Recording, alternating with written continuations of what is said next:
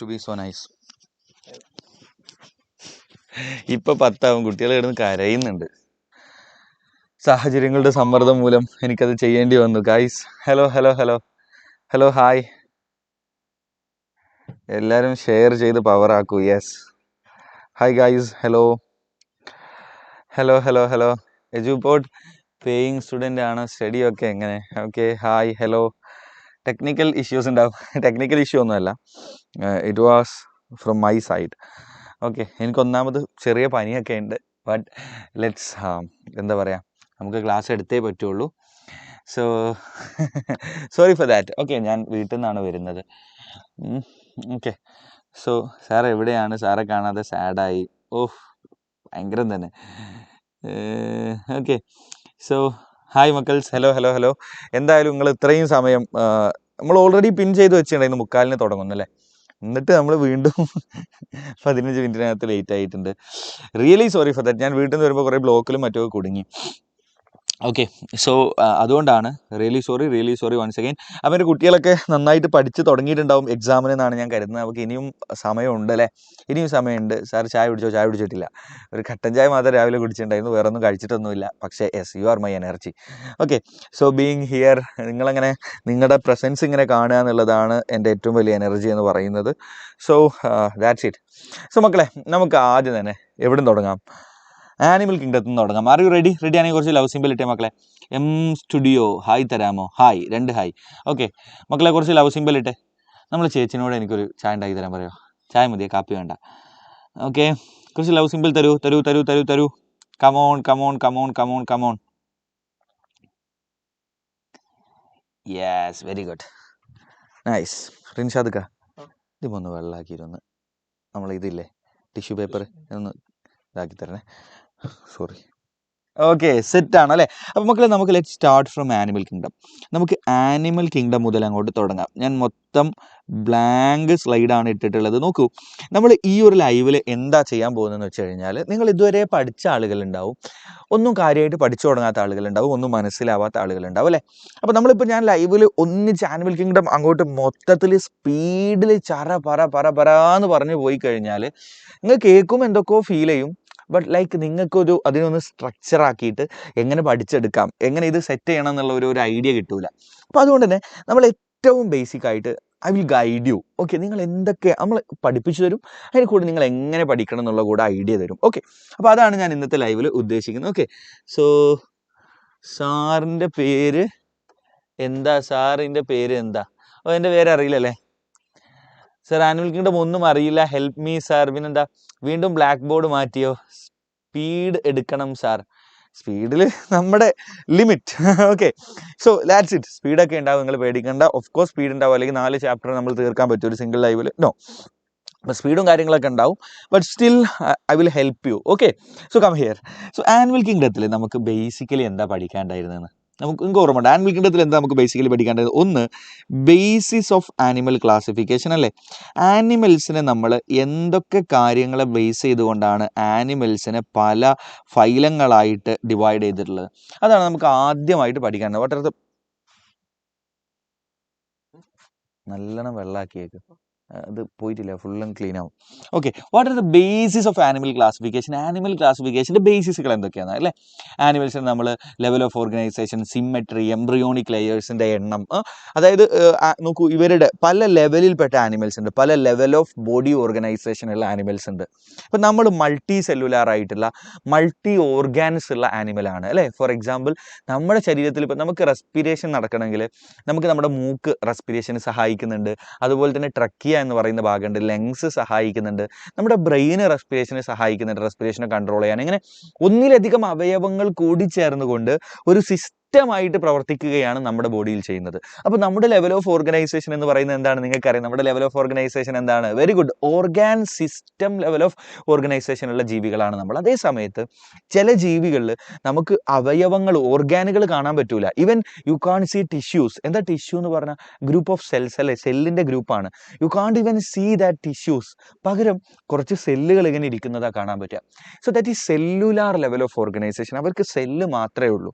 Some animals have tissues. ചിലവർക്ക് tissue ഉണ്ട്, so പക്ഷെ അവയവങ്ങളില്ല, you can see any organs. പക്ഷെ സെല്ലുകളുടെ നോക്കൂ, what is tissue? Group of similar cells, ഒരേപോലെയുള്ള സെല്ലുകൾ ഗ്രൂപ്പായിട്ടിരിക്കുക and performing a common function. പറഞ്ഞ മക്കളെ, ഗ്രൂപ്പ് ഓഫ്, നോക്കൂ ഞാൻ നിങ്ങൾക്ക് പല ചാപ്റ്റർ, നമ്മൾ 4 ചാപ്റ്ററിന് ഒന്നിച്ച് പഠിക്കാൻ പോവാണ് അല്ലേ. അപ്പോൾ ആ ചാപ്റ്ററിനൊക്കെ അകത്തു നിന്നുള്ള കുറേ കാര്യങ്ങൾ ഒന്നിച്ചാണ് ഞാൻ പഠിപ്പിക്കുന്നത്. സോ വാട്ട് ഈസ് ടിഷ്യൂ എന്ന് ചോദിച്ചാൽ group of similar cells performing common function, ഏറ്റവും സിമ്പിളായിട്ട് പറഞ്ഞു കഴിഞ്ഞാൽ. അപ്പോൾ അത്തരം ടിഷ്യൂ കാണാം, യു കാൺ സി ഓർഗൻസ്. അപ്പോൾ നമ്മൾ അവരെ പറ്റി പറയുന്നത് they are having tissue level of organisation. ഇനി some other animals you can see organs, അവയവങ്ങൾ കാണാം. പക്ഷെ ഇപ്പോൾ നമ്മുടെ കേസിൽ നോക്ക്, നമ്മുടെ ഓരോ ഫംഗ്ഷനും ചെയ്യണമെങ്കിൽ നമുക്ക് ഒരു അവയവമല്ല, ഒന്നിലധികം അവയവങ്ങൾ കോർഡിനേറ്റ് ചെയ്തുകൊണ്ടാണ് നമ്മുടെ കേസിൽ ഓരോ ഫംഗ്ഷനും നിർവഹിക്കുന്നത്. But in those organisms they have organs. പക്ഷെ ആ ഓർഗാനുകൾ തമ്മിൽ കോർഡിനേറ്റ് ചെയ്തിട്ട് ഒരു സിസ്റ്റമായിട്ടൊന്നും പ്രവർത്തിക്കുന്നില്ല. അത്തരം ആനിമൽസിനെ പറ്റി നമ്മൾ പറയും they have organ level of organisation. Clear ആണോ മക്കളെ? അപ്പോൾ അങ്ങനെ ഇത്തരത്തിൽ ആനിമൽസിൻ്റെ ലെവൽസ് ഓഫ് ഓർഗനൈസേഷനെ ബേസ് ചെയ്തുകൊണ്ട്, ഇനി ആനിമൽസിൻ്റെ സിമ്മെട്രി എന്ന് പറയുന്നത്, ഇങ്ങനത്തെ പല കാര്യങ്ങളെ ബേസ് ചെയ്തുകൊണ്ട് നമ്മൾ ആനിമൽസിനെ ക്ലാസിഫൈ ചെയ്തിട്ടുണ്ട്. അപ്പോൾ ആ ബേസിസിനെ ബേസ് ചെയ്തുകൊണ്ട് എങ്ങനെയാണ് ആനിമൽ ക്ലാസിഫിക്കേഷൻ വരുന്നത് എന്നുള്ളതാണ് നമുക്ക് ആദ്യ ഭാഗത്ത് പഠിക്കാനുള്ളത്. കണ്ണട വെക്കുന്നവരുടെ ഒരു കഷ്ടപ്പാടാണ് മക്കളെ, കണ്ണടയിൽ ഹെയ്സ് വന്നു കഴിഞ്ഞാൽ അത് റിമൂവ് ചെയ്യുക എന്ന് പറയുന്നത്. അപ്പം ഞാൻ നമ്മളെ റിൻഷാദ് പെരിയെ ഹെയ്സ് റിമൂവ് ചെയ്യാൻ ഏൽപ്പിച്ചതാണ്. പെരിയ കണ്ണട വെക്കാത്ത ആളായതുകൊണ്ട് അദ്ദേഹത്തിന് ആ ഹെയ്സ് എങ്ങനെയാണ് റിമൂവ് ചെയ്യാമെന്ന് അറിയില്ല. ഓക്കെ, അദ്ദേഹം റിമൂവ് ചെയ്തിട്ട് പോയിട്ടില്ല. Yes, now it's okay, come here. നമ്മുടെ കഷ്ടപ്പാട് നമുക്കെല്ലാം അറിയില്ല, കണ്ണട വെക്കുന്നവർക്ക് അറിയാം. Weightage, okay. അപ്പോൾ ഇതിൻ്റെ വെയിറ്റേജ് എന്ന് പറയുന്നത് നമുക്ക് almost 9 mark. Okay, 8 to 9 mark നമുക്ക് ആയിട്ട് ക്വസ്റ്റ്യൻ വരുന്ന ചാപ്റ്ററാണിത്. നമുക്ക് ഉറപ്പിക്കാം, നിങ്ങളുടെ പരീക്ഷ ഇപ്പോൾ കഴിഞ്ഞ വർഷത്തൊക്കെ പാറ്റേൺ തന്നെയാണ് നടക്കുന്നതെങ്കിൽ എന്തായാലും you are going to get 9 marks. Okay, അല്ലെങ്കിൽ നമുക്കൊരു 8 മാർക്ക്, 7 to 8 മാർക്ക് ഉറപ്പായിട്ടും പരീക്ഷയ്ക്ക് ഉറപ്പിക്കാവുന്ന നിങ്ങൾക്ക് ഏറ്റവും വെയിറ്റേജ് ഉള്ള +1 ഏറ്റവും വെയിറ്റേജ് ഉള്ള ബയോളജി ചാപ്റ്റർ ഏതാ വെച്ചാൽ that is animal kingdom. Clear അല്ലേ മക്കളെ? That's it. അപ്പോൾ ആ ബേസിസ് നമുക്ക് പഠിക്കണം. അതിനുശേഷം നമ്മൾ പിന്നെ പഠിക്കുന്നത് എന്താ, വ്യത്യസ്ത ഫൈലങ്ങളെ കുറിച്ചാണ്. 11 ഫൈലങ്ങൾ നിങ്ങൾക്ക് പഠിക്കാനുണ്ട്. ആനിമൽ ഫൈലം എന്നതിൻ്റെ പ്ലൂരലാണ് ഫൈല. ഓക്കെ, ആനിമൽ കിങ്ഡത്തിൽ 11 ഫൈലങ്ങൾ പഠിക്കാനുണ്ട്. ഓരോ ഫൈലങ്ങളുടെയും ആനിമൽസിൻ്റെ കുറച്ച് ഫീച്ചറുകൾ പഠിക്കാനുണ്ട്. ഈ 2 കാര്യങ്ങൾ പഠിച്ചു കഴിഞ്ഞാൽ നമ്മുടെ ചാപ്റ്റർ തീരും. So let start from basis of animal classification. നോക്കട്ടെ, 6 കാര്യങ്ങളെ ബേസ് ചെയ്തിട്ടാണ് നമ്മൾ ആനിമൽസിനെ ക്ലാസിഫൈ ചെയ്തിട്ടുള്ളത്. ഒന്നാമത്താണ് ഞാൻ നേരത്തെ പറഞ്ഞ ലെവൽ ഓഫ് ബോഡി ഓർഗനൈസേഷൻ. എന്താ മക്കളെ? Level of body organisation. Okay, അപ്പോൾ ജീവികളുടെ ലെവൽ ഓഫ് ബോഡി ഓർഗനൈസേഷൻ നോക്കിയാൽ ഏതൊക്കെയായിരുന്നു? ഞാൻ നേരത്തെ പറഞ്ഞിട്ടുണ്ടായിരുന്നല്ലോ, we have cellular level of organisation ഉണ്ട്, പിന്നെ we have tissue level of organisation ഉള്ള ജീവികളെ കാണാൻ പറ്റും, പിന്നെ ഓർഗാൻ ലെവലുള്ള ജീവികളെ കാണാൻ പറ്റും, പിന്നെ ഓർഗാൻ സിസ്റ്റം ലെവലുള്ള ജീവികളെ കാണാൻ പറ്റും. നമുക്ക് ഈ ചാപ്റ്റർ നമ്മൾ ഏറ്റവും സ്ട്രക്ചറായിട്ട് നമുക്ക് പഠിക്കാൻ പറ്റും ഞാൻ ഈ പഠിപ്പിക്കുന്ന രീതിയിൽ പഠിക്കുമ്പോഴാണ്. നിങ്ങൾക്ക് സ്കൂളിലൊക്കെ പല രീതിയിൽ നോട്ട്സൊക്കെ കിട്ടിയിട്ടുണ്ടാവും. അതൊക്കെ പഠിക്കാൻ കഴിഞ്ഞാൽ നിങ്ങൾ ഭയങ്കര കൺഫ്യൂഷൻ വരും. പക്ഷേ ഞാൻ ഈ പഠിപ്പിക്കുന്ന പോലെ പഠിച്ച് കഴിഞ്ഞാൽ ഭയങ്കര ഈസി ആയിട്ട് നിങ്ങൾക്ക് ഓർത്ത് വെക്കാൻ പറ്റും. നോക്ക്, അപ്പോൾ ഈ 4 കാര്യങ്ങൾ നമുക്കറിയാം. നോക്കൂ, അതിന് മുമ്പ് നമ്മൾ നോക്കേണ്ടത് ആനിമൽ കിങ്ഡത്തിലെ എല്ലാ ഫൈലങ്ങളുടെയും പേര് നിങ്ങൾക്കറിയോ? എല്ലാ ഫൈലങ്ങളുടെയും പേര് ആദ്യം പഠിച്ചിരിക്കണം കേട്ടോ. ഏതൊക്കെയായിരുന്നു? പോറിഫറ, നമുക്ക് ശരിക്കും NCERT കുറച്ച് ഫൈലങ്ങളെ തന്നിട്ടുള്ളൂ കേട്ടോ. ആനിമൽ കിങ്ഡത്തിൽ 35 ഫൈലത്തിലധികമുണ്ട്. പക്ഷേ നമ്മുടെ NCERTയിൽ ദേ ഹാവ് ഗിവൺ ഓൺലി 11 അല്ലേ. അപ്പോൾ നമുക്ക് ആരൊക്കെ അറിയാം? പറഞ്ഞേ, എൻ്റെ കൂടെ പറഞ്ഞേ. Porifera, Coelenterata, Ctenophora, Platyhelminthes, Aschelminthes, Annelida, ആർത്രോപോഡ, പിന്നെ ആർത്രോപോഡ കഴിഞ്ഞ ആരാ? മൊളസ്ക, പിന്നെ എക്കിനോഡെർമാറ്റ, ഹെമികോർഡേറ്റ, കോർഡേറ്റ. അതെല്ലാവർക്കും അറിയാലോ. അതറിയാത്ത ആളുകൾ ഈ കൂട്ടത്തിൽ ഉണ്ടാവില്ല എന്നാണ് ഞാൻ കരുതുന്നത്. ഓക്കെ, സോ ലുക്ക്, സെല്ലുലാർ ലെവലുള്ള ആളുകൾ ആരാന്ന് വെച്ചാൽ പോറിഫറ മാത്രമാണ്. അപ്പോൾ അത് നമ്മൾ പഠിച്ചിരിക്കണം. എന്നിട്ട് ഇതിൻ്റെ കൂടെ തന്നെ നമ്മൾ ഓരോരുത്തരുടെയും എന്താ പറയുക, ഓരോരുത്തരും ഏത് ലെവലാണ്, അവരുടെ സിമ്മെട്രി ഏതാണെന്നൊക്കെ ഇതിൻ്റെ കൂടെ അങ്ങ് പഠിച്ചു പോവുക. അപ്പോൾ സെല്ലുലാർ ലെവൽ ഓഫ് ഓർഗനൈസേഷൻ കാണിക്കുന്ന ആൾ എന്ന് പറഞ്ഞു കഴിഞ്ഞാൽ പോറിഫറ മാത്രമാണ്. ഇനി ടിഷ്യൂ ലെവൽ ഓഫ് ഓർഗനൈസേഷൻ കാണിക്കുന്ന ആളുകൾ ആരൊക്കെയാണെന്ന് അറിയാം? 2ാമത്തെയും 3ാമത്തെയും ഫൈലം സീലിൻഡ്രേറ്റ, ടീനോഫോറ. ഇനി ഓർഗൻ ലെവൽ ഓഫ് ഓർഗനൈസേഷൻ കാണിക്കുന്ന ആരാന്നറിയോ? 4ാമത്തെ ഫൈലം മാത്രം, ദാറ്റ് ഈസ് പ്ലാറ്റിഹെൽമിന്തസ്. ആരാടാ? പ്ലാറ്റിഹെൽമിന്തസ് മാത്രം. ഓർഗൻ സിസ്റ്റം ലെവൽ കാണിക്കുന്നത് ആരാ? ആഷ്കെൽമിന്തസ് മുതൽ എല്ലാവരും. നോക്ക്, ആഷ്കെൽമിന്തസ് മുതലുള്ള എല്ലാവരും കാണിക്കുന്ന ഏതാണ്? ഓർഗൻ സിസ്റ്റമാണ്. ആഷ്കെൽമിന്തസ്, അനലീഡ മുതൽ കോർഡേറ്റ വരെയുള്ള അപ് ടു കോർഡേറ്റ. ഓക്കെ, നമ്മുടെ പേന അടിച്ചു പോയെന്ന് തോന്നുന്നു guys. Okay, up to chordate വരെയുള്ള എല്ലാവരും കാണിക്കുന്ന ഏതാണ്? Organ system level of organisation ആണ്. CS ക്ലാസ് ഉണ്ടോ sir? I don't know about that. Okay, Rinshad Periya നമ്മുടെ പേന അടിച്ചു പോയിരുന്നു. എജുപോർട്ടിൻ്റെ പേന അടിച്ചു പോയിട്ടുണ്ട് ഗൈസ്. റിൻഷാദ് പെരിയ ഉണ്ടെങ്കിൽ പെട്ടെന്ന് സ്റ്റേജിലേക്ക് കടന്നു വരേണ്ടതാണ്. റിൻഷാദ് പെരിയ കം ടു സ്റ്റേജിൻ്റെ ബാക്കിലേക്ക് എത്തിപ്പെടേണ്ടതാണ്. ഓക്കെ, റിൻഷാദ് പെരിയ ഒരു വട്ടം, റിൻഷാദ് പെരിയ 2 വട്ടം. ഓക്കെ, ശുഭം അടിച്ചുപോയി. രാവിലെ തൊട്ട് അപശകുനമാണല്ലോ. നിങ്ങളൊക്കെ അല്ലേ ഇവിടെ ഇരിക്കണം, പിന്നെ എങ്ങനെയാ? ഓക്കെ, ഇല്ല, ജസ്റ്റ് ജോക്ക്. പെരിയ എടാ, പിള്ളേര് പറഞ്ഞു രാവിലെ മുതൽ അപശകുനാണല്ലോ എന്നൊക്കെ. അത് ഞാനല്ല, പെരിയാണ്. നമ്മൾ 2 കൂട്ടരല്ലേ. പെരിയാണ്. പെരിയ ഇവിടെ ഉണ്ട് രാവിലെ മുതൽ. അതാണ് പെരിയാണ്. ഓക്കെ സാർ, ബയോളജി ഇത് പഠിച്ചാൽ ഫുൾ മാർക്ക് കിട്ടുമോ?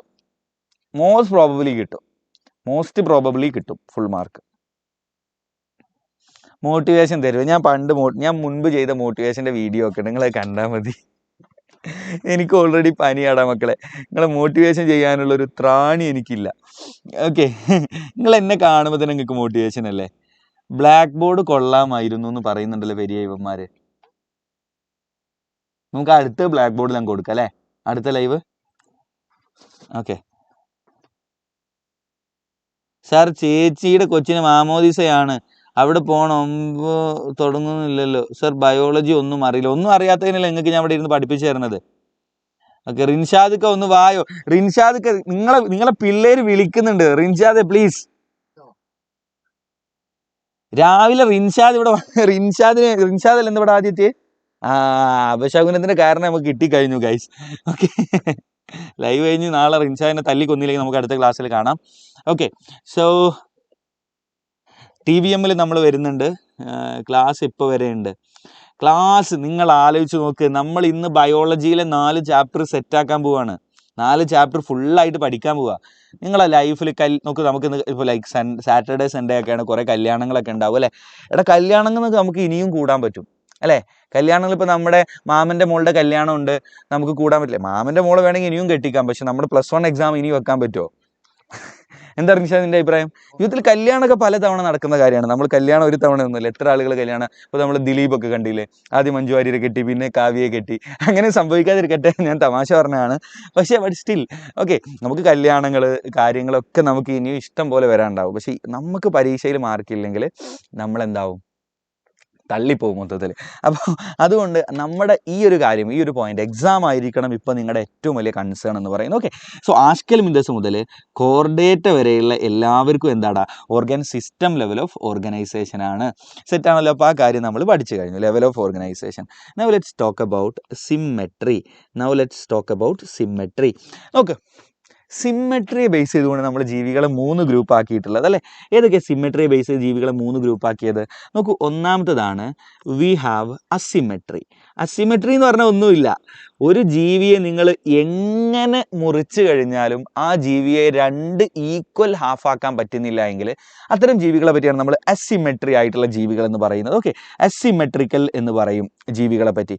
സോ ഏത് ജീവികളെ അസിമെട്രിക്കൽ എന്ന് വെച്ചാൽ അത്തരം ജീവികളെ നിങ്ങൾ എങ്ങനെ മുറിച്ചാലും ദ ഓർഗാനിസം, ഇതിൻ്റെ ഡെഫിനേഷൻ ഒന്നും ചോദിക്കൂല, പക്ഷെ നിങ്ങൾ അറിഞ്ഞോ, the organism cannot be divided in to identical halves. Okay, എങ്ങനെ മുറിച്ചു കഴിഞ്ഞാലും you can divide the organism into 2 identical halves. അത്തരം ജീവികളെയാണ് നമ്മൾ അസിമെട്രി ആയിട്ടുള്ള അല്ലെങ്കിൽ അസിമെട്രിക്കൽ ആയിട്ടുള്ള ജീവികൾ എന്ന് പറയുന്നത്. രണ്ടാമത്തതാണ് റേഡിയൽ സിമെട്രി ഉള്ള ജീവികൾ. ഓക്കെ, റേഡിയൽ സിമെട്രി ഉള്ള ജീവികൾ. റേഡിയൽ സിമെട്രി ഉള്ള ജീവികൾ എന്ന് പറഞ്ഞാൽ the organism can be divided in to 2 identical halves through any plane. ഏറ്റവും സിമ്പിളായിട്ട് അങ്ങനെ മനസ്സിലാക്കുക. ഓക്കെ, ഇതിൻ്റെ ഡെഫിനേഷൻ ചോദിക്കാറില്ല, അതുകൊണ്ടാണ് ഇതിൻ്റെ ഡെഫിനേഷനൊക്കെ പഠിപ്പിക്കാൻ നമുക്ക് കുറേ സമയം എടുക്കും. അതിൻ്റെ ആവശ്യമില്ല. ലൈക്ക് ഇപ്പം നോക്ക്, ഒരു സിലിണ്ടറിൻ്റെ ഷേപ്പുള്ള ഒരു ജീവി ജസ്റ്റ് ഇമാജിൻ ചെയ്യാം. ഈ സിലിണ്ടറിൻ്റെ നടുവിലൂടെ പോകുന്ന ഒരു രേഖയാണിത്. ഓക്കെ, ആ സിലിണ്ടറിനെ നമ്മൾ ഇങ്ങനെ കട്ട് ചെയ്താലും എങ്ങനെ കട്ട് ചെയ്താലും രണ്ട് അർദ്ധഗോള അല്ലെങ്കിൽ രണ്ട് ഒരേപോലെയുള്ള ഹാഫ് നമുക്ക് കിട്ടൂലേ. ഒരു സിലിണ്ടർ ഉണ്ട്, ആ സിലിണ്ടറിനെ ഇങ്ങനെ കട്ട് ചെയ്താലും ഇങ്ങനെയൊക്കെ നിങ്ങൾ എങ്ങനെ കട്ട് ചെയ്താലും U will get 2 equal halves അല്ലേ. അത്തരം സിമെട്രി ഉള്ള ചില ജീവികളുണ്ട്. ഇപ്പോൾ ഈ ഒരു സിലിണ്ടറിൻ്റെ കേസൊക്കെ പറഞ്ഞ പോലത്തെ അവരെയാണ് റേഡിയൽ സിമെട്രി എന്ന് പറയുക. എന്താ പറയുക മക്കളെ? Radial symmetry. ഇനി നമ്മളെ പോലെയുള്ള ആളുകൾ വി ആർ ബൈലാറ്ററൽ സിമെട്രി. നമ്മളെ പറ്റി പറയുന്നതാണ് ബൈലാറ്ററൽ സിമെട്രി. നമ്മുടെ പ്രത്യേകത എന്താ ഞാൻ പറഞ്ഞുതരാം. എടാ, നമ്മുടെ ബോഡി എങ്ങനെ മുറിച്ചാലേ 2 ഹാഫ് ആക്കാൻ പറ്റുക? നമ്മുടെ ബോഡി എങ്ങനെ മുറിച്ചാലേ 2 ഹാഫ് ആക്കാൻ പറ്റുക? നോക്ക്, നിങ്ങൾ ഇങ്ങനെ മുറിച്ചു 2 ഹാഫ് ആവുമോ? എൻ്റെ തലയുടെ ഇങ്ങനെ ഇല്ല. കാരണം എന്താ? ഒരു ഹാഫിൽ നമ്മുടെ മോന്ത ഉണ്ടാവും, മറ്റേ ഹാഫിൽ വേറെ സാധനം ഉണ്ടാവുക. എന്നെ കൂടെ പറയിപ്പിക്കണ്ട, രണ്ടും കിട്ടൂല.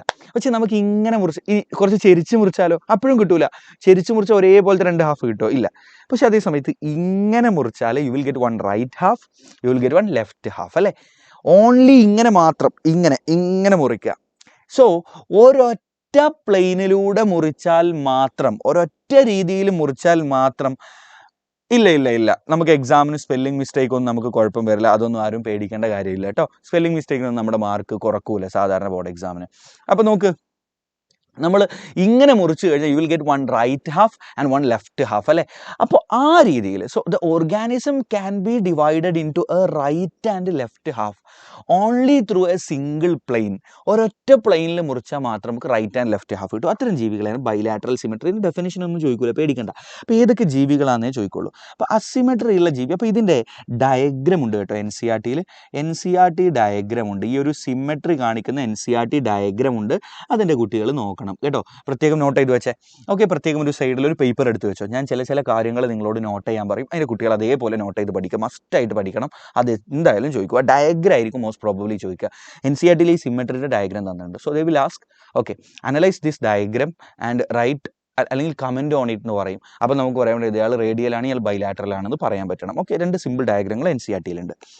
അസിമെട്രി ഏത് ജീവികളാണ് കാണിക്കുന്നത്? അസിമെട്രി പോറിഫെറ മാത്രമാണ് കാണിക്കുന്നത്. അസിമെട്രി കാണിക്കുന്നത് ആരടാ? പോറിഫെറ. സെറ്റാണല്ലോ കുട്ടികളെ? ഓക്കെ, ആ ഒരു പേജ് നമ്പറൊക്കെ പറയുന്നുണ്ട്. പേജ് നമ്പർ 38-ലുണ്ട് സാറിന് പറഞ്ഞിട്ടുണ്ട്. ഇനി റേഡിയൽ സിമെട്രി ആരാ? നോക്ക്, സിലിണ്ടറേറ്റ റേഡിയൽ സിമെട്രി ആയിരുന്നു. പിന്നെ ടീനോഫോറ. നോക്ക്, സിലിണ്ടറേറ്റ റേഡിയൽ സിമെട്രി ആണ്. ടീനോഫോറസ് റേഡിയൽ സിമെട്രി ആണ്. അഡൽട്ട് എക്കിനോഡെർമാറ്റ. നോക്ക് മക്കളെ, അഡൽട്ട് എക്കിനോഡെർമാറ്റ. ഇത്രയും ആളുകൾ റേഡിയൽ സിമെട്രി ആണ്. ക്ലിയർ അല്ലേ കുട്ടികളെ? Okay, so we have Coelenterata, Ctenophora, adult Echinodermata. എക്കിനോഡെർമാറ്റയുടെ അഡൽട്ട് മാത്രം റേഡിയൽ സിമെട്രി ആണ്. ഇനി ബൈലാറ്ററൽ സിമെട്രി ആരൊക്കെയാ? ബാക്കി എല്ലാവരും ആരൊക്കെയാ? സിലിണ്ടറേറ്റ, ടീനോഫോറ കഴിഞ്ഞു. Platyhelminthes, Aschelminthes, Annelida, Arthropoda, Echinodermata, Mollusca, Echinodermata, Hemichordata, അതിൽ എക്കിനോഡെർമാറ്റയുടെ അഡൽട്ട് റേഡിയൽ സിമെട്രി. ഇത് അഡൽട്ട് എന്ന് പറഞ്ഞാൽ, ഇവിടെ എക്കിനോഡെർമാറ്റയ്ക്ക് കുഞ്ഞുങ്ങൾ ഉണ്ടാകുമ്പോൾ ലാർവ എന്ന് പറയുന്നത്. ഇപ്പോൾ നമ്മൾ എന്താ പറയുക, വാട്ട് ഈസ് ലാർവ? സിമ്പിളായിട്ട് വെച്ചാൽ തവളയുടെ കുഞ്ഞുങ്ങളെ നോക്കിയ തവളയെ പോലെയാണോ? അല്ല, നമ്മൾ വാൽമാക്രി എന്നൊക്കെ അല്ലേ പറയുക. That is called larva. അപ്പോൾ ഈ എക്കിനോഡെർമാറ്റയും ഇങ്ങനെയാണ്. അതിൻ്റെ ലാർവ ഉണ്ട്, അഡൽട്ട് വേറെയാണ്. തവളയുടെ കേസിൽ അങ്ങനെയല്ലേ? ലാർവ എന്ന് പറഞ്ഞാൽ വെള്ളത്തിൽ ഇങ്ങനെ നമുക്കൊരു എന്താ പറയുക, മീനിനെ പോലെയൊക്കെയാണ് തോന്നുക. പക്ഷെ അഡൽട്ട് ആകുമ്പോൾ ഇതിൻ്റെ രൂപം മാറും. അതേപോലെയാണ് എക്കിനോഡെർമാറ്റ. ലാർവ ഉണ്ട്, അഡൽട്ട് ഉണ്ട്. അതിൽ ലാർവ ബൈലാറ്ററൽ സിമെട്രി ആണ്, അഡൽട്ട് റേഡിയൽ സിമെട്രി ആണ്. ഓക്കെ, അപ്പോൾ ബാക്കി എല്ലാവരും നമുക്ക് പറയാം അല്ലേ. റെസ്റ്റ് എന്ന് പറഞ്ഞാൽ ബാക്കി കേട്ടോ. റെസ്റ്റ് ഓൾ ആനിമൽസ് എന്ന് പറയാം. നമുക്ക് പഠിക്കാനുള്ള ആനിമൽസിലെ ബാക്കി എല്ലാവരും എന്താണ് കുട്ടികളെ? ബൈലാറ്ററൽ സിമെട്രി ആണ്. I hope it is clear. Okay, I hope it is clear bilateral symmetry ആരൊക്കെയാണെന്നുള്ളത്. അപ്പോൾ അതും പഠിച്ചില്ലേ.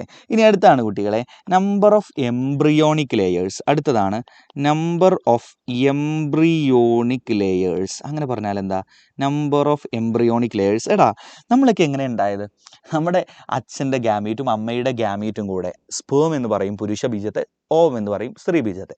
രണ്ടും കൂടി ചേർന്നിട്ട് അമ്മയുടെ ഗർഭപാത്രത്തിൽ, അമ്മയുടെ റീപ്രൊഡക്റ്റീവ് സിസ്റ്റത്തിനകത്ത് സൈഗോട്ട് എന്ന് പറയുന്ന ഒരു സിംഗിൾ സെല്ല് രൂപപ്പെടുന്നുണ്ട്.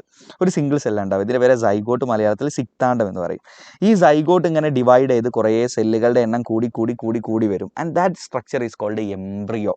അതിനെയാണ് നമ്മൾ എന്ത് വിളിക്കുക? എംബ്രിയോ എന്ന് വിളിക്കുക. ഭ്രൂണം എന്നൊക്കെ പറയും മലയാളത്തിൽ. സെറ്റാണല്ലോ കുട്ടികളെ? ഓക്കെ, റെഡിയല്ലേ കുട്ടികളെ? അപ്പോൾ അതിനെയാണ് നമ്മൾ എംബ്രിയോ എന്ന് വിളിക്കുക. ആ എംബ്രിയോയിലെ സെല്ലുകളുടെ എണ്ണം, ഇപ്പോൾ മനുഷ്യരുടെ എംബ്രിയോ എടുത്താലേ അതിനകത്ത് 3 ലെയർ ഓഫ് സെല്ല് കാണാൻ പറ്റും. എക്ടോഡേം, അതിൻ്റെ ഏറ്റവും ഉള്ളിലായിട്ട് എൻഡോഡേം, ഏറ്റവും പുറത്ത് എക്ടോഡേം, അത് രണ്ടിൻ്റെയും ഇടയിൽ മീസോഡേം. അപ്പോൾ നമ്മുടെ എംബ്രിയോയിൽ എത്ര ലെയർ ഉണ്ട്? 3 സെൽ ലെയർ ഉണ്ട് അല്ലേ? പക്ഷേ ചില ജീവികളുടെ എംബ്രിയോയിൽ 2 സെൽ ലെയറേ ഉണ്ടാവുള്ളൂ. അപ്പോൾ നമ്പർ ഓഫ് എംബ്രിയോണിക് ലെയേഴ്സിനെ ബേസ് ചെയ്ത് ജീവികളെ നമ്മൾ 2 ഗ്രൂപ്പ് ആക്കിയിട്ടുണ്ട്. ഒന്ന് 2 സെൽ ലെയർ ഉള്ള ജീവികൾ, അവരെയാണ് ഡിപ്ലോബ്ലാസ്റ്റിക് ആനിമൽസ് എന്ന് പറയുക. എന്താ പറയുക? Diploblastic animals. നമ്മളെ പോലെയുള്ള ആളുകളെ നമ്മൾ ട്രിപ്ലോബ്ലാസ്റ്റിക് ആനിമൽസ് എന്ന് പറയും. എന്താ പറയുക? ഡിപ്ലോബ്ലാസ്റ്റിക്കും ട്രിപ്ലോബ്ലാസ്റ്റിക്കും. ക്ലിയർ ആണോ കുട്ടികളെ? ഓക്കെ, ശ്രദ്ധിക്കും മക്കളെ.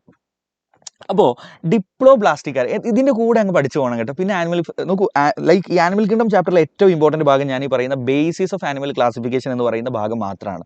ഈ ഭാഗം പഠിച്ചാൽ നിങ്ങൾക്ക് ബാക്കിയൊക്കെ ഈസി ആയിട്ട് മനസ്സിലാവും, ഈസി ആയിട്ട് പഠിക്കാൻ പറ്റും. ഈ ചാപ്റ്റർ വളരെ ചെറുതായിട്ട് നിങ്ങൾക്ക് ഫീൽ ചെയ്യും. ശ്രദ്ധിച്ചോ, ഡിപ്ലോബ്ലാസ്റ്റിക് ആരൊക്കെയെന്ന് വെച്ചാൽ, നമുക്ക് നമ്മൾ പോറിഫറെ പറ്റി അങ്ങനെ എംബ്രിയോണിക് ലെയർ ഒന്നും പറയാറില്ല. അടുത്ത രണ്ടാളുകളിലെ സീലിൻഡ്രേറ്റ, ടീനോഫോറ, അവർ രണ്ടുപേരുമാണ് ഡിപ്ലോബ്ലാസ്റ്റിക്. ഓക്കെ, സീലിൻഡറേറ്റ അതേപോലെ തന്നെ ടീനോഫോറ, ഇവർ രണ്ടുപേരുമാണ് ഡിപ്ലോബ്ലാസ്റ്റിക്. ഇനി ട്രിപ്ലോബ്ലാസ്റ്റിക് ആരാ? ബാക്കി എല്ലാവരും ഇപ്പോൾ സീലിൻഡ്രേറ്റ കഴിഞ്ഞു, ടീനോഫോറ കഴിഞ്ഞു. അടുത്ത ഫൈൽ ഏതാ? വെരി ഗുഡ്, പ്ലാറ്റി ഹെൽമിന്തസ് ആണ് അല്ലേ? അടുത്ത ഫൈലം പ്ലാറ്റി ഹെൽമിന്തസ് ആണ്. സോ പ്ലാറ്റി ഹെൽമിന്തസ് മുതൽ കോർഡേറ്റ വരെയുള്ള എല്ലാവരും എന്താണ് കുട്ടികളെ? ട്രിപ്ലോബ്ലാസ്റ്റിക് ആണ്. I hope it is clear. ബാക്കി എല്ലാവരും എന്താണ്? ട്രിപ്ലോ ആണ്. റെഡി അല്ലേ? അപ്പോൾ ആ ഒരു കാര്യവും പഠിച്ചു കഴിഞ്ഞു. അപ്പോൾ നമ്മൾ എത്ര ബേസിസ് പഠിച്ചു? നമുക്ക് ടോട്ടലി 6 ബേസിസുകളെ പഠിക്കാനുള്ള. അതിൽ രണ്ടാമത്തെ പഠിച്ചു, മൂന്നാമത്തതും പഠിച്ചു അല്ലേ? ഒന്നാമത്തെ ഏതായിരുന്നു? Of organisation. രണ്ടാമത്തത് സിമെട്രി. മൂന്നാമത്തെ ഏതാ? Number of embryonic layers. ഒന്നുകൂടെ പറഞ്ഞ മക്കളെ, ഒന്നുകൂടെ പറഞ്ഞ് last time. Okay, level of organisation, പിന്നെ symmetry, number of embryonic layers അല്ലേ? ഇനി നാലാമത്തത് എന്തിനെ ബേസ് ചെയ്തിട്ടാന്ന് ചോദിച്ചാൽ പ്രസൻസ് ഓഫ് സീലോം. നോക്കൂ, and there is diagram in NCERT. ഇനി എംബ്രിയോണിക് ലെയേഴ്സ് ഏതൊക്കെയാണ് ചോദിക്കും കേട്ടോ. I am really sorry for that. Embryonic ലെയറുകൾ ഏതൊക്കെയാണ് ചോദിക്കും. അപ്പോൾ ഏറ്റവും പുറത്ത് നമ്മൾ കാണുന്ന ലെയറിനെ നമ്മൾ വിളിക്കുന്ന പേരാണ് എക്ടോഡേം. നോക്കൂ, നമ്മൾ ട്രിപ്ലോബ്ലാസ്റ്റിക് ജീവികളെ എടുത്താൽ നമ്മുടെ കേസിൽ ഏറ്റവും പുറത്തുള്ള ലെയറാണ് എക്ടോഡേം. അത് കഴിഞ്ഞാൽ രണ്ടാമതുള്ള ലെയറാണ് മീസോഡേം. എന്താ വിളിക്കുക മക്കളെ? മീസോഡേം. ഉറക്കെ പറഞ്ഞേ, മീസോഡേം. ഓക്കെ, ഇനി ഏറ്റവും ഉള്ളിലായിട്ട് നമ്മൾ കാണുന്ന സെല്ലിൻ്റെ ലെയറിനെ വിളിക്കുന്ന പേരാണ് എൻഡോഡേം. എന്താണ്? ഉറക്കെ പറഞ്ഞ മക്കളെ, എൻഡോഡേം. ക്ലിയർ ആണല്ലോ? ഓക്കെ, അപ്പോൾ ഇത് ചോദിക്കും. അപ്പോൾ ഏത് ജീവികളിലെ കുട്ടികളെ നമുക്കിത് കാണാൻ പറ്റുക? ട്രിപ്ലോബ്ലാസ്റ്റിക് അല്ലേ? ഇത് ട്രിപ്ലോബ്ലാസ്റ്റിക് ജീവികളിലാണ് നമ്മൾ കാണാൻ പറ്റുക. There is diagram in NCERT ഡയഗ്രാമാണ് പരീക്ഷയ്ക്ക് ചോദിക്കുക. ഓക്കെ, പക്ഷെ ഇത് പഠിച്ചു കഴിഞ്ഞാൽ നിങ്ങൾക്ക് ആ ഡയഗ്രാം ഈസി ആയിട്ട് മനസ്സിലാവും. NCERT നോക്കുക, പേജ് നമ്പർ ഐ തിങ്ക് 39 മറ്റോ ആയിട്ട് ആ ഡയഗ്രാം ഉണ്ട്. ആ ഡയഗ്രാം മസ്റ്റായിട്ട് പഠിക്കുക. ഓക്കെ, ഇനി നമ്മൾ ഡിപ്ലോബ്ലാസ്റ്റിക് ജീവികളെ എടുത്തു കഴിഞ്ഞാലോ, യു ഹാവ് എക്ടോഡേം ലെയർ നിങ്ങൾക്ക് കാണാം. You can see endoderm layer. എക്ടോഡേമും കാണാം, യു ക്യാൻ സീ എൻഡോഡേം ലെയറും കാണാൻ പറ്റും. പക്ഷെ മീസോഡേം എന്ന് പറയുന്ന ലെയർ കാണാൻ പറ്റൂല. പകരം അവിടെ ഒരു ജെല്ല് ലൈക്ക് ഒരു സബ്സ്റ്റൻസ് ആണ്. അത് രണ്ടിൻ്റെയും, ഈ 2 സെൽ ലെയറിൻ്റെയും ഇടയിൽ ഒരു ജെൽ ലൈക്ക് സബ്സ്റ്റൻസ് ആണ് നിങ്ങൾക്ക് കാണാൻ പറ്റുക. ആ ജെൽ ലൈക്ക് സബ്സ്റ്റൻസിനെ നമ്മൾ വിളിക്കുന്ന പേരാണ് മീസോഗ്ലയ. എന്താ വിളിക്കുക? മീസോഗ്ലയ. ക്ലിയർ ആണ് കുട്ടികൾ? ആകെയുള്ള വ്യത്യാസം അതാണ്. ഈ മീസോഡേം ലെയർ കാണില്ല, പകരം you can see only mesoglea. Ready ആണല്ലോ? Okay, so you can see ectoderm ഇയാൾക്കും കാണാം, അതുപോലെ തന്നെ എൻഡോഡേമും ഇയാൾക്ക് കാണാം. പക്ഷേ ഏത് ലെയറാണ് കാണാൻ പറ്റാത്തത് കുട്ടികളെ? മീസോഡേം ലെയർ ആണ്. ഇത് ആരുടെ കേസാണ്? ഡിപ്ലോബ്ലാസ്റ്റിക് ജീവികളുടെ കേസാണ്. ഇത് ഡിപ്ലോബ്ലാസ്റ്റിക് ജീവികളുടെ കേസാണിത്. I hope it is clear. നിങ്ങൾ NCERT നോക്കിയിട്ട് ആ ഡയഗ്രങ്ങൾ രണ്ടും സെറ്റ് ആക്കണം. Okay, that's it. So you can see mesoglea layer അല്ലേ? നമുക്ക് മീസോഗ്ലയ ലെയർ കാണാൻ പറ്റും. Okay, that's it. അപ്പോൾ ആ ഒരു ഭാഗം റെഡി ആണെന്ന് കരുതുന്നു. ഇത് ഡിലീറ്റഡ് ടോപ്പിക് ഒന്നുമല്ല. ഇത് മസ്റ്റായിട്ട് നമ്മളോട് പരീക്ഷയ്ക്ക് ചോദിക്കും കേട്ടോ. ഇത് ഡിലീറ്റഡ് ടോപ്പിക് ഒന്നുമല്ല. Okay, I hope it is clear. ആ ഭാഗം കഴിഞ്ഞു. അപ്പോൾ നമ്മൾ എംബ്രിയോണിക് ലെയേഴ്സ് പഠിച്ചല്ലോ. ഇനി നമ്മുടെ നാലാമത്തെ ബേസിസ് ആണ് presence of coelom. Okay, presence of coelom. Okay, coelom ഉണ്ടോ ഇല്ലയോ എന്നുള്ളതിനെ ബേസ് ചെയ്ത് ചില ജീവികൾക്ക് നമുക്ക് സീലോം കാണാൻ പറ്റും. Presence of coelom. എന്താ ഈ സീലോം എന്ന് പറഞ്ഞാൽ? ബോഡി ക്യാവിറ്റി എന്നാണ് അർത്ഥം. ബോഡിയിൽ ക്യാവിറ്റി കാണാൻ പറ്റും ചില ജീവികളിൽ. ഓക്കെ, അപ്പോൾ ബോഡി ക്യാവിറ്റി ഉണ്ടോ ഇല്ലയോ എന്നുള്ളതിനെ ബേസ് ചെയ്താണ് നമ്മൾ ജീവികളെ ഇനി ക്ലാസിഫൈ ചെയ്യുന്നത്. നോക്കൂ, സീലോം എന്ന് പറഞ്ഞു കഴിഞ്ഞാൽ നമുക്ക് 2 തരത്തിലുള്ള സീലങ്ങളുണ്ട്, ബോഡി ക്യാവിറ്റികൾ. Number 1 true true body cavity. രണ്ടാമത്തതാണ് സ്യൂഡോ സീലോം. സ്യൂഡോ എന്ന് പറഞ്ഞാൽ ഫാൾസ് എന്നാണ് അർത്ഥം. ഓക്കെ, പൂർണ്ണമായിട്ട് ട്രൂ ആയിട്ടുള്ള അല്ലാത്ത, കുറച്ചുകൂടെ അത്രത്തോളം അടിപൊളി അല്ലാത്ത സീലോം, അതാണ് സ്യൂഡോ സീലോം എന്നുകൊണ്ട് അർത്ഥമാക്കുന്നത്. ഓക്കെ, അപ്പോൾ രണ്ട് തരത്തിലുള്ള സീലോമുള്ള ജീവികളുണ്ട്. ഇനി ചില ജീവികൾക്ക് സീലോം എന്ന് പറയുന്നത് ബോഡി ക്യാവിറ്റി എന്ന് പറയുന്ന സംഭവം ഉണ്ടാവുകയില്ല. ബോഡി ക്യാവിറ്റി ചില ജീവികൾക്ക് ഉണ്ടാവുകയില്ല. ഉള്ള ജീവികൾക്ക് തന്നെ ട്രൂ സീലോം ഉണ്ട്, സ്യൂഡോ സീലോം ഉണ്ട്. ഓക്കെ, അപ്പോൾ എന്താണ് ട്രൂ സീലോം? ട്രൂ സീലോം എന്ന് പറഞ്ഞാൽ A body cavity which is lined by mesoderm. അതായത് നമ്മൾ അഡൽട്ടാണ്, നമുക്ക് ബോഡി ക്യാവിറ്റി ഉണ്ട്, മനുഷ്യന്മാർക്കുണ്ട്. നമ്മുടെ ബോഡിക്കകത്ത് ക്യാവിറ്റി ഉണ്ട്, നമ്മുടെ ബോഡിക്കകത്ത് സ്പേസ് ഉള്ളതുകൊണ്ട് ആ സ്പേസിലാണ് നമ്മുടെ ഇപ്പോൾ ഇത് വെട്ടിപ്പൊളിക്കുക. ഞങ്ങൾ പോസ്റ്റ്മോർട്ടം ഒക്കെ ചെയ്യുമ്പോൾ എന്താ ചെയ്യുക? ഇത് വെട്ടി അങ്ങ് പൊളിക്കുക ചെയ്യുക. ഇത് വെട്ടിപ്പൊളിച്ച് തുറന്നാൽ അതിൻ്റെ ഉള്ളിൽ ഹാർട്ട് ഇരിക്കുന്നുണ്ടാവും, ലങ് ഇരിക്കുന്നുണ്ടാവും. ഇതൊക്കെ ഒരു ക്യാവിറ്റിയിൽ, ഒരു സ്പേസിലുള്ളത്. That is called body cavity. നമ്മൾ മനുഷ്യൻ്റെ എംബ്രിയോ നോക്കിക്കഴിഞ്ഞാൽ അതിനകത്ത് ഈ ബോഡി ക്യാവിറ്റി നിങ്ങൾക്ക് കാണാൻ പറ്റും. നമ്മുടെ എംബ്രിയോയിൽ വരെ ആ ക്യാവിറ്റി കാണാൻ പറ്റും. ആ ക്യാവിറ്റി ഇങ്ങനെ ആയിരിക്കും. നമുക്ക് ഏറ്റവും പുറത്ത് എക്ടോഡേം ഉണ്ട്. നമ്മൾ നേരത്തെ പറഞ്ഞതുപോലെ നമ്മുടെ എംബ്രിയോ നോക്കിയാൽ പോലെ ആ ക്യാവിറ്റി കാണാം. ഏറ്റവും പുറത്ത് എക്ടോഡേം ഉണ്ട്. അത് കഴിഞ്ഞാൽ മീസോഡേം ഉണ്ട് അല്ലേ? Look at this. ഇങ്ങനെയായിരിക്കും നമ്മുടെ മീസോഡേം. നോക്ക്, ദിസ് ഈസ് അവർ മീസോഡേം. നമ്മൾ ട്രിപ്ലോബ്ലാസ്റ്റിക് ആണ്, അപ്പോൾ നമുക്ക് എക്ടോഡേം ഉണ്ട്, എൻഡോഡേം ഉണ്ട്, മീസോഡേം ഉണ്ട് അല്ലേ? പക്ഷെ നമ്മുടെ മീസോഡേമിൻ്റെ പ്രത്യേകത എന്താണെന്ന് അറിയോ? നോക്ക്, മീസോഡേം ഇങ്ങനെയാണ് ഉണ്ടാവുക. സോ ലുക്ക്, ആ മീസോഡേമിനാൽ ലൈൻ ചെയ്യപ്പെടുന്ന ഒരു സ്പേസ് നിങ്ങൾക്ക് കാണാൻ പറ്റും. Can you see a space here? ഇവിടെ ഒരു സ്പേസ് കാണുന്നില്ലേ? ദിസ് സ്പേസ് കണ്ടോ? ഇതാണ് ഞാൻ പറഞ്ഞ സ്പേസ്. ഇവിടെയും മീസോഡേമാണ്, ഇവിടെയും മീസോഡേമാണ്. പക്ഷെ മീസോഡേമിനാൽ ലൈൻ ചെയ്യപ്പെടുന്ന ഒരു ക്യാവിറ്റി കണ്ടോ, ഒരു സ്പേസ് കണ്ടോ? This is called true coelom. എന്താണ് മക്കളെ ഇതിനെന്താ വിളിക്കുക? True coelom. ഇനി ഏറ്റവും ഉള്ളിലായിട്ട് നമുക്ക് എന്തുണ്ട്? എൻഡോഡേം ഉണ്ട്. It is there. റെഡിയാണോ? സോ ഇത് നോക്കണ്ട, ഇത് ക്യാവിറ്റി ഒന്നുമല്ല. Okay, so you have endoderm and then you have mesoderm. ഇത് രണ്ടും മീസോഡേമാണ്.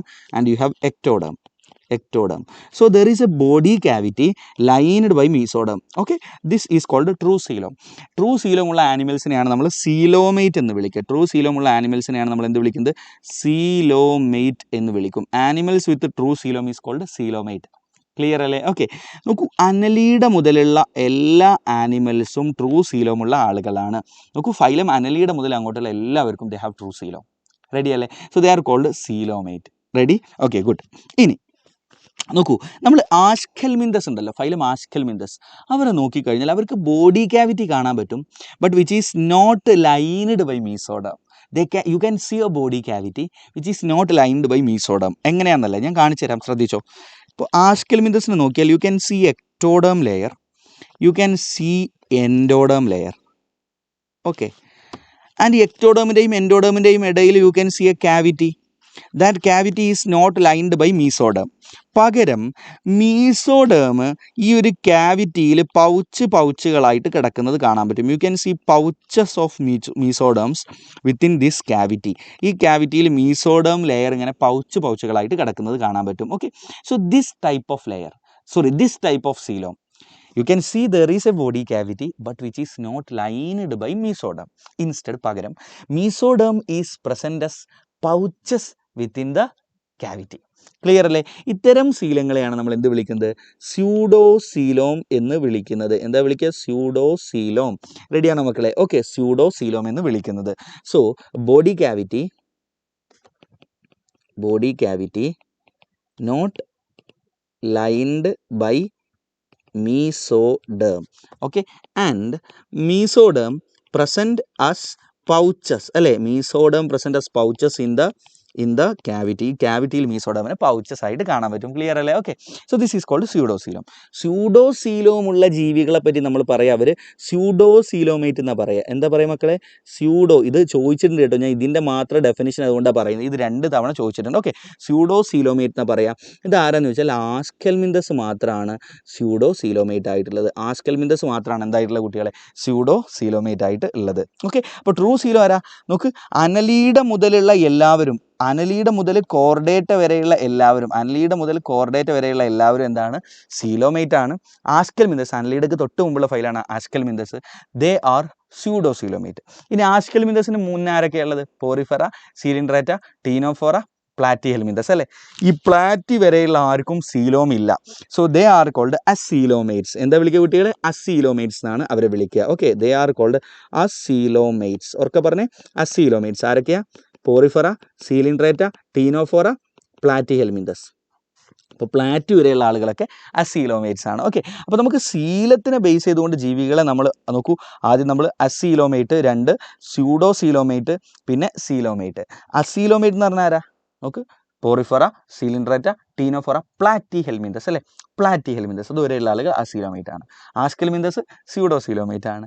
അനലീഡ മുതലുള്ള എല്ലാവരും എന്താണ്? സീലോമേറ്റ് ആണ്. അപ്പോൾ അതും പഠിച്ചു കേട്ടോ. 4ാമത്തെ ബേസിസ് ഓഫ് ആനിമൽ ക്ലാസിഫിക്കേഷൻ നമ്മൾ പഠിച്ചു കഴിഞ്ഞു. ഇനി 5ാമത്തെ ബേസിസ് ആണ് സിമ്മെട്രി എന്ന് പറയും.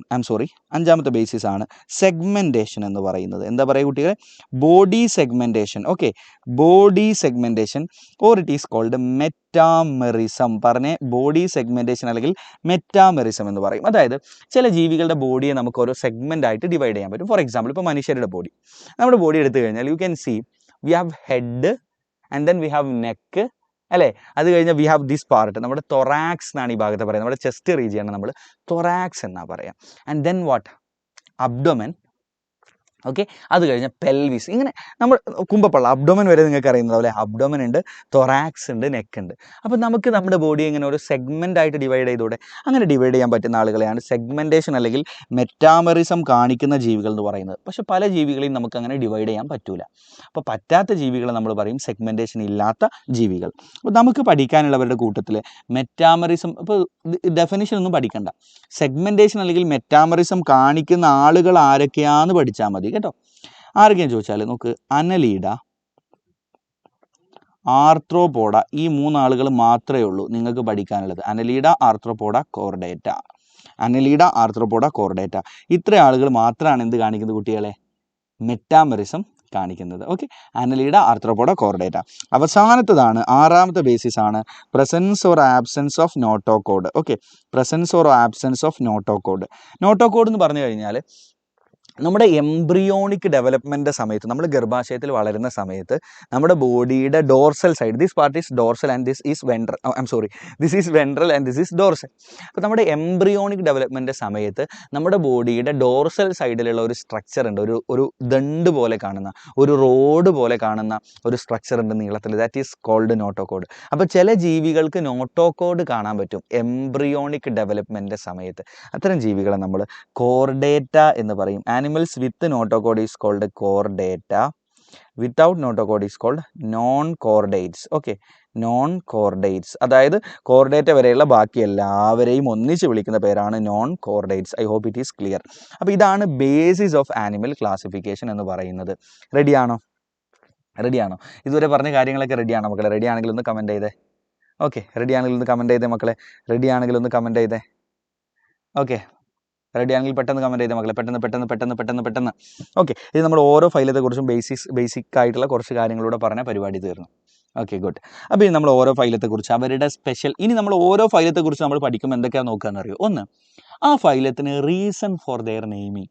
ആ ഫൈലത്തിന് ഇപ്പോൾ ഓരോ ഫൈലം, ഇപ്പോൾ പോറിഫറയ്ക്ക് പേര് വരാനുള്ള കാരണം അവരുടെ ശരീരത്തിൽ നിറയെ പോറുകൾ ഉള്ളത് കൊണ്ടാണ്, ഓട്ടകൾ ഉള്ളത് കൊണ്ടാണ്. So reason for their naming. Number 2, ഓരോ ഫൈലത്തിനും they have their own special features.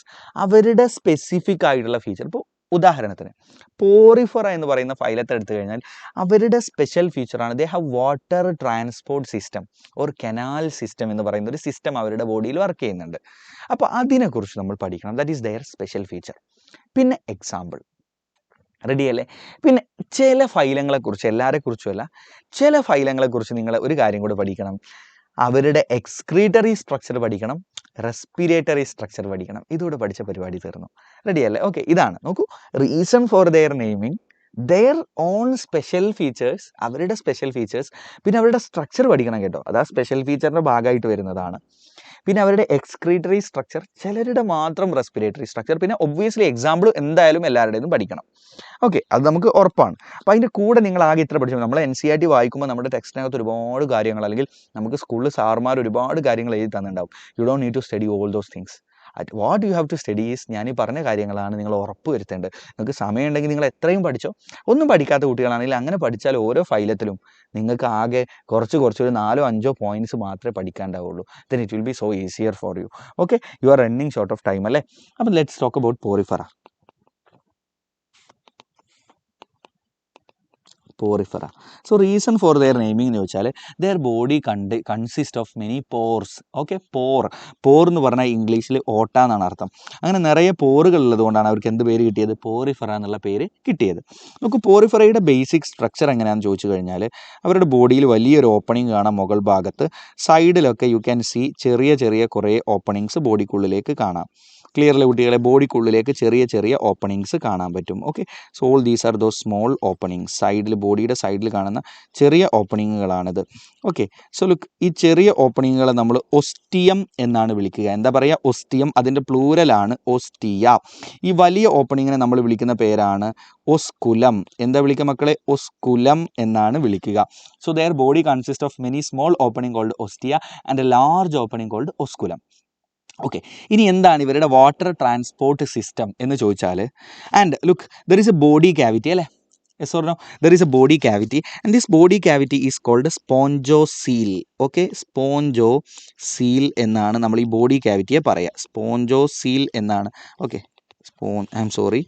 Spongocoel എന്നാണ് ഈ ബോഡി ക്യാവിറ്റിയെ പറയുക. ഓക്കെ, ഇത് ചിലപ്പോൾ അങ്ങനെ ചോദിക്കൊന്നുമില്ല. സ്പോഞ്ചോസീൽ എന്നുള്ള പേര് ചോദിക്കാൻ ചാൻസ് ഒന്നുമില്ല. And what is water transport system എന്ന് ചോദിച്ചാൽ, look, water from outside enter their body through these ostia. ഈ ഒസ്റ്റിയയിലൂടെ ഈ സ്പോഞ്ചോസീലിലേക്ക് വാട്ടർ എൻ്റർ ചെയ്യും. And the water moves out through osculum. Clear അല്ലേ കുട്ടികളായി? ഞാൻ എഴുതുന്നില്ല. Water enter their body cavity, അവരുടെ ബോഡിക്കകത്തുള്ള സ്പേസിലേക്ക്, called spongocoel. Okay, so water enter into spongocoel through ostia and goes out through osculum അല്ലേ. This is called water transport or canal system. ഇനി നമ്മളോട് okay, so this is water transport system or canal system. ഇനി നമ്മളോട് ചോദിക്കുന്ന ചോദ്യമാണ്, ഈ water transport ഒരു canal system ഇങ്ങനെ നടക്കാൻ, വെള്ളം ഇങ്ങനെ നിരന്തരമായിട്ട് ഉള്ളിലേക്ക് കയറിയും പുറത്തേക്ക് പോകാനും അവരെ സഹായിക്കുന്ന ഒരു പ്രത്യേക സെല്ലുണ്ട്. ആ സെല്ലിൻ്റെ പേരെന്താന്ന് ചോദിക്കും. വാട്ടർ ട്രാൻസ്പോർട്ട് ഒരു കനാൽ സിസ്റ്റം നടക്കാൻ സഹായിക്കുന്ന സെല്ലിൻ്റെ പേരാണ് കുട്ടികളെ കൊയാനോസൈറ്റ്സ്. എന്താ വിളിക്കുക? Choanocytes or it is called collar cells. Okay, choanocytes അല്ലെങ്കിൽ കോളർ സെൽസ് എന്ന് പറയുന്ന സെല്ലുകളുടെ സഹായത്തോടെയാണ് ഈ പരിപാടി നടക്കുന്നത്. ഇനി ചിലപ്പോൾ ചോദിക്കും, വാട്ടർ ട്രാൻസ്പോർട്ട് ഒരു കനാൽ സിസ്റ്റത്തിൻ്റെ ഫങ്ഷൻസ് എന്തൊക്കെയാണ്? നോക്കൂ, പുറമേ നിന്ന് വെള്ളം ഇങ്ങനെ ഉള്ളിലേക്ക് വരികയാണ് ബോഡിക്കകത്തേക്ക്. അപ്പോൾ അവർക്ക് വേണ്ട ഫുഡ് പാർട്ടിക്കിൾസ് ഉള്ളിലേക്ക് വരും. അവർക്ക് ഓക്സിജൻ, നോക്കൂ, അവർക്ക് കിട്ടാനുള്ള ഓക്സിജൻ ഇങ്ങനെ വെള്ളം ഉള്ളിലേക്ക് വരുമ്പോൾ ആ വെള്ളത്തിലൂടെ ഫ്രഷ് ഓക്സിജൻ ബോഡിയിലേക്ക് എത്തും. അവരുടെ ബോഡിയിൽ ഉണ്ടാകുന്ന കാർബൺ ഡൈ ഓക്സൈഡ്, വെള്ളം ഈ ഉള്ളിൽ നിന്ന് പുറത്തോട്ട് പോകുന്നില്ല ഒസ്കുലത്തിലൂടെ, അപ്പോൾ കാർബൺ ഡൈ ഓക്സൈഡ് പുറന്തള്ളപ്പെടും. So they are getting food, they are getting oxygen and removal of carbon dioxide, that is their respiration. Yes or no? Yes. ഇനി ഇവരുടെ ശരീരത്തിൽ ഉണ്ടാകുന്ന വേസ്റ്റുകൾ, ഈ വെള്ളം ഇങ്ങനെ പുറത്തോട്ട് പോകുമല്ലോ ഒസ്കുലത്തിൽ, അപ്പോൾ കാർബൺ ഡൈ ഓക്സൈഡും പുറത്തു പോകും, വേസ്റ്റുകളും പുറത്തോട്ട് പോകും. വേസ്റ്റ് പുറത്ത് തള്ളുന്നതിന് നമ്മളെന്താ പറയുക? എക്സ്ക്രീഷൻ. സെറ്റാണോ മക്കളെ? എക്സ്ക്രീഷൻ. അപ്പോൾ ഇതിൻ്റെ ഫങ്ഷൻസ് എന്തൊക്കെയാണെന്ന് ചോദിക്കും. What are the functions of water transport or canal system? പറഞ്ഞേ മക്കളെ. 1, ഫുഡ് ഗ്യാതറിങ് അല്ലേ? Very good, food gathering.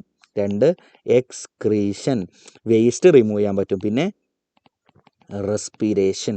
ഇത്ര ഓർക്കാൻ വലിയ പണിയുണ്ടോ മക്കളെ? ഇത്ര ഓർക്കാൻ വലിയ പണിയുണ്ടോ? ഒരു പണിയില്ല. ഇനി നമ്മളോട് എക്സാമ്പിളാണ് ചോദിക്കുക. നിങ്ങളുടെ NCERT-യിൽ 3 ചിത്രങ്ങൾ തന്നിട്ടുണ്ട്. ആ പിക്ചർ തന്നിട്ട് ആളെ ഐഡൻറ്റിഫൈ ചെയ്യാനും ചോദിക്കും കേട്ടോ. 3 എക്സാമ്പിളാണ് ഉള്ളത്. നമ്പർ 1 സൈക്കൺ അല്ലെങ്കിൽ സ്കൈഫ. രണ്ടാമത്തെ ആളാണ് സ്പോഞ്ചില്ല അല്ലെങ്കിൽ ഫ്രഷ് വാട്ടർ സ്പോഞ്ച്. മൂന്നാമത്തെ ആളാണ് യൂസ്പോഞ്ചിയ ഓർ ബാത്ത് സ്പോഞ്ച്. ഞങ്ങൾ എത്ര പഠിപ്പിച്ചു തന്നിട്ടും കാര്യമില്ല.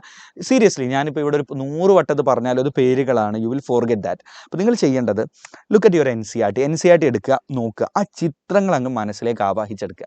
ആ ചിത്രങ്ങൾ 3 ആളുടെയും ചിത്രം തന്നിട്ടുണ്ട്. ഓക്കെ, നോക്ക്, സൈക്കണിൻ്റെ ചിത്രം തന്നിട്ടുണ്ട്, സ്കൈഫ, ഓക്കെ, സൈക്കൺ അല്ലെങ്കിൽ സ്കൈഫയുടെ ചിത്രം തന്നിട്ടുണ്ട്, സ്പോഞ്ചില്ല അല്ലെങ്കിൽ ഫ്രഷ് വാട്ടർ സ്പോഞ്ച്, ആ 2 പേരും പഠിക്കണം.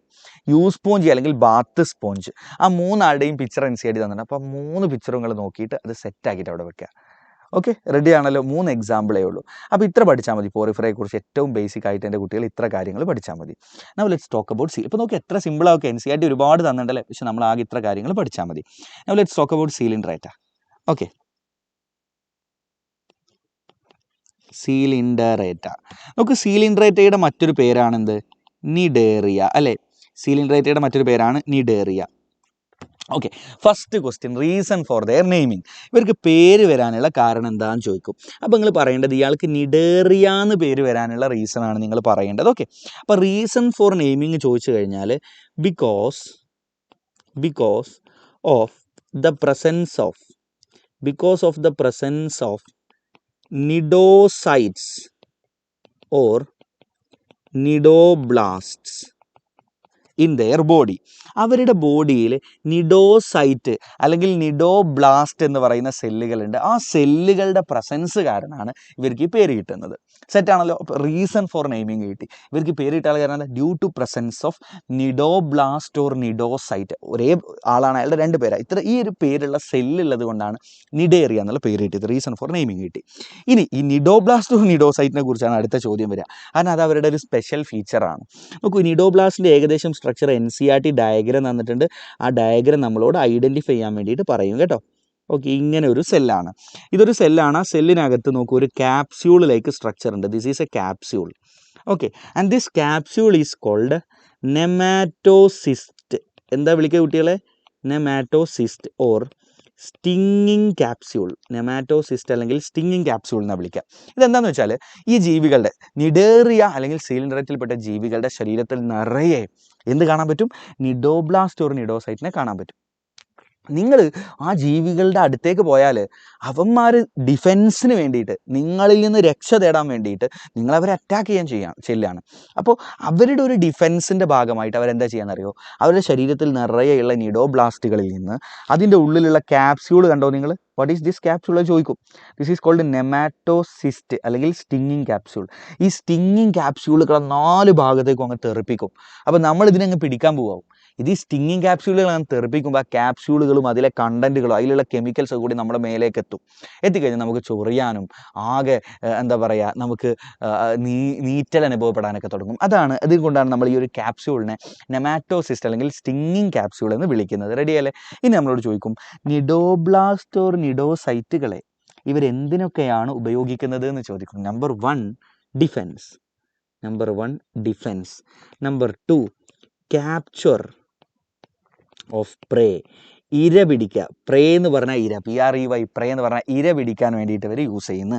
ഓക്കെ, ഈ 2 ഫംഗ്ഷനുകൾ നിങ്ങൾ പഠിച്ചാൽ മതി. റെഡിയല്ലേ? Okay, very good. ഇനി സീലിൻഡ്രേറ്റകളുടെ അടുത്ത പ്രത്യേകത, സീലിൻഡ്രേറ്റയിൽപ്പെട്ട ജീവികളെ നമുക്ക് 2 രൂപത്തിലാണ് സാധാരണ കാണാൻ പറ്റുക. സീലിൻഡ്രേറ്റയിൽപ്പെട്ട ചില ജീവികൾ ഈ ഒരു ഷേപ്പുള്ള ആളുകളായിരിക്കും. ഓക്കെ, ജെല്ലി ഫിഷ് കണ്ടിട്ടില്ലേ നിങ്ങൾ? ജെല്ലി ഫിഷിൻ്റെ ഷേപ്പുള്ള ആളുകളായിരിക്കും. ചിലർ, നിങ്ങൾ ഹൈഡ്രയെ കണ്ടിട്ടുണ്ടോ? ഹൈഡ്രയുടെ ഷേപ്പ് ഇങ്ങനെ ഉണ്ടാവും. ഓക്കെ, അതിനിങ്ങനെ കുറേ ടെൻഡക്കിൾസ് എന്ന് പറയുന്ന 4 ഭാഗത്തേക്കും ഇങ്ങനെ ഉണ്ടാവും. ഈ ഒരു ഷേപ്പുള്ള ആളുകളുണ്ടാവും. ഈ ഷേപ്പുള്ള ആളുകളുടെ പ്രത്യേകത, ഇവർ എവിടെയെങ്കിലുമൊക്കെ പറ്റി പിടിച്ച് ജീവിക്കുന്ന ആൾ കണ്ടോ? എവിടെയെങ്കിലും പറ്റി പിടിച്ചിരിക്കുക ചെയ്യുന്നത്. അതേസമയം ജെല്ലി ഫിഷ് എന്താണ്?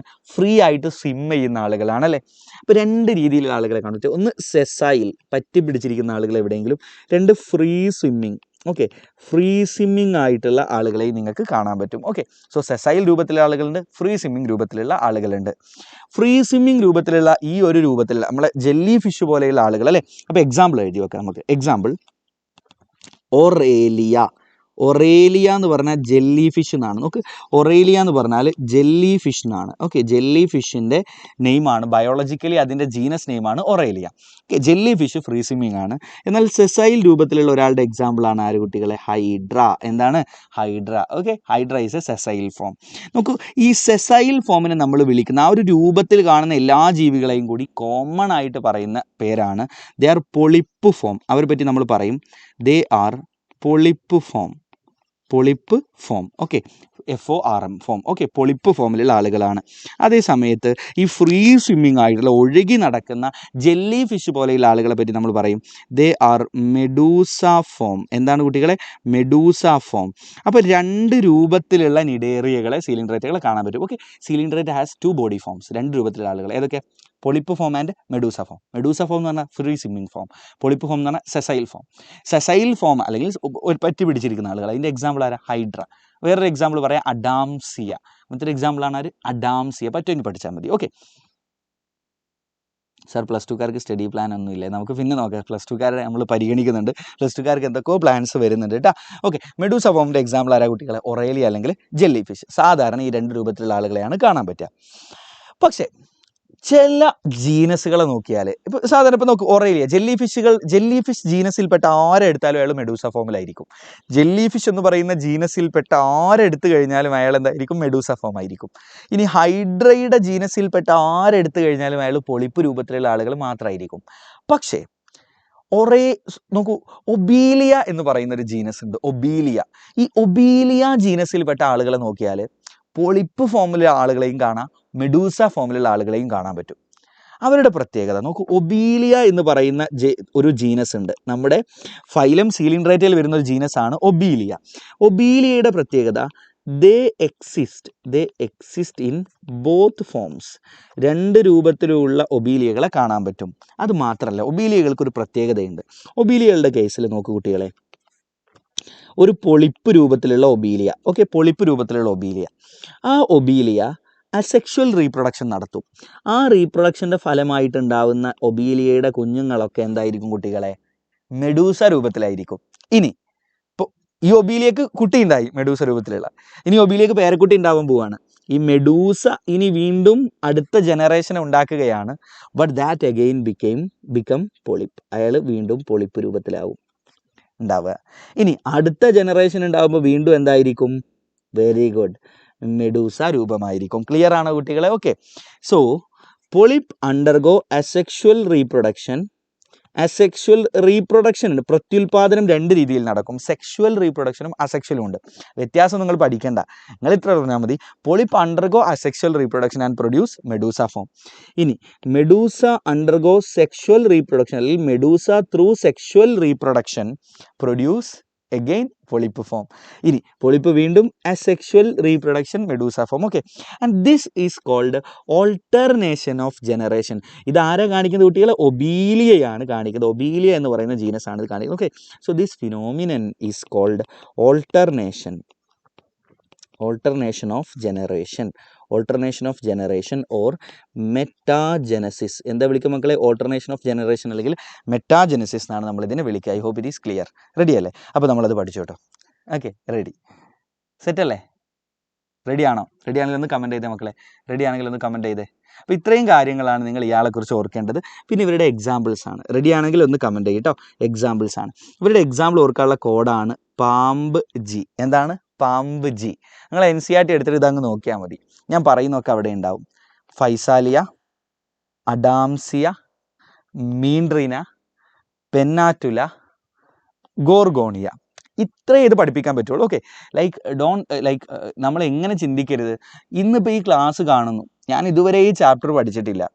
നിങ്ങൾക്ക് എവിടെ ക്ലാസ് കണ്ടാലും ഇത് പോസിബിൾ ആവില്ല. നിങ്ങൾ ലോകത്ത് എവിടെ ക്ലാസ് ഉണ്ട്, ഇനിയിപ്പോൾ നമ്മളെ ന്യൂറാലിങ്ക് മറ്റേ ഇലോൺ മസ്ക് പുതിയ ചിപ്പ് കണ്ടുപിടിച്ചിട്ടുണ്ടെന്ന് പറയുന്നുണ്ട്. അത്തരത്തിലുള്ള ചിപ്പ് ഉണ്ടാക്കിയിട്ട് നിങ്ങളെ തലച്ചോറിൽ ഇംപ്ലാന്റ് ചെയ്യേണ്ടി വരും. അതായത് ഈ ചാപ്റ്റർ മൊത്തത്തിൽ ഇന്നൊരു ദിവസം കൊണ്ട് ഇതുവരെ കാണാത്ത ഒരാൾ ഫുള്ളായിട്ട് ഇതിലെ നെയിം ബൈ നെയിം പഠിച്ച് തീരാന്ന് പറഞ്ഞാൽ ഇറ്റ്സ് ഈസിയർ. നിങ്ങൾക്ക് പറ്റും. പക്ഷേ ഈ ഒരൊറ്റ ലൈവിൽ നമ്മൾ ഈ ഒരു ചാപ്റ്ററിന് ഒരു 1.25 മണിക്കൂറിൻ്റെ അടുത്താണ് കണക്കാക്കിയുള്ളൂ. ആ ഒരു സമയം കൂടി പറ്റൂല. Okay, these are names. അപ്പോൾ ഇത് പഠിക്കാനുള്ളൊരു ഐഡിയ ഞാനങ്ങ് പറഞ്ഞു. പാമ്പ് ജി എന്നുള്ളത് ആ കോഡ്. നമ്മൾ PUBG എന്ന് പറയാറില്ലേ? യൂസ് ദ കോഡ് പാമ്പ് G. Okay, Physalia, Adamsia, Meandrina, Pennatula, Gorgonia. ഇതാണ്. പിന്നെ അതിൻ്റെ കൂടെ നമ്മൾ ഓൾറെഡി ഒബീലിയ നമ്മൾ പഠിച്ചിട്ടുണ്ട്. പിന്നെ നമ്മൾ ഒറേലിയ അല്ലെങ്കിൽ ജെല്ലി ഫിഷ് അല്ലേ? ഒറേലിയ അല്ലെങ്കിൽ ജെല്ലി ഫിഷ് നമ്മൾ ഓൾറെഡി പഠിച്ചിട്ടുണ്ട്. ഓക്കെ, ദെൻ ഹൈഡ്ര നിങ്ങൾ ഓൾറെഡി പഠിച്ചിട്ടുണ്ട്. അപ്പോൾ അതും ഇതിൽ വരുന്നതാണ്. അപ്പോൾ നമ്മൾ ഒരുപാട് എക്സാമ്പിൾ ഇവിടുന്ന് പഠിച്ചു. ആൻഡ് കോമൺ നെയിം മസ്റ്റായിട്ട് പഠിച്ചിരിക്കണം. കോമൺ നെയിമും പഠിച്ചിരിക്കണം. ഇതിൻ്റെ കൂടെ തന്നെ ഇപ്പോൾ പെന്നാറ്റുല, ഓക്കെ, ഫൈസാലിയ, ഓക്കെ, എന്താ പറയുക, അഡാംസിയ. ഫൈസാലിയ എന്ന് പറഞ്ഞാൽ എന്താ പറയുക, Portuguese man of war. Adamsia, Meandrina, Pennatula, Gorgonia. Okay, അപ്പോൾ ഇവരുടെ ഒക്കെ നമ്മൾ എന്ത് പഠിക്കണം? കോമൺ നെയിം മസ്റ്റായിട്ട് പഠിച്ചിരിക്കണം. കോമൺ നെയിം നമ്മളോട് ചോദിക്കും. Okay, ready. അപ്പോൾ അത് കഴിഞ്ഞു കേട്ടോ. ഇനി നമുക്ക് അടുത്ത ഫൈലത്തിലേക്ക് പോവാം. That is Ctenophora. Ctenophora. Okay, സെറ്റല്ലേ കുട്ടികളെ? കോമൺ നെയിം പഠിച്ചാൽ പോരാ. ഇനി കോമൺ നെയിം പഠിച്ചില്ലെങ്കിലും മസ്റ്റായിട്ട് എന്ത് പഠിക്കണം? ഈ പേര് പഠിക്കണം. ഇതല്ലേ പഠിക്കാൻ സുഖം. കോമൺ നെയിം അല്ലേ കുറച്ചുകൂടെ ബുദ്ധിമുട്ട്. സി എനിമോൺ അല്ലേ, Adamsia sea anemone, Physalia Portuguese man of war, Meandrina brain coral, Pennatula sea pen, Gorgonia sea fan. It's very easy. ആ ഒരു ഫ്ലോയിലാണ് കിട്ടിയ പേരൊക്കെ വരും. പക്ഷെ അത് പഠിക്കുന്നതിനേക്കാളും സുഖം ഈ പേര് പഠിക്കാനല്ലേ. അപ്പോൾ അതുകൊണ്ട് നിങ്ങൾ എന്ത് പഠിക്കണം? നിങ്ങൾ പഠിക്കേണ്ടത് ഇതാണ്. അറ്റ്ലീസ്റ്റ് നിങ്ങൾക്ക് രണ്ടും കൂടെ പഠിക്കാൻ ബുദ്ധിമുട്ടാണെങ്കിൽ കോമൺ നെയിം പഠിച്ചില്ലെങ്കിലും ഈ പേരാണ് നിങ്ങൾ പഠിക്കേണ്ടത് കേട്ടോ. Let's talk about Ctenophora. ടീനോഫോറയുടെ വേറെ പേരെന്താ? വെരി ഗുഡ്, ആരോ കമൻറ്റ് ചെയ്തിട്ടുണ്ട്, കോമ്പ് ജെല്ലീസ് അല്ലേ. ഇവരുടെ മറ്റൊരു പേരാണ് കോമ്പ് ജെല്ലീസ്, അല്ലെങ്കിൽ നമ്മൾ എന്ത് വിളിക്കുന്നു? സീ വാൾനട്ട്സ് എന്ന് വിളിക്കുന്നു. Sea walnuts. First thing, reason for naming. ഇവരുടെ പേര് വരാനുള്ള കാരണം എന്താണെന്ന് ചോദിക്കും. അതായത് കോമ്പ് ജെല്ലീസ് എന്നുള്ള പേര് വരാനുള്ള കാരണമാണ് ചോദിക്കുന്നത്. So in their body they have, പിന്നെ ഇതിനൊക്കെ NCERT ചിത്രമുണ്ട് കേട്ടോ. NCERT പിക്ചറുകളെല്ലാം നോക്കണം, ഞാൻ ഇനി പറയൂല. അഡാംസിയയുടെ പിക്ചർ NCERT തന്നിട്ടുണ്ട്, ഒറേലിയയുടെ പിക്ചർ തന്നിട്ടുണ്ട്. ആ രണ്ട് പിക്ചറും നോക്കണം, കണ്ടാൽ ഐഡൻറ്റിഫൈ ചെയ്യാൻ പറ്റണം. സോ NCERT ഡയഗ്രം ഞാൻ നിങ്ങൾക്ക് വിട്ടുതരികയാണ്. ഞാൻ പഠിപ്പിക്കുന്നൊക്കെ NCERT ഡയഗ്രം ഉണ്ടാവും. NCERT diagram, each and every diagram is important. They are going to ask you. Okay, so comb jellies അല്ലേ. ഇവർക്ക് ഈ പേര് വരാനുള്ള കാരണം നോക്കൂ, ഈ കോമ്പ് ജെല്ലീസിൻ്റെ ബോഡിയിൽ നിറയെ you can see comb plates. Okay, comb പ്ലേറ്റുകൾ എന്നറിയപ്പെടുന്ന പ്ലേറ്റുകൾ ബോഡിയിൽ നിറയെ കാണാം. 1 plate, 2 plate, 3 plate, 4 plate. Okay, so ഇങ്ങനെ 8ഓളം കോമ്പ് പ്ലേറ്റുകൾ, ഇതിനെയാണ് കോമ്പ് പ്ലേറ്റുകൾ എന്ന് വിളിക്കുക. And that comb plate helps them in locomotion. Locomotion എന്ന് പറഞ്ഞാൽ സഞ്ചരിക്കുക. ഇവരെ സഞ്ചരിക്കാൻ സഹായിക്കുന്ന കോമ്പ് പ്ലേറ്റ്സിൻ്റെ പ്രസൻസ് കാരണമാണ് ഇവന്മാർക്ക് ഈ പേര് കിട്ടിയിട്ടുള്ളത്. നമ്മളോട് ചോദിക്കൂട്ടോ, റീസൺ ഫോർ നെയിമിങ് എന്താണ്? Due to presence of comb plates in their body. സെറ്റല്ലേ കുട്ടികളെ? Okay, that helps them in locomotion. എന്തിനാണിത് സഹായിക്കുന്നത് കുട്ടികളെ? That helps them in locomotion. ഇവരെ ലോക്കോമോഷനാണ് കോമ്പ് പ്ലേറ്റ്സ് സഹായിക്കുന്നത്. ഇനി ഇവരുടെ അടുത്തൊരു പ്രത്യേകതയാണ് ദേ ഹാവ് ബയോലൂമിനസെൻസ്. ഇവർക്ക് എന്തുണ്ട് കുട്ടികളെ? ബയോലൂമിനസെൻസ് എന്ന് പറയുന്ന പ്രത്യേകതയുണ്ട്. So what is bioluminescence? The ability of living organism to emit light. ഇപ്പോൾ നമ്മൾ എന്താ പറയുക, മിന്നാമിനിങ്ങിനൊക്കെ കണ്ടിട്ടില്ലേ? അവർക്ക് എന്തിനുള്ള കഴിവുണ്ട്? ലൈറ്റ് ഉണ്ടാക്കാനുള്ള കഴിവുണ്ടല്ലേ സ്വന്തമായിട്ട്. So that is called bioluminescence. Ability of a living organism to produce or to emit light is called bioluminescence. അതുള്ള ആളാണ് ഇയാൾ. ഇത്ര കാര്യങ്ങൾ പഠിച്ചാൽ മതി, സിമ്പിളാവും. കോമ്പ് പ്ലേറ്റ്സിൻ്റെ പ്രസൻസ് ഉണ്ട്, ദേ ഹാവ് ബയോലൂമിനസെൻസ്. ഇത്ര പഠിച്ചാൽ മതി, വിലിയും ഇത്ര പഠിച്ചാൽ മതി. പിന്നെ എക്സാമ്പിൾ, 2 എക്സാമ്പിളേ പഠിക്കാനുള്ളൂ കേട്ടോ. എക്സാമ്പിൾ 2 പഠിക്കാനുള്ളൂ. ഒന്ന് ടീനോപ്ലാന, 2 പ്ലൂറോബ്രാക്കിയ. NCERT എടുത്ത് നോക്ക്, ടീനോപ്ലാന, പ്ലൂറോബ്രാക്കിയ. NCERT എടുത്ത് നോക്ക്. NCERT കയ്യിലുള്ള ആളുകളൊക്കെ, NCERT നിങ്ങൾ കയ്യിൽ ഇപ്പോൾ ഉണ്ടാവുന്ന കരുതുന്നത്. എക്സാം സീസൺ ആയിട്ടും NCERT ഇല്ലാത്ത ആളുകൾ ഈ കൂട്ടത്തിലുണ്ടോ? എക്സാം സീസൺ ആയിട്ടും NCERT ഇല്ലാത്ത ആളുകൾ ഈ കൂട്ടത്തിലുണ്ടോ? സാർ, ഒന്നും പഠിക്കാത്തവർക്കാണ് അതോ റിവിഷൻ ആണോ ഈ ക്ലാസ്? റിവിഷൻ ആണെങ്കിൽ ഈ ക്ലാസ് ഇങ്ങനെയൊന്നുമല്ല പോവുക അല്ലേ. എജുപോർട്ടിൻ്റെ പെയ്ഡ് സ്റ്റുഡൻസിനൊക്കെ അറിയാം ഹൗ റിവിഷൻ ഗോസ് എന്നുള്ളത്. നമ്മളങ്ങനെ കത്തിച്ച് വിടുക ചെയ്യുക revision. Okay, this is not that revision. Okay, ഇത് നമ്മൾ നിങ്ങൾക്ക് ഏറ്റവും ഇങ്ങനെ വളരെ സാവധാനം പലതും പറഞ്ഞു തരിക പോലും ചെയ്യുന്നുണ്ട് അല്ലേ. ആ പേജ് 42 ഡയഗ്രാം. NCERT ഇപ്പോഴും ഇല്ലാത്ത ആളുകൾ എല്ലാവരുടെ അടുത്തും ഉണ്ടാവുന്ന ഞാൻ കരുതുന്നത്. പിന്നെ ഞാൻ ഒരു കാര്യം പറഞ്ഞുതരാം, ഒറ്റ കാര്യം പറഞ്ഞുതരാം. ഇത് സ്ഥിരം പറയുന്നതാണ്, കാരണം നമ്മൾ പറയുന്ന കാര്യങ്ങളൊക്കെ തന്നെയാണ് വീണ്ടും വീണ്ടും പറയാറ്. കാരണം നമ്മൾ ഒരേ ലക്ഷ്യം വെച്ചുകൊണ്ട് ഒരേ രീതിയിൽ ഒരേ കാര്യത്തിന് നമ്മൾ ലക്ഷ്യം സെയിമാണ്, നമ്മൾ ലക്ഷ്യം മാറുന്നില്ല. അപ്പോൾ അതുകൊണ്ട് എനിക്ക് പറയാനുള്ള കാര്യങ്ങളും വലിയ മാറ്റമില്ല. നമുക്ക് പരീക്ഷയ്ക്ക് ഇനി ചിലപ്പോൾ 10 ദിവസമായിരിക്കും ഉണ്ടാവുക, ഇനി 5 ദിവസമായിരിക്കും ഉണ്ടാവുക, മേ ബി ഇനി 1 ദിവസമായിരിക്കും ഉണ്ടാവുക. നമുക്ക് ഇന്നൊരു 2 ഓപ്ഷൻ ഉണ്ട്. ഒന്നുകിൽ ആ പരീക്ഷയ്ക്ക് തീരെ പഠിക്കാതിരിക്കുക, ഞാൻ ഒന്നും ചെയ്തിട്ടില്ല ഇതുവരെ. നമ്മൾ ഒറ്റ കാര്യം ആലോചിക്കേണ്ടത്, നമ്മൾ 15 ദിവസം നമ്മുടെ മുന്നിലുള്ളൂ, നമുക്ക് മാക്സിമം പറ്റുന്നത്ര പഠിക്കുക. നോക്ക്, പരീക്ഷയ്ക്ക് 15 ദിവസമേ ഉള്ളൂ, ശരി, നമ്മുടെ മാക്സിമം പഠിക്കുക. എടാ, പരീക്ഷയ്ക്ക് നിങ്ങൾക്കറിയില്ല, നിങ്ങളിപ്പോൾ ഇതുവരെ പല പരീക്ഷകൾ എഴുതിയിട്ടില്ലേ? ആ പരീക്ഷയ്ക്കൊക്കെ നിങ്ങൾ ലോഡ് കണക്കിന് പഠിച്ചു പോയിട്ട് വളരെ സിമ്പിളായിട്ടുള്ളതോ അല്ലെങ്കിൽ വളരെ കുറച്ച് കാര്യങ്ങളോ അല്ലേ ചോദിക്കാറ്. 40 മാർക്കിനല്ലേ സോളജി ചോദിക്കുക. എത്ര കട്ടി സോളജി പഠിക്കാനുണ്ട്? 40-നല്ലേ ചോദിക്കുക. ആ 40-ന് നിങ്ങൾ പഠിച്ചിടത്ത് നിന്നാണെങ്കിലോ ചോദിക്കുന്നത്. ഒന്നും പഠിക്കാത്തവന്, അവൻ ഒരു കോപ്പും അറിയില്ല, എല്ലാ ചാപ്റ്ററിലെയും കുറച്ച് പഠിച്ചു പോയിക്കോടാ. നമ്മൾ ഏറ്റവും പരീക്ഷയ്ക്ക് വരാൻ സാധ്യതയുള്ളത് പഠിച്ചു പോയിക്കോ. നിങ്ങൾ പഠിക്കാത്തത് വരാൻ സാധ്യതയുള്ള അതേപോലെ തന്നെ നിങ്ങൾ പഠിച്ചത് വരാനും സാധ്യതയില്ലേ? നിങ്ങൾ പഠിച്ചതാണ് വരുന്നതെങ്കിൽ നിങ്ങൾക്ക് ഫുൾ മാർക്ക് തന്നെ കിട്ടൂലേ? അപ്പോൾ പരീക്ഷ അടുക്കുമ്പോൾ 30 എന്ന് പറഞ്ഞാൽ നമുക്ക് സാധാരണ കഴിഞ്ഞ പ്രാവശ്യമൊക്കെ 40-നായിരുന്നു. അതായത് അവർ 40 മാർക്കിനുള്ള ക്വസ്റ്റ്യൻ തരും. ഞാൻ ഉദ്ദേശിച്ചത് നിങ്ങൾക്ക് 40 മാർക്കിനുള്ള ക്വസ്റ്റ്യൻ ഉണ്ടാകും, അതിൽ 30 മാർക്ക് നിങ്ങൾക്ക് കിട്ടും. അതാണ് ഞാൻ ഉദ്ദേശിച്ചത്. ഓക്കെ, അപ്പോൾ ആ ഒരു രീതിയിൽ പരീക്ഷ നടന്നു കഴിഞ്ഞാൽ, okay, I'm talking about that, നിങ്ങൾ അറിയുന്നതായിരിക്കും അതിലുണ്ടാവുക. അപ്പോൾ അതുകൊണ്ട് എത്ര പഠിച്ചിട്ടില്ലെങ്കിലും you start from here. Okay, that's it. ഇനി അതിലേക്ക് പോകുന്നില്ല. അതാണ്, അല്ലാതെ മറ്റേത് മണ്ടത്തരം. ഞാൻ ഇതുവരെ പഠിച്ചില്ല, ഞാനിനത് പെർഫെക്റ്റ് ആക്കിയിട്ട് അതിനുള്ളൊരു അവസരമില്ല. ഇനി വീണ്ടും പ്ലസ് 2 പരീക്ഷ, പ്ലസ് 1 പരീക്ഷ വീണ്ടും എഴുതാനൊന്നും പറ്റൂല. Okay, that's it. ശരി, ടീനോ പ്ലാന, അത് സി എഴുതിയത് സി വെച്ചാൽ തുടങ്ങുന്നത്, അതുകൊണ്ടാണ് ടീനോ പ്ലാന എന്ന് എഴുതുക അല്ലേ. വായിക്കൽ ടീനോ പ്ലാന, പ്ലൂറോ ബ്രാക്കിയ, 2 എക്സാമ്പിൾ. അപ്പോൾ ടീനോ 4 കഴിഞ്ഞു. ഇനി അടുത്തത് പ്ലാറ്റി ഹെൽമിന്തസ്. നമ്മുടെ പേന അടിച്ചു പോയി. റിൻഷാദ് പെരിയെ, ഈ പേനക്ക് ഭ്രാന്താടാ. ഈ അജാസ് ഖാനോട് നല്ല പേന എല്ലാം വാങ്ങാൻ പറയണം, ഇതെല്ലാം അടിച്ചു പോകുന്നുണ്ട്.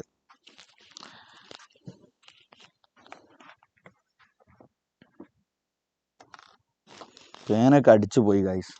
ഞാനെപ്പോഴും അടിച്ചു പോകുന്നു ദൈവത്തിനറിയാം. പോയി ഞാൻ റെഡിയാക്കിയിട്ടുണ്ട്. ഇനിയിപ്പോൾ എടുത്താൽ മതിയോ? കുത്തിയില്ലേ? അതിൻ്റെ ആവശ്യം ഉണ്ടാവില്ല. ഉണ്ടോ? അങ്ങനെ ഉണ്ട്. ഇല്ല, ഒന്ന്. Okay, come on. Yes, I know time is going അല്ലേ. No problem. നിങ്ങൾ ഒരു 2 മിനിറ്റ് അല്ലേ. Okay, come here. റിൻഷാദ്, പിള്ളേർ പ്രശ്നമാക്കുന്നുണ്ട് കേട്ടോ. RIP പെന്നൊക്കെ പറയുന്നുണ്ട്. സ്ക്രീൻ അടിച്ചു പോയി, പേൻ അടിച്ചു പോയി, ഫുൾ സീൻ. നിങ്ങൾ അജാസ് ഖാൻ്റെ ലൈവിലെന്ന് പറഞ്ഞാൽ മതി, സ്ക്രീനെല്ലാം അടിച്ചു പോകുന്നുണ്ട് sir. Okay, come here, come on buddies, തമാശ പറഞ്ഞാണേ. വാ, അപ്പോൾ നമ്മൾ അത് പഠിച്ചു കേട്ടോ. നൗ ലെറ്റ്സ് ടോക്ക് അബൌട്ട് ടീനോ 4 കഴിഞ്ഞ അടുത്താര പ്ലാറ്റി ഹെൽമിന്തസ് അല്ലേ. ടീനോ 4 കഴിഞ്ഞില്ലേ? Yes, platyhelminthes. നമുക്ക് പ്ലാറ്റി ഹെൽമിന്തസിൻ്റെ മറ്റൊരു പേരാണ് ഫ്ലാറ്റ് വേംസ്. എന്താണ്? Flat worms. അപ്പോൾ എന്തുകൊണ്ടാണ് ഇവർക്ക് പേര് കിട്ടിയത്? ഫസ്റ്റ് ക്വസ്റ്റ്യൻ, എന്തുകൊണ്ടാണ് പ്ലാറ്റി ഹെൽമിന്തസിന് പേര് കിട്ടിയത്? എന്തുകൊണ്ടാണ് പേര് കിട്ടിയത്?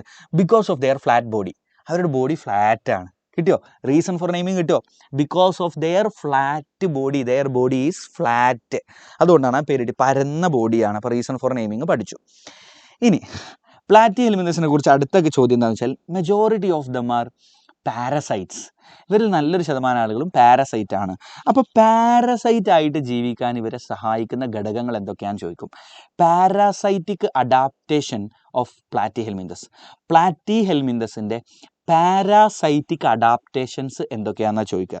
സോ ലുക്ക്, ഇതൊരു പ്ലാറ്റി ഹെൽമിന്തസിൽപ്പെട്ട ആൾ പരന്ന വേമാണെങ്കിൽ അയാളുടെ ബോഡിയിൽ സക്കേഴ്സ് എന്ന് പറയുന്ന സ്ട്രക്ചർ ഉണ്ടാകും. സക്കറുകൾ, അതായത് നമ്മുടെ ശരീരത്തിൻ്റെ ഉള്ളിൽ പറ്റി പിടിച്ചിരുന്ന് സക്ക് ചെയ്തെടുക്കാൻ, ന്യൂട്രിയൻസിനൊക്കെ വലിച്ചെടുക്കാൻ പറ്റുന്ന സക്കറുകൾ ഇവരുടെ ബോഡിയിൽ ഉണ്ടാവും. Presence of suckers. അതുപോലെ പറ്റി പിടിച്ചിരിക്കാൻ വേണ്ടിയിട്ട് they have hooks. Okay, special ഹുക്കുകൾ നിങ്ങൾക്ക് കാണാൻ പറ്റും. അപ്പോൾ ഹുക്സ് ആൻഡ് സക്കേഴ്സ്, ക്ലിയർ ആണോ? ഹുക്സ്, പിന്നെ സക്ക് ചെയ്തെടുക്കാൻ suckers. So these are the parasitic adaptations. Okay, so presence of hooks and suckers are the parasitic adaptations of platyhelminthes.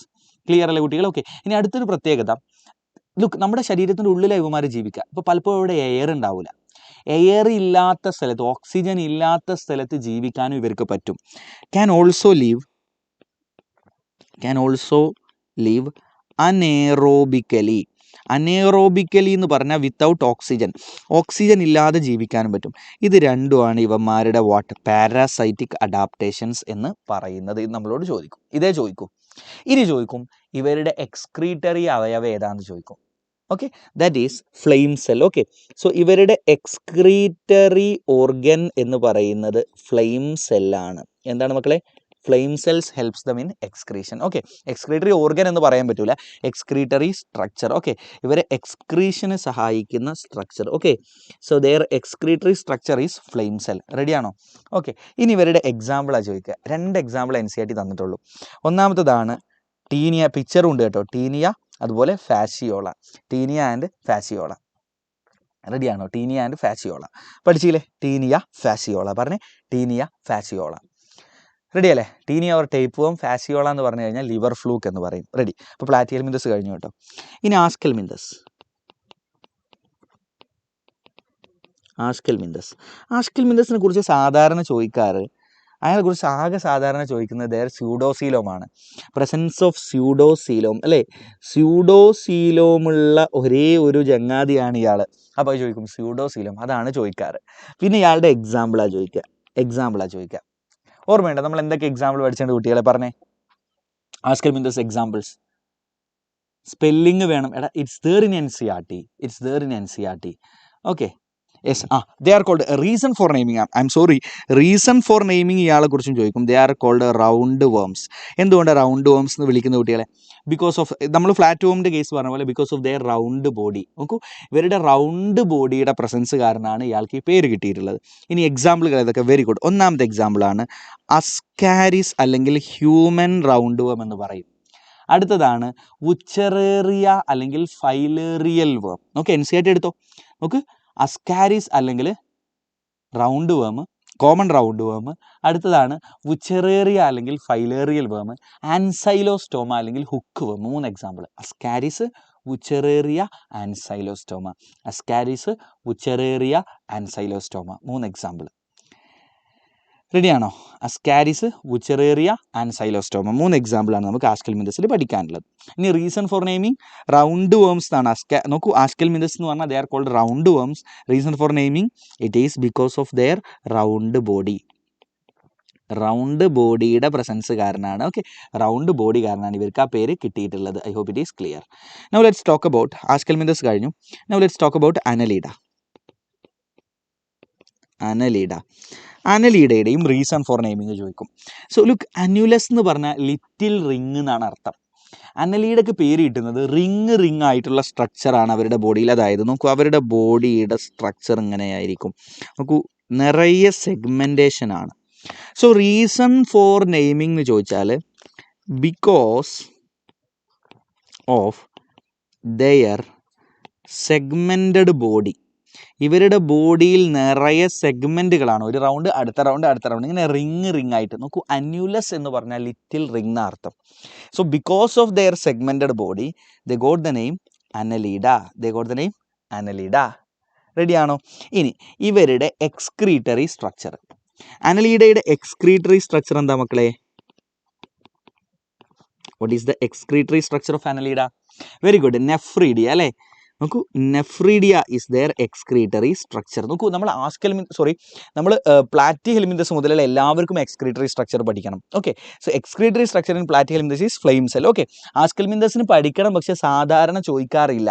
അതുകൊണ്ടാണ് ഞാനത് ഒഴിവാക്കുന്നത്. പറ്റുമെങ്കിൽ നിങ്ങൾ പഠിച്ചോ, എനിക്ക് കുഴപ്പമൊന്നുമില്ല. എക്സ്ക്രീറ്ററി ട്യൂബ് എന്ന് പറയുന്ന എക്സ്ക്രീറ്ററി ട്യൂബ് ആണ് ഇവരുടെ എക്സ്ക്രീറ്ററി സ്ട്രക്ചർ. സാധാരണ ചോദിക്കാൻ ചാൻസ് ഇല്ല.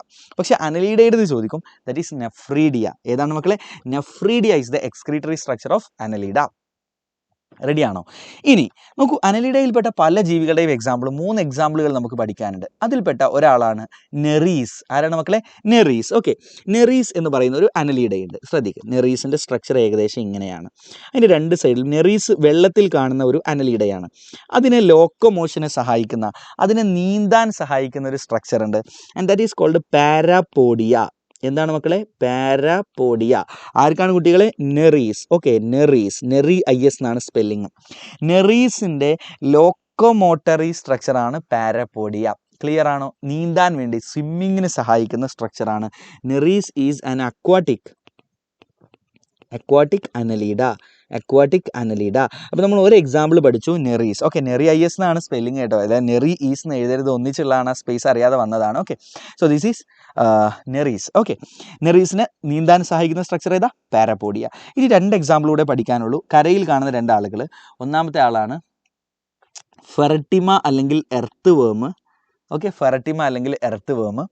അതുപോലെ തന്നെ ഹിരുഡിനേറിയ അല്ലെങ്കിൽ ബ്ലഡ് സക്കിംഗ് ലീച്ച്. ഓക്കെ, നമ്മൾ അട്ട എന്ന് പറയില്ലേ, രക്തം കുടിക്കുന്ന അട്ട, ഹിരുഡിനേറിയ അല്ലെങ്കിൽ ബ്ലഡ് സക്കിംഗ് ലീച്ച്. ഇത്ര എക്സാമ്പിൾ പഠിക്കാം. Okay, so Nereis, Pheretima, Hirudinaria. റെഡിയല്ലേ? ഇത്ര കൊടുത്താൽ മതി. സോ അത് കഴിഞ്ഞു, അനലീഡ കഴിഞ്ഞു. Let's talk about Arthropoda. അപ്പോൾ ഈ ഭാഗം റെഡിയാണെന്ന് കരുതുന്നു. അപ്പോൾ എന്തൊക്കെ നമ്മൾ പഠിക്കേണ്ടത്?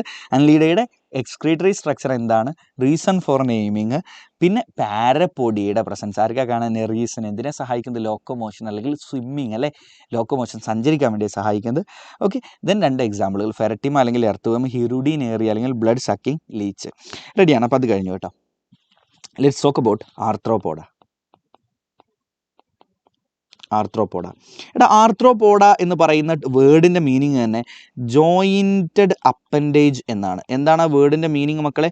ജോയിൻറ്റഡ് അപ്പൻഡേജസ് എന്നാണ് ആ വേർഡിൻ്റെ മീനിങ്. അതായത് ആർത്രോപോഡയിലെ ജീവികളുടെ കൈകാലുകൾ എടുത്തു കഴിഞ്ഞാൽ നിറയെ ജോയിൻസ് കാണാൻ പറ്റും. അപ്പൻഡേജ് എന്ന് പറഞ്ഞാൽ കൈകാലുകൾ എന്നാണ് അർത്ഥം. So because of the presence of jointed appendages they got the name Arthropoda. ഈ ജോയിൻറ്റഡ് അപ്പൻഡേജസിൻ്റെ പ്രസൻസ് കാരണമാണ് ഇവർക്ക് ആർത്രോപോഡ എന്നുള്ള പേര് കിട്ടിയിട്ടുള്ളത്. റെഡി അല്ലേ? ഇനി ഇവരുടെ എക്സ്ക്രീറ്ററി ഓർഗൻ. അപ്പോൾ റീസൺ ഫോർ നെയിമിങ് കിട്ടി. നൗ എക്സ്ക്രീറ്ററി ഓർഗൻ, ഇവരുടെ എക്സ്ക്രീറ്ററി ഓർഗൻ മാൽപീജിയൻ ട്യൂബ്യൂളാണ്. എന്താണ് മക്കളെ?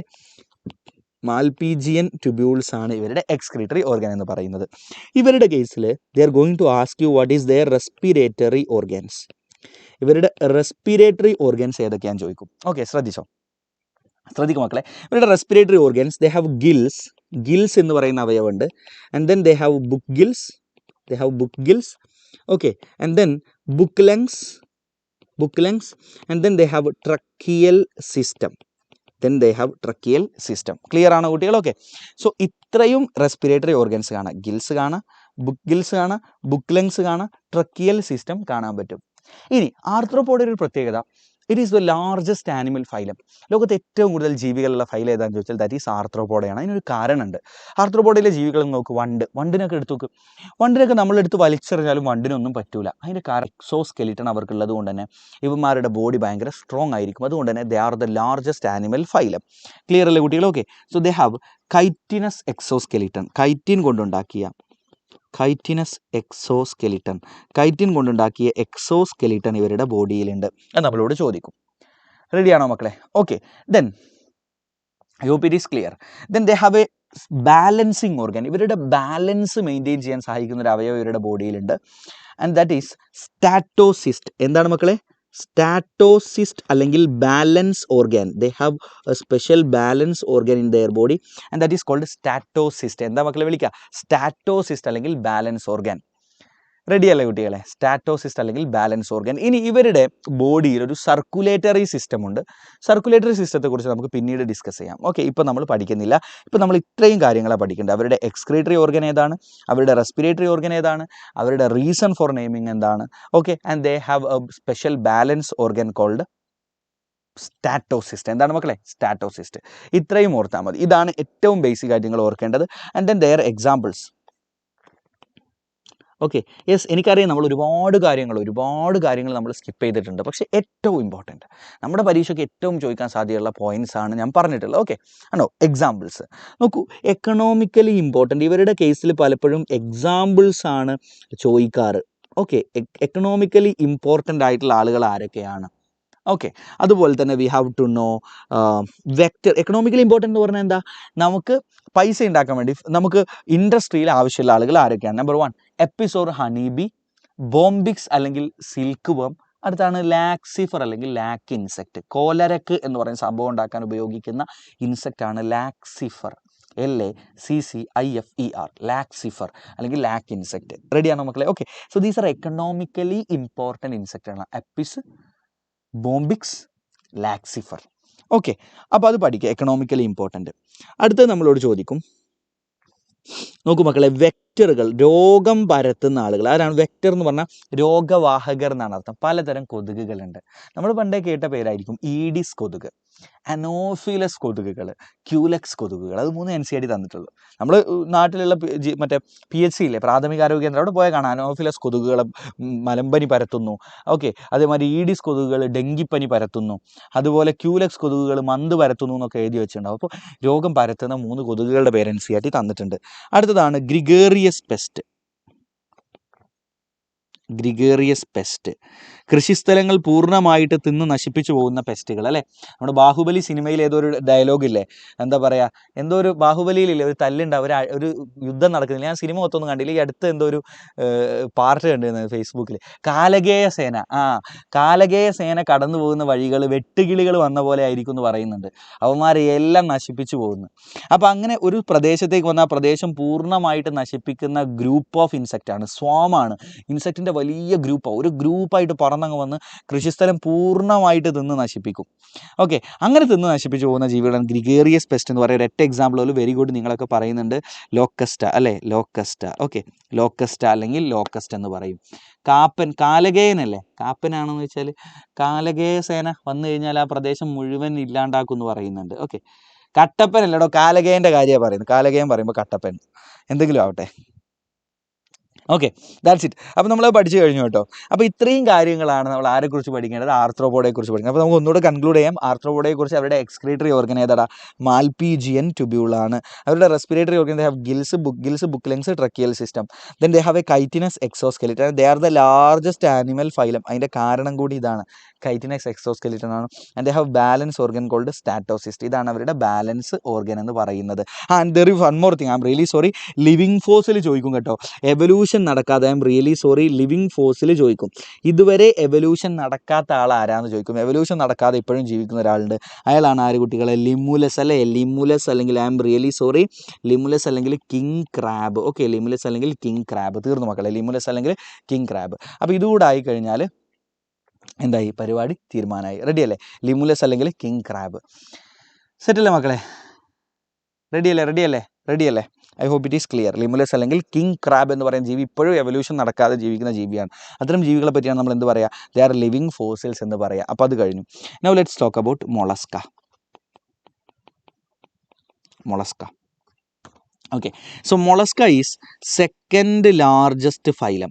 സെക്കൻഡ് ലാർജസ്റ്റ് ആയിട്ടുള്ള ആനിമൽ ഫൈലം ഇയാളാണ്. ഇപ്പോൾ ഏറ്റവും വലുതാരാടാ? ആർത്രോപോഡ ആണെങ്കിൽ രണ്ടാം സ്ഥാനം മൊളസ്കക്കാണ്. മൊളസ്കയുടെ റീസൺ ഫോർ നെയിമിങ് ചോദിക്കാറൊന്നുമില്ല. മൊളസ്ക എന്ന് പറയുന്ന വേർഡിൻ്റെ മീനിങ് സോഫ്റ്റ് ബോഡി എന്നാണ്. മൊളസ്കയിലെ ജീവികളുടെ ബോഡി സോഫ്റ്റ് ആയതുകൊണ്ടാണ് അത്രേ അവർക്ക് ഈ പേര് കിട്ടിയിട്ടുള്ളത്. Because of there soft body. അങ്ങനെ നിങ്ങൾ പറഞ്ഞാൽ മതി. പക്ഷേ മൊളസ്കയെക്കുറിച്ച് നമ്മളോട് സാധാരണ ചോദിക്കുന്നൊരു കാര്യം, മൊളസ്കയുടെ ബോഡി സ്ട്രക്ചറാണ് ചോദിക്കുക. മൊളസ്കയുടെ ബോഡിക്ക് നമ്മൾ ബോഡി നോക്കിക്കഴിഞ്ഞാൽ യു ക്യാൻ സി ഹെഡ്, ഒരു ഹെഡ് കാണാൻ പറ്റും. And then you can see a visceral hump. എന്താ കാണാൻ പറ്റും? ഒരു ഹമ്പ് പോലെ കണ്ടോ? And that is called visceral hump. Okay, so you can see head, you can see head, visceral hump. Okay, ഒരു വിസറൽ ഹമ്പ് കാണാൻ പറ്റും. And then what you can see is muscular foot. എന്താ മക്കളെ? Muscular foot. This is called muscular foot. So this is their head. Okay, and this is visceral hump കേട്ടോ. Visceral hump. Okay, and this is muscular foot.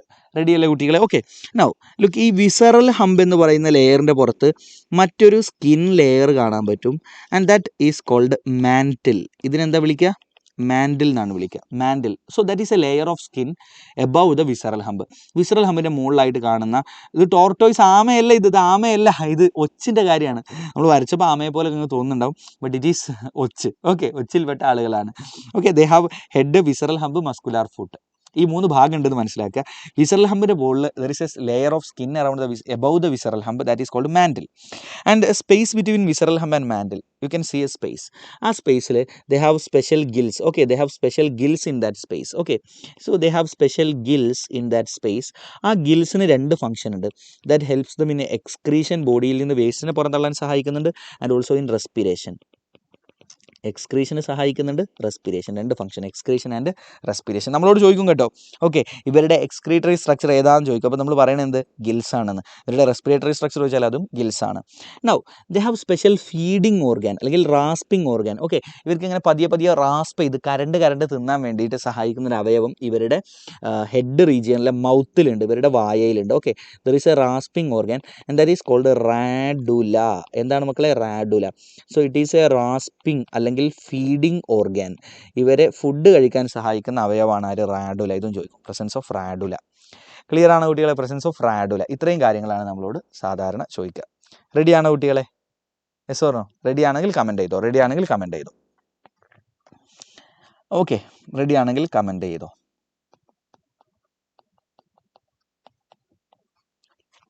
റെഡിയാണോ?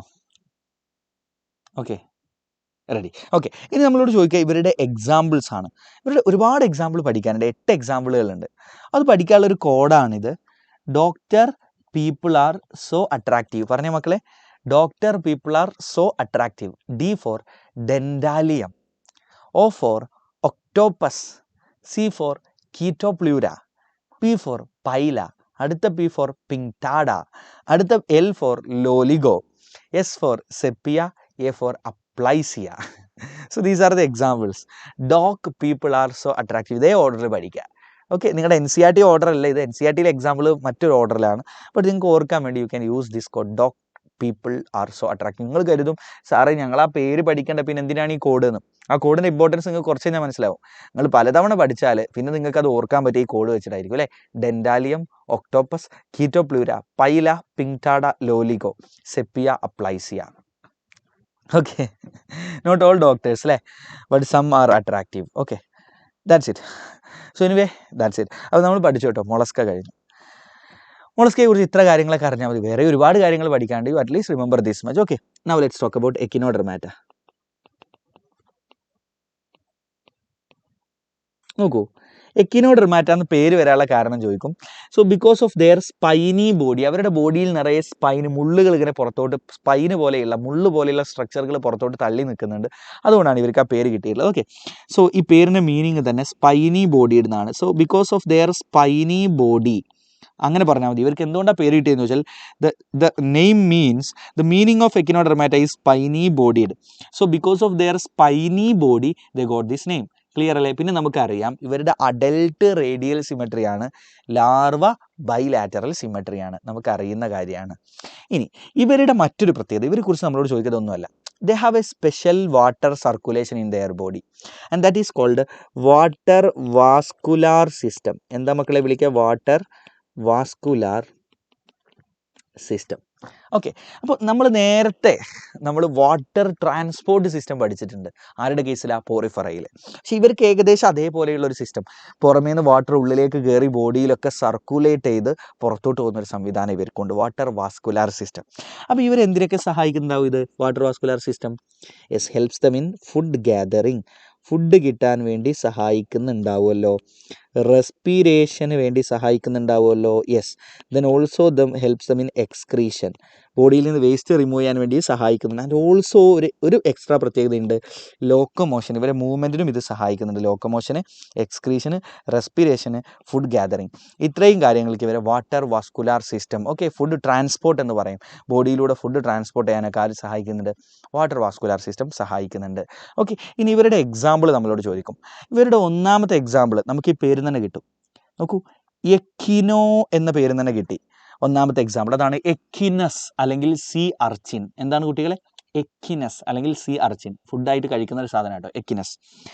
പിന്നെ ബാക്കി നിങ്ങൾക്ക് ഓർക്കാൻ ഒരു code പറഞ്ഞുതരാം, ആക്കോ. എന്താണ് കുട്ടികളെ? ആക്കോ.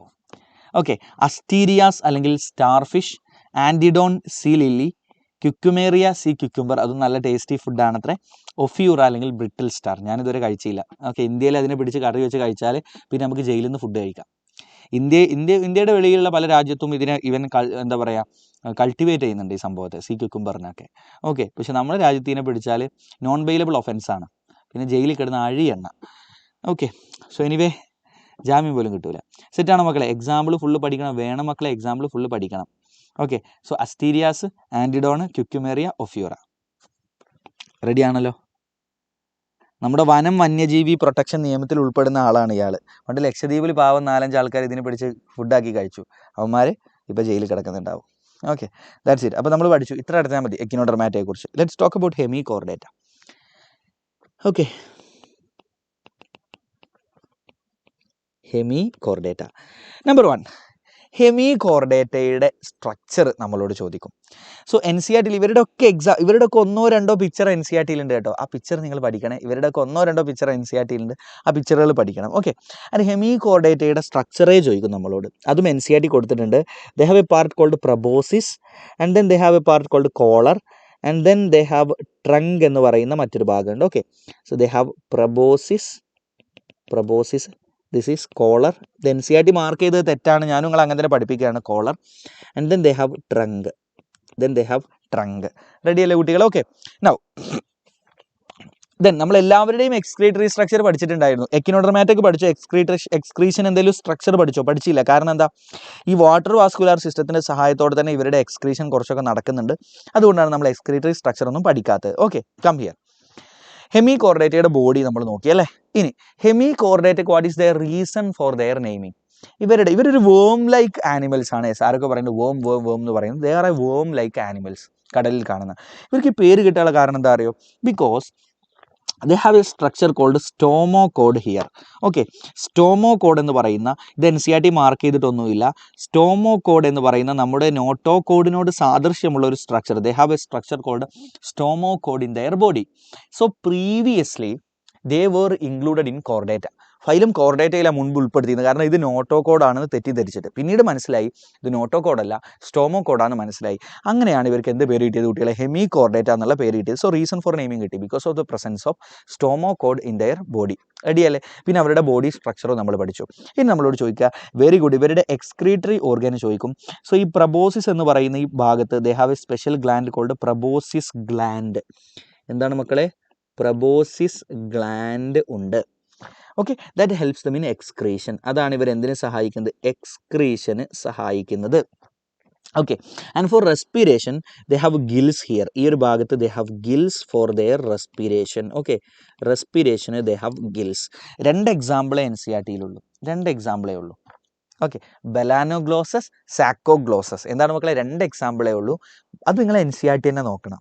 ബലാനോഗ്ലോസസ് അല്ല, ബലാനോഗ്ലോസസ്, പിന്നെ സാക്കോഗ്ലോസസ്. പറഞ്ഞേ, ബലാനോഗ്ലോസസ് ആൻഡ് സാക്കോഗ്ലോസസ്. അതോടെ ഹെമികോർഡേറ്റ കഴിഞ്ഞു.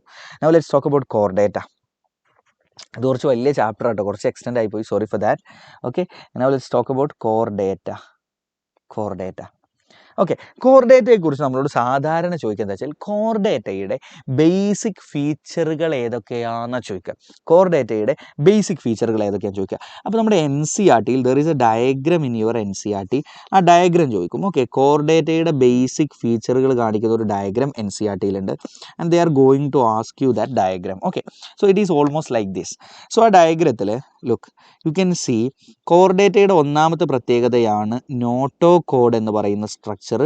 ആ നോട്ടോകോഡിന് മുകളിലായിട്ട് ഒരു ഹോളോ നെർവ് കോഡും ഉണ്ടാകും. Okay, so this is hollow ആയിട്ടുള്ള നെർവ് കോഡാണ്. അതിൻ്റെ തൊട്ടടിയിലായിട്ട് they have a structure called notochord. This is notochord. ഇത് ഹോളോ അല്ല, സോളിഡ് ആണ്, ഉള്ളു പൊള്ളയല്ല. ഓക്കെ, ഹോളോ എന്ന് പറഞ്ഞാൽ ഉള്ളു പൊള്ളയായിട്ടുള്ളത്. ഓക്കെ, സോ ഇത് ഉള്ളു പൊള്ളയല്ല.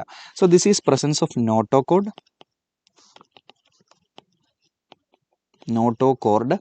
ആൻഡ് ലുക്ക് ഇത് ബോഡിയുടെ ഡോർസൽ സൈഡാണ്, മുകൾ ഭാഗം ഡോർസൽ സൈഡാണ്. So this is dorsal hollow nerve cord. നോട്ടോകോഡിന് CHORD ആണ് ഇടുക, നെർവ് കോഡ്. ഓക്കെ, അത് അങ്ങനെയാണ് പറയാം. So they have dorsal hollow nerve cord, notochord. And then നോക്കൂ, ഈ ഒരു ഭാഗത്തായിട്ട് ഇവരുടെ മൗത്ത് വരിക. നമ്മുടെയൊക്കെ മൗത്ത് ഈ ഭാഗമാണ്. ആൻഡ് ദെൻ ഈ ഫാരിങ്സിൻ്റെ ഭാഗത്ത് ഗിൽ സ്ലിറ്റ്സ് കാണാൻ പറ്റും, ഗില്ലിൻ്റെ ഓപ്പണിങ്സ് കാണാൻ പറ്റും. ക്ലിയർ അല്ലേ? 2 സൈഡിലും കാണാൻ പറ്റും. Paired pharyngeal gill slits. ഫാരിങ്സിൽ 2 സൈഡിലും പെയറായിട്ട് ഇരിക്കുന്ന ഗില്ലിൻ്റെ സ്ലിറ്റ് എന്നാണ് ഓപ്പണിങ്സ് കാണാൻ പറ്റും. ക്ലിയർ അല്ലേ? So this is paired pharyngeal gill slits കാണാൻ പറ്റും. ഓക്കെ, അപ്പോൾ നമ്മുടെ മൗത്ത് ഇതാ ഫാരിങ്സ് എന്ന് പറയുന്ന ഭാഗമാണിത്. അങ്ങനെ നമ്മുടെ മറ്റ് ആമാശയവും ഭാഗമൊക്കെ ഇവിടെ ഉണ്ട്. അവസാനം നമ്മുടെ എയ്നസ്. ഓക്കെ, എയ്നസ് എന്ന് പറഞ്ഞാൽ ഫുഡ് പുറത്തോട്ട് പോകുന്ന ഓപ്പണിംഗ് ആണ് ഇവിടെ ഉണ്ടാവുക. അപ്പോൾ എയ്നസിന് ശേഷം ഇവിടെ ഇത്രയും ഭാഗമില്ലേ? സോ എയ്നസിന് ശേഷമുള്ളതിന് പോസ്റ്റ് എന്നാണ് പറയുക. പോസ്റ്റ് എയ്നസ് എന്ന് പറഞ്ഞാൽ നമ്മുടെ ഫുഡ് വേസ്റ്റ് ഒക്കെ പുറം തള്ളപ്പെടുന്ന ഒരു ഓപ്പണിംഗ് അല്ലേ, ദാറ്റ് ഈസ് എയ്നസ് ബാക്കിലുള്ള. അപ്പം എയ്നസിന് ശേഷമുള്ള ഭാഗം പോസ്റ്റ് എയ്നൽ ടെയിൽ. എന്താ വിളിക്കുക മക്കളെ? Post anal tail. റെഡിയാണോ? അപ്പോൾ ഇത്രയും ഭാഗമാണ് കോർഡേറ്റകളുടെ ബേസിക് ആയിട്ടുള്ള ഫീച്ചറുകൾ എന്ന് പറയുന്നത്.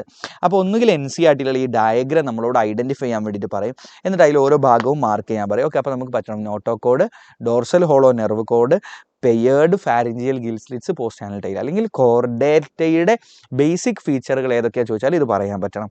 ഇനി മൂന്നാമത്തെ ചോദ്യം, what are the differences between chordates and non-chordates? അല്ലെങ്കിൽ നിങ്ങൾ ചോദിക്കും write any 4 differences between chordates and non-chordates. അപ്പോൾ നിങ്ങൾക്ക് പറയാം chordates have notochord. non-chordate അല്ലെങ്കിൽ non-chordates എന്ന് പറഞ്ഞാൽ കോർഡേറ്റ അല്ലാത്ത ബാക്കി എല്ലാവരെയും ഒന്നിച്ച് പറയുന്നതാണ് non-chordates. നോ നോട്ടോകോഡ്, അയാൾക്ക് നോട്ടോകോഡിലെ ഒന്നാമത്തെ വ്യത്യാസം. ഇനി നോട്ടോകോഡിന് paired pharyngeal gill slits are present, അപ്പുറത്തോ ആബ്സെൻറ്റ്. രണ്ടാമത്തെ വ്യത്യാസമായില്ലേ? മൂന്നാമത്തെ വ്യത്യാസം പോസ്റ്റ് ആനൽ ടെയിൽ പ്രസൻറ്റ്, അപ്പുറത്ത് ആബ്സെൻറ്റ്. നാലാമത്തെ വ്യത്യാസമായില്ലേ? ഇനി nerve cord is dorsal and hollow. നോക്ക്, nerve cord is dorsal and hollow. അപ്പുറത്ത് എന്താ എഴുതുക? നെർവ് കോഡീസ് ഓപ്പോസിറ്റ്, ഡോർസലിന്റെ ഓപ്പോസിറ്റ് എന്താ? Ventral and solid. ഉള്ളു പൊള്ളയാണ് എന്നുള്ളതിന് ഹോളോ എന്ന് പറയും, അല്ലാത്തതിന് സോളിഡ് എന്ന് പറയും. ഇതൊക്കെ ഭയങ്കര സിമ്പിൾ ആയിട്ട് നിങ്ങൾക്ക് വേറെ എവിടെ നിന്നും കിട്ടൂല ഈ ടിപ്പൊന്നും. ഈ 3 തരത്തിലുള്ള ചോദ്യങ്ങൾ ഈ ഒരൊറ്റ പിക്ചർ നിങ്ങൾക്ക് ആൻസർ ചെയ്യാൻ പറ്റും. നിങ്ങൾ നോക്കിക്കോ, പ്രീവിയസ് ഇയർ ക്വസ്റ്റ്യൻസ് നോക്കിയൊക്കെ പല തവണ റിപ്പീറ്റ് ചെയ്തൊരു സംഭവമാണിത്. Okay, I hope it is clear. റെഡിയാണോ? Okay, I hope it is clear. Okay, ശരി, സെറ്റ്. അപ്പോൾ അത് കഴിഞ്ഞു കേട്ടോ. ഇനി നമ്മളോട് ചോദിക്കുക കോർഡേറ്റയുടെ ക്ലാസിഫിക്കേഷൻ ആണ്. Okay, phylum Chordata is classified into 3 subphyla. 3 സബ് ഫൈലങ്ങളാക്കി മാറ്റിയിട്ടുണ്ട്. നോക്കൂ, ദിസ് ഈസ് ഫൈലം കോർഡേറ്റ. അതിനെ 3 സബ് ഫൈലങ്ങളാക്കി മാറ്റിയിട്ടുണ്ട്. സബ് ഫൈലം ഒന്നാമത്തെ ആളാണ് യൂറോ കോർഡേറ്റ. എന്താണ് യൂറോ കോർഡേറ്റ? രണ്ടാമത്തെ ആളാണ് സെഫലോ കോർഡേറ്റ. പറഞ്ഞേ, സെഫലോ കോർഡേറ്റ. മൂന്നാമത്തെ ആളാണ് വെർട്ടിബ്രേറ്റ. എന്താണ് മക്കളെ? Vertebrata. Okay, so you have Urochordata, Cephalochordata, Vertebrata. യൂറോ കോർഡേറ്റയുടെ പ്രത്യേകത എന്താണെന്ന് വെച്ച് കഴിഞ്ഞാൽ notochord is present only in larval tail. നോക്കൂ, ലാർവൽ സ്റ്റേജിൽ മാത്രമേ യൂറോ കോർഡേറ്റയിൽ നിങ്ങൾക്ക് നോട്ടോകോഡ് കാണാൻ പറ്റുള്ളൂ. Now, in cephalochordata, notochord present throughout life. ജീവിതകാലം മുഴുവൻ നോട്ടോകോഡ് കാണാൻ പറ്റും. But in Vertebrata notochord is present only during embryonic life. ഗർഭാശയത്തിൽ ജീവിക്കുന്ന സമയത്ത് മാത്രമേ നമുക്കൊക്കെ നോട്ടോകോഡ് ഉള്ളൂ. Then it is replaced by, നമ്മൾ ജനിച്ച് പുറത്തോട്ട് എത്തുമ്പോഴത്തേക്ക് it is replaced by vertebral column. ആ നോട്ടോകോഡിന് പകരം നമുക്ക് വെർട്ടിബ്രൽ കോളം എന്ന് പറയുന്ന നട്ടെല്ല് വളരാൻ തുടങ്ങും. അങ്ങനെ നട്ടെല്ലുള്ള ജീവികളായതുകൊണ്ടാണ് നമ്മൾ, അല്ലേ, നട്ടെല്ലുള്ള ആളുകളായതുകൊണ്ട് നമ്മൾ വെർട്ടിബ്രേറ്റ എന്ന് വിളിക്കുന്നത്. ക്ലിയർ ആണോ? So notochord is present only in larval tail. മറ്റേ notochord is present throughout life. Notochord is only present in embryonic life. It is replaced by vertebral column in adult. റെഡിയാണോ മക്കളെ? റെഡിയാണെന്ന് comment ചെയ്തേ. റെഡിയാണോ? Okay, ഇനി നമ്മളോട് ഇതിൻ്റെ example ചോദിക്കും. Okay, euro കോർഡേറ്റയുടെ 3 example പഠിക്കാനുണ്ട്. ഒന്നാമത്തെ ആളാണ് അസിഡിയ. അതിൻ്റെ പിക്ചറും NCERT തന്നിട്ടുണ്ട് കേട്ടോ. മറ്റൊരു എക്സാമ്പിളാണ് സാൽപ്പ. മറ്റൊരു എക്സാമ്പിളാണ് ഡോളിയോലം.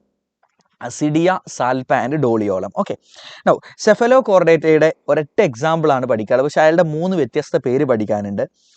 ബ്രാങ്കിയോസ്റ്റോമ, അല്ലെങ്കിൽ ആംഫിയോക്സസ്, അല്ലെങ്കിൽ ലാൻസ്ലെറ്റ്. 3 പേര്, ഒരേ ആളുടെ 3 പേര്. ബ്രാങ്കിയോസ്റ്റോമ, ആംഫിയോക്സസ്, അല്ലെങ്കിൽ ലാൻസ്ലെറ്റ്. 3 ഒരേ ആളാണ്, അയാളുടെ വ്യത്യസ്ത പേരാ. ഇവിടെയോ അങ്ങനെയല്ല, 3 ആളുകളാ. അസിഡിയ, സാൽപ്പ, ഡോളിയോലം. ഓക്കെ, ഇനി വെർട്ടിബ്രേറ്റയെ കുറിച്ച് നമുക്ക് വിശദമായിട്ട് പഠിക്കാനുണ്ട്. സബ് ഫൈലം വെർട്ടിബ്രേറ്റ, അത് നമ്മളോട് ഇതും ചോദിക്കാറുണ്ട് സ്ഥിരമായിട്ട്. സബ് ഫൈലം വെർട്ടിബ്രേറ്റയെ നമ്മൾ നോക്കൂ കുട്ടികളെ, ക്ലിയർ ആണ്? ഇതുവരെ പറഞ്ഞ കാര്യങ്ങൾ റെഡിയാണോ? റെഡിയല്ലേ? ഓക്കെ, സബ് ഫൈലം വെർട്ടിബ്രേറ്റയെ നമ്മൾ 2 ഡിവിഷൻ ആക്കി മാറ്റിയിട്ടുണ്ട്. ഒന്നാമത്തെ ഡിവിഷനാണ് ഡിവിഷൻ അഗ്നാത്ത. എന്താണ് മക്കളെ? ഒന്നാമത്തെ ഡിവിഷനാണ് ഡിവിഷൻ അഗ്നാത്ത. രണ്ടാമത്തെ ഡിവിഷനാണ് ഡിവിഷൻ നാത്തോസ്റ്റൊമാറ്റ. എന്താണ്? ഡിവിഷൻ അഗ്നാത്തയും ഡിവിഷൻ നാത്തോസ്റ്റൊമാറ്റയും. Okay, so we have Agnatha and Gnathostomata. Set അല്ലേ? ഓക്കെ, നൗ അഗ്നാത്ത എന്ന് പറഞ്ഞാൽ വിത്തൗട്ട് ജോ ഇല്ലാത്ത ആളുകളാണ്, അല്ലെങ്കിൽ ലാക്ക് ജോ. ഓക്കെ, ലാക്ക് എന്ന് പറഞ്ഞാൽ ഇല്ല, LACK. ഓക്കെ, ലാക്ക് ജോ, താടിയെല്ല് ഇല്ലാത്ത ആളുകളാണ്. ഇവന്മാരോ? ദേ ബെയർ ജോ. ഓക്കെ, താടിയെല്ലുള്ള ആളുകളെയാണ് നാത്തോസ്റ്റൊമാറ്റ ഗ്രൂപ്പിൽ ഉൾപ്പെടുത്തിയിട്ടുള്ളത്. ഈ അഗ്നാത്ത എന്ന് പറയുന്ന ഡിവിഷനകത്ത് ഒരൊറ്റ ക്ലാസ്സേ ഉള്ളൂ. That is class Cyclostomata. എന്താ മക്കളെ? Class Cyclostomata. ഓക്കെ, നാത്തോസ്റ്റൊമാറ്റ എന്ന് പറയുന്ന ഡിവിഷൻ ഉണ്ടല്ലോ, അതിനെ നമ്മൾ 2 സൂപ്പർ ക്ലാസ് ആക്കി മാറ്റിയിട്ടുണ്ട്. ഒന്നാമത്തെ സൂപ്പർ ക്ലാസ് ആണ് ഇത്, ഇതേപോലെ പഠിക്കണം, സൂപ്പർ ക്ലാസ് പിസസ്. ആൻഡ് അടുത്ത സൂപ്പർ ക്ലാസ് ആണ് ടെട്രാപോഡ. എന്താണ്? അടുത്ത സൂപ്പർ ക്ലാസ് ആണ് ടെട്രാപോഡ. പിസ്കസ് എന്നാണ് എഴുതുക, പിസസ് എന്നാണ് നമ്മൾ വായിക്കുക. Okay, so we have Pisces and Tetrapoda. Athul sir, story of studying motivation വേണമെന്നാണ് നിങ്ങൾ പറയുന്നത്. എടാ, പരീക്ഷ അടുത്ത് ഇത്രയും സമയം ഞാൻ ഇത്രയും കാര്യങ്ങൾ പറഞ്ഞു, എന്നിട്ട് ഒന്നും എൻ്റെ കുട്ടികൾ മോട്ടിവേറ്റ് ആവണില്ലെങ്കിൽ എനിക്കറിയില്ല നിങ്ങൾ എന്താ ഉദ്ദേശിച്ചതെന്ന്. ഒക്കെ കേട്ടിട്ടും കുത്തിയിരുന്ന് പഠിക്കണം എഫേർട്ട് ഇടണം എന്ന് തോന്നുന്നില്ലെങ്കിൽ നിങ്ങൾക്ക് സീരിയസ് ആയിട്ട് എന്തോ തകരാറുണ്ട്. നിങ്ങൾക്ക് ഇനി മോട്ടിവേഷൻ വേണ്ട. മനസ്സിലായില്ലേ? സീരിയസ് ആയിട്ട് എന്തോ പ്രശ്നമുണ്ട് എന്നാണ് നിങ്ങൾ മനസ്സിലാക്കേണ്ടത്. ഞാൻ അങ്ങനെ പറയില്ല. ഇനി നിങ്ങൾ ഇതിൽ കൂടുതലൊന്നും ഒരാൾ മോട്ടിവേറ്റ് ആവാനില്ല. ഇത്രയൊക്കെയാണ്. പരീക്ഷ അടുത്തു. എന്നിട്ട് നിങ്ങൾക്ക് പഠിക്കാൻ പറ്റില്ല, പഠിക്കാൻ തോന്നുന്നില്ലെങ്കിൽ ഓക്കെ, ദാറ്റ്സ് യുവർ ഫെയ്റ്റ് എന്ന് വിചാരിക്കാനേ നിവർത്തിയുള്ളൂ. ഞാൻ അങ്ങനെ പറഞ്ഞതല്ല കേട്ടോ, ഞാൻ റിയാലിറ്റിയാണ് പറയുന്നത്. ഓക്കെ, സോ ലുക്ക്, പീസസ് എന്ന് പറയുന്ന സൂപ്പർ ക്ലാസ്സിൽ 2 ക്ലാസ്സുകളുണ്ട്. ഓക്കെ, ഈ പീസസ് എന്ന് പറയുന്ന സൂപ്പർ ക്ലാസ്സിനകത്ത് 2 ക്ലാസ്സുകളുണ്ട്. ഓക്കെ, ഏതൊക്കെയായിരുന്നു? Class Chondrichthyes. നോക്കടാ, കോൺട്രിച്ച് തൈസ് എന്നാണ് എഴുതുക, കോൺട്രിത്തൈസ് എന്നാണ് വായിക്കേണ്ടത്. They are otherwise called cartilaginous fishes. രണ്ടാമത്തെ ആളാണ് ഒസ്റ്റീച്ച് തൈസ് എന്ന് വായിക്കും, അല്ലെങ്കിൽ ബോണി ഫിഷസ്. ഇനി ടെട്രാപോഡയിൽ 4 ക്ലാസ് അല്ലേ? ഏതൊക്കെയാ? Amphibia, number 2 Reptilia, number 3 Aves, number 4 mammals അല്ലേ? നമ്പർ 4 മാമൽസ് അല്ലേ? 4 ക്ലാസ്സുകൾ: Amphibia, Reptilia, Aves and mammals. Set അല്ലേ? Amphibia, Reptilia, Aves and mammals അല്ലെങ്കിൽ മമേലിയ അല്ലേ? That's it. അപ്പോൾ ഇത്രയാണ് ഈ ഒരു ക്ലാസിഫിക്കേഷൻ. 2 മാർക്കിനെ ചോദിക്കുക. ഇതിൽ ഏതെങ്കിലുമൊക്കെ അവർ വിട്ടുതരും. ഓക്കെ, ഏതെങ്കിലും ഒന്ന് വിട്ടിട്ട്, ഇപ്പോൾ അജ്ഞാത ചിലപ്പോൾ ഒഴിവാക്കിയിട്ടുണ്ടാവും, ആംഫീബിയ ഒഴിവാക്കിയിട്ടുണ്ടാവും, അങ്ങനെ ഏതെങ്കിലുമൊക്കെ വിട്ടിട്ട് ഫിൽ ദ ബ്ലാങ്ക്സ് എന്ന് പറഞ്ഞുകൊണ്ട് നമ്മളോട് ചോദിക്കും. റെഡി അല്ലേ മക്കളെ? ഓക്കെ, ഇനി നമ്മളോട് ഇവിടെ ചോദിക്കുന്നതാണ്, what are the differences between Chondrichthyes and Osteichthyes? കോൺട്രിത്തൈസും ഒസ്റ്റീത്തൈസും തമ്മിലുള്ള വ്യത്യാസം എന്താണെന്ന് ചോദിക്കും. ഓക്കെ, സോ ലുക്ക്, കോൺട്രിത്തൈസ് എന്ന് പറഞ്ഞാൽ എന്താ കുട്ടികളെ? കാർട്ടിലേജിനസ് ഫിഷസ് ആണ് അല്ലേ? കാർട്ടിലേജിനസ് ഫിഷസ് ആണ്. Okay, so the first difference is, look, ആ പേര് തന്നെ കിട്ടും, കാർട്ടിലേജിനസ് ഫിഷസ് ആണ് കോൺട്രിത്തൈസ്. ഓക്കെ, മറ്റേ ആളോ? ഒസ്റ്റീത്തൈസോ? ബോണി ഫിഷസ് ആണ്.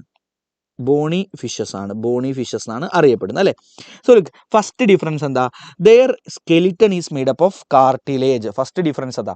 Skeleton is made up of cartilage. ഇവരുടെ കേസിലോ സ്കെലിറ്റൺ എന്ന് പറഞ്ഞാൽ അസ്ഥി. Okay, skeleton is made up of bone. First വ്യത്യാസമായല്ലോ, ഫസ്റ്റ് വ്യത്യാസമായി. രണ്ടാമത്തെ വ്യത്യാസം നോക്കൂ കുട്ടികളെ, നോക്കൂ, ഈ കോൺട്രിത്തൈസിൻ്റെ കേസിൽ ഇവരുടെ ബോഡിയിൽ എയർ ബ്ലാഡർ ഉണ്ടാവില്ല. പഠിച്ചോ? എയർ ബ്ലാഡർ, എയർ ഫില്ല് ചെയ്തിരിക്കുന്ന ക്യാവിറ്റികൾ ബോഡിയിൽ ഉണ്ടാവില്ല. അതേസമയത്ത് ഒസ്റ്റീത്തൈസിന് air bladder, they have air bladder in their ബോഡിയിൽ എയർ ഫില്ല് ചെയ്തിരിക്കുന്ന സ്പേസുകളുണ്ട്. So look, no air bladder. ഇയാൾക്കോ എയർ ബ്ലാഡർ ഉണ്ട്, എയർ ബ്ലാഡർ പ്ലസ്, ഇയാൾക്ക് എയർ ബ്ലാഡർ മൈനസ്. ഇയാൾക്ക് എയർ ബ്ലാഡർ ഇല്ലാത്തത് കൊണ്ട് തന്നെ ഇത് പരീക്ഷയ്ക്ക് വേറൊരു ക്വസ്റ്റ്യൻ ആയിട്ട് ചോദിക്കാറുണ്ട്. അതുകൊണ്ടാണ് ഞാൻ ഇതേ പോയിന്റ് പഠിപ്പിച്ചത്. Need to swim constantly. ഇയാൾ കോൺസ്റ്റൻ്റ് ആയിട്ട് മുഴുവൻ സമയം നീന്തിക്കൊണ്ടേ ഇരിക്കണം. In order to avoid sinking, അല്ലെങ്കിൽ താഴ്ന്നു പോകും. കാരണം മറ്റേ ആൾ താഴ്ന്നു പോകില്ല, അയാളുടെ ബോഡിയിൽ എയറുടെ ഒരു ക്യാവിറ്റി ഉണ്ട്, അപ്പോൾ വെള്ളത്തിൽ പൊന്തി തന്നെ നിന്നോളും. പക്ഷെ താഴ്ന്നു പോവും ആര്? കോൺട്രിത്തൈസ് താഴ്ന്നു പോവും കോൺസ്റ്റൻ്റ് ആയിട്ട് സ്വിം ചെയ്തില്ലെങ്കിൽ. Okay, I hope it is clear. അപ്പോൾ നമ്മൾ അത് പഠിച്ചു. Okay, then they have placoid scales. Okay, ഇവരുടെ ബോഡിയിൽ പ്ലാക്കോയിഡ് സ്കെയിൽസ് എന്നറിയപ്പെടുന്ന ചെതുമ്പലുകളാണ് ഉണ്ടാവുക, ചെറിയ ചെതുമ്പലുകളാണ്. അതേസമയത്ത് ഒസ്റ്റീത്തൈസിന് സൈക്ലോയിഡ് സ്കെയിലുകളാണ്. എന്താണ് കുട്ടികളെ? സൈക്ലോയിഡ് സ്കെയിൽസ് ആണ് ഉണ്ടാവുക. ഇനി കോൺട്രിത്തൈസിൻ്റെ പ്രത്യേകത സ്രാവുകളാണ്. സ്രാവുകളുടെ ചിത്രം കണ്ട ആളുകൾക്ക് അറിയാം, 2 സൈഡിലും നിങ്ങൾക്ക് ഇങ്ങനെ ഗില്ലിൻ്റെ ഓപ്പണിങ്സ് കാണാൻ പറ്റും അല്ലേ? സ്രാവിൻ്റെ ചിത്രം നിങ്ങൾ കണ്ടിട്ടുണ്ടെങ്കിൽ നിങ്ങളുടെ NCERT കൊടുത്തിട്ടുണ്ട്, ഗില്ലിൻ്റെ ഓപ്പണിങ്സ് കാണാൻ പറ്റും. അതേസമയത്ത് ഒസ്റ്റീത്തൈസിന് ഗിൽസിൻ്റെ ഓപ്പണിങ്സ് കാണാൻ പറ്റില്ല. കാരണം ദേ have A covering over that. ആ ഗില്ലിൻ്റെ ഓപ്പണിങ്ങിൻ്റെ മുകളിലായിട്ട് കവറിങ് ഉണ്ട്, ദറ്റ് ഈസ് ഒപ്പർകുലം. എന്താണ്? ഒപ്പർകുലം. ഓക്കെ, സോ ഇയാൾക്ക് ഒപ്പർകുലം, ഗില്ലിൻ്റെ കവറിങ് പ്രസൻ്റ് ആണ്, ഇയാൾക്ക് ആബ്സെൻ്റ് ആണ്. ഒപ്പർകുലം എന്ന് പറഞ്ഞാൽ ഗിൽ കവറിങ്. ക്ലിയർ ആണോ കുട്ടികളെ? Hope it is clear. ഗില്ലിൻ്റെ കവറിങ് ക്ലിയർ ആണ്. സാർ വെള്ളം കുടി. ഓക്കെ, ഗില്ലിൻ്റെ കവറിങ് ഉണ്ട്. Thank you. ഓക്കെ, റെഡിയല്ലേ? നീ പറ അപ്പോസ്. ഒന്നും പറയാനില്ല, ഇറങ്ങിപ്പോടാ. വെറുതെ എവിടെ നിന്നാ നീ പറ, ആ പറ എന്നൊക്കെ പറഞ്ഞ് വർത്താനം പറഞ്ഞിരിക്കുക, പിള്ളേരെ പഴിപ്പിക്കാൻ. Okay, set. ആ റോളക്സിന് എന്നോട് സ്നേഹമുള്ളൂ, സാർ വെള്ളം കുടിയെന്ന് പറയുന്നുണ്ട്. നല്ല ദാഹം. സാർ കൂടുതൽ ക്വസ്റ്റ്യൻസ് അല്ല, ക്വസ്റ്റ്യൻ ലൈവ് നമ്മൾ വേറെ തന്നെ ചെയ്യും. പനിയല്ലേ? മെഡിസിൻ കഴിച്ചോ? മെഡിസിനൊക്കെ ഞാൻ രാവിലെ തന്നെ കഴിച്ചിട്ടുണ്ട്. സാർ മടുത്തോ ചോദിക്കുന്നുണ്ട്. ഇല്ല, നമുക്ക് ഈ ചാപ്റ്റർ തീർത്തിട്ട് ഒരു ചെറിയ റെസ്റ്റ് എടുക്കാം, എന്നിട്ട് അടുത്ത ചാപ്റ്ററിലേക്ക് പോകാം. സാറിൻ്റെ ഏജ് എത്ര? 26 വയസ്സായടാ. ബ്രേക്ക് വേണം, എടുക്കണേ എനിക്ക് ബ്രേക്ക് വേണ്ട, പിന്നെ കേൾക്കുന്ന നിങ്ങൾക്ക് ബ്രേക്ക്. ഓടാ അവിടുന്ന്. അപ്പോൾ തീരും. നമ്മൾ പറഞ്ഞതിനേക്കാളും ഏകദേശം 15 മിനിറ്റോളം കൂടിയിട്ടുണ്ട് ഓൾറെഡി. ബട്ട് നിങ്ങൾക്കറിയാം ദിസ് ഈസ് ലാർജസ്റ്റ് ചാപ്റ്റർ, അപ്പോൾ അതിൻ്റെ ഒരു ബുദ്ധിമുട്ടുണ്ടാവും. Okay, that's it. അപ്പോൾ നമ്മൾ കോൺട്രക്ടൈസ് ഓസ്റ്റിറ്റൈസ് നമ്മൾ ഒരുപാട് വ്യത്യാസമുണ്ട്. At least you study this much. പിന്നെ എക്സാമ്പിൾ ചോദിക്കും. കോൺട്രക്ടൈസിൻ്റെ ഒരുപാട് എക്സാമ്പിൾ NCERT തന്നിട്ടുണ്ട്, ഓസ്റ്റിറ്റൈസിൻ്റെ ഒരുപാട് എക്സാമ്പിൾ NCERT തന്നിട്ടുണ്ട്. മസ്റ്റായിട്ട് പഠിച്ചിരിക്കണം. ഓക്കെ, കോൺട്രക്ടൈസിൻ്റെ ഒരുപാട് എക്സാമ്പിൾ, പ്രിസ്റ്റിസ് അല്ലെങ്കിൽ സോ ഫിഷ്, ഓക്കെ, കാർക്കാരോഡോൺ അല്ലെങ്കിൽ great white shark, Scoliodon dogfish, അതുപോലെ തന്നെ ടോർപിഡോ ആൻഡ് ട്രൈഗൺ. ടോർപിഡോ എന്ന് പറഞ്ഞാൽ ഇലക്ട്രിസിറ്റി ഉണ്ടാക്കാൻ കഴിവുള്ള ആളാണ് ടോർപിഡോ, ഇലക്ട്രിക് റേ എന്ന് പറയും. ട്രൈഗൺ ഈസ് സ്റ്റിങ്ങിങ് റേ അല്ലെങ്കിൽ സ്റ്റിങ് റേ ആണ് ട്രൈഗൺ. ഓക്കെ, നമ്മളെ കുത്തി പരിക്കേൽപ്പിക്കാൻ കഴിവുള്ള തിരണ്ടിയാണ് ട്രൈഗൺ അല്ലെങ്കിൽ സ്റ്റിങ് റേ. ടോർപിഡോ എന്ന് പറഞ്ഞാൽ ഇലക്ട്രിക് റേ. പറഞ്ഞ മക്കളെ, ടോർപിഡോ എന്ന് പറഞ്ഞാൽ എന്താ? Electric ray. ക്ലിയർ ആണ് കുട്ടി? ഇലക്ട്രിസിറ്റി ഉണ്ടാക്കാൻ കഴിവുള്ള തിരണ്ടികളാണ് ടോർപിഡോ, TORPEDO. ഓക്കെ, ട്രൈഗൺ എന്ന് പറഞ്ഞാൽ TRYGON, Trygon. Okay, and then we have Scoliodon അല്ലെങ്കിൽ dogfish, Carcharodon great white shark, Pristis അല്ലെങ്കിൽ സോ ഫിഷ്. ഇത്രയും എക്സാമ്പിൾ ഉണ്ട്, എൻ്റെ കുട്ടികൾ പറ്റുമെങ്കിൽ പഠിക്കുക കേട്ടോ. ഓക്കെ, ഇനി ഒസ്റ്റിറ്റൈസിൻ്റെ ഒരുപാട് എക്സാമ്പിൾ NCERT തന്നിട്ടുണ്ട്. അതിൽ ഫ്രഷ് വാട്ടറിലുള്ള ആളുകളുണ്ട്, ദെൻ മറൈൻ എൻവയോൺമെൻറ്റിലുള്ള ആളുകളുണ്ട്. മറൈൻ്റെ കുറച്ച് എക്സാമ്പിളുള്ളൂ. എക്സോസീറ്റസ് അല്ലെങ്കിൽ ഫ്ലൈയിങ് ഫിഷ്, ഹിപ്പോ ക്യാമ്പസ് അല്ലെങ്കിൽ സീ ഹോഴ്സ് എന്ന് പറയുന്ന ആൾ. Okay, and then you have അക്വേറിയത്തിൽ ബീറ്റ അല്ലെങ്കിൽ അതുപോലെ തന്നെ angelfish, Pterophyllum angelfish, ഇങ്ങനെ കുറച്ച് എക്സാമ്പിൾ തന്നിട്ടുണ്ട്. അപ്പോൾ അതെന്ത് ചെയ്യുക? ഒന്ന് പഠിക്കുക കേട്ടോ, അതൊന്ന് നോക്കുക. അതങ്ങനെ ഭയങ്കരമായിട്ട് ചോദിക്കാറില്ല, കുറേ എക്സാമ്പിൾസ് ഉണ്ട്. അപ്പോൾ ആ എക്സാമ്പിൾസ് സാധാരണ നമ്മളോട് ജസ്റ്റ് അവർ ചോദിക്കാറുണ്ട്. പറ്റുമെങ്കിൽ ആ എക്സാമ്പിൾസ് കൂടെ നോക്കുക. ഏറ്റവും പ്രോബബിൾ ആയിട്ടുള്ള ക്വസ്റ്റ്യൻ എന്ന് പറയുന്നത് ഡിഫറൻസ് ബിറ്റ്വീൻ ഒസ്റ്റിറ്റൈസ് ആൻഡ് കോൺട്രക്ടൈസ് ആണ് ചോദിക്കാറ്. പിന്നെ NCERT പിക്ചർ തന്ന ആളുകളെ ഐഡൻറ്റിഫൈ ചെയ്യാൻ വേണ്ടിയിട്ട് നമ്മളോട് ചോദിക്കും. റെഡിയല്ലേ മക്കളെ? I hope it is clear. Okay, set. ഏറ്റവും ബേസിക് ആയിട്ട് നിങ്ങൾ ഈ ഒരു കാര്യം പഠിച്ചിരിക്കണം. ഇനി നമുക്ക് ബാക്കിയുള്ള ഓരോരുത്തരെ കുറിച്ചും പഠിക്കണം. ആംഫീബിയകളുടെ കുറച്ച് ഫീച്ചർ, റെപ്റ്റീലിയകളുടെ കുറച്ച് ഫീച്ചർ, എയ്വ്സിൻ്റെ, മാമൽസിൻ്റെ, അതോടെ തീർന്നു. Okay, let's talk about Amphibia. ആംഫീബിയക്ക് ആ പേര് വരാനുള്ള കാരണം എന്താ അറിയോ? They can live in both water and land, both land and water. വെള്ളത്തിലും കരയിലും ജീവിക്കാൻ പറ്റുന്നതുകൊണ്ടാണ് ഇവർക്ക് എന്ത് പേര് കിട്ടിയതാ? ആംഫീബിയ എന്നുള്ള പേര് കിട്ടിയത്. ആംഫീബിയ എന്ന് പറഞ്ഞാൽ ഡുവൽ ലൈഫ് എന്നാണ്, ആ വേർഡിൻ്റെ മീനിങ് തന്നെ ഡുവൽ ലൈഫ് എന്നാണ്. ആംഫീബിയകളെ കുറിച്ച് ഇനി നമുക്ക് ഒരുപാട് ഫീച്ചറുകൾ പഠിക്കാനുണ്ട്. അതൊക്കെ നമ്മൾ ഫ്രോഗിനെ കുറിച്ച് പഠിക്കും. ഫ്രോഗിനെ കുറിച്ച് നിങ്ങൾ പഠിക്കുന്ന ഏതൊരു ഫീച്ചറും നിങ്ങൾക്ക് ആരിലേക്ക് കൊണ്ടുവരാം? ആംഫീബിയയിലേക്ക് കൊണ്ടുവരാം. അപ്പോൾ നിങ്ങൾ എക്സ്ട്രാ ആയിട്ട് ഒന്നും ഇതിനകത്ത് പഠിക്കേണ്ട. ഫ്രോഗിനെ കുറിച്ച് പഠിക്കുമ്പോൾ ഞാൻ ജനറൽ ആയിട്ട് പഠിപ്പിച്ചു തരുന്ന ഏത് പോയിന്റും you can use in amphibia. അത്ര നിങ്ങൾ അറിഞ്ഞാൽ മതി, കൂടുതലായിട്ട് അറിയേണ്ടതില്ല ആംഫീബിയയിൽ.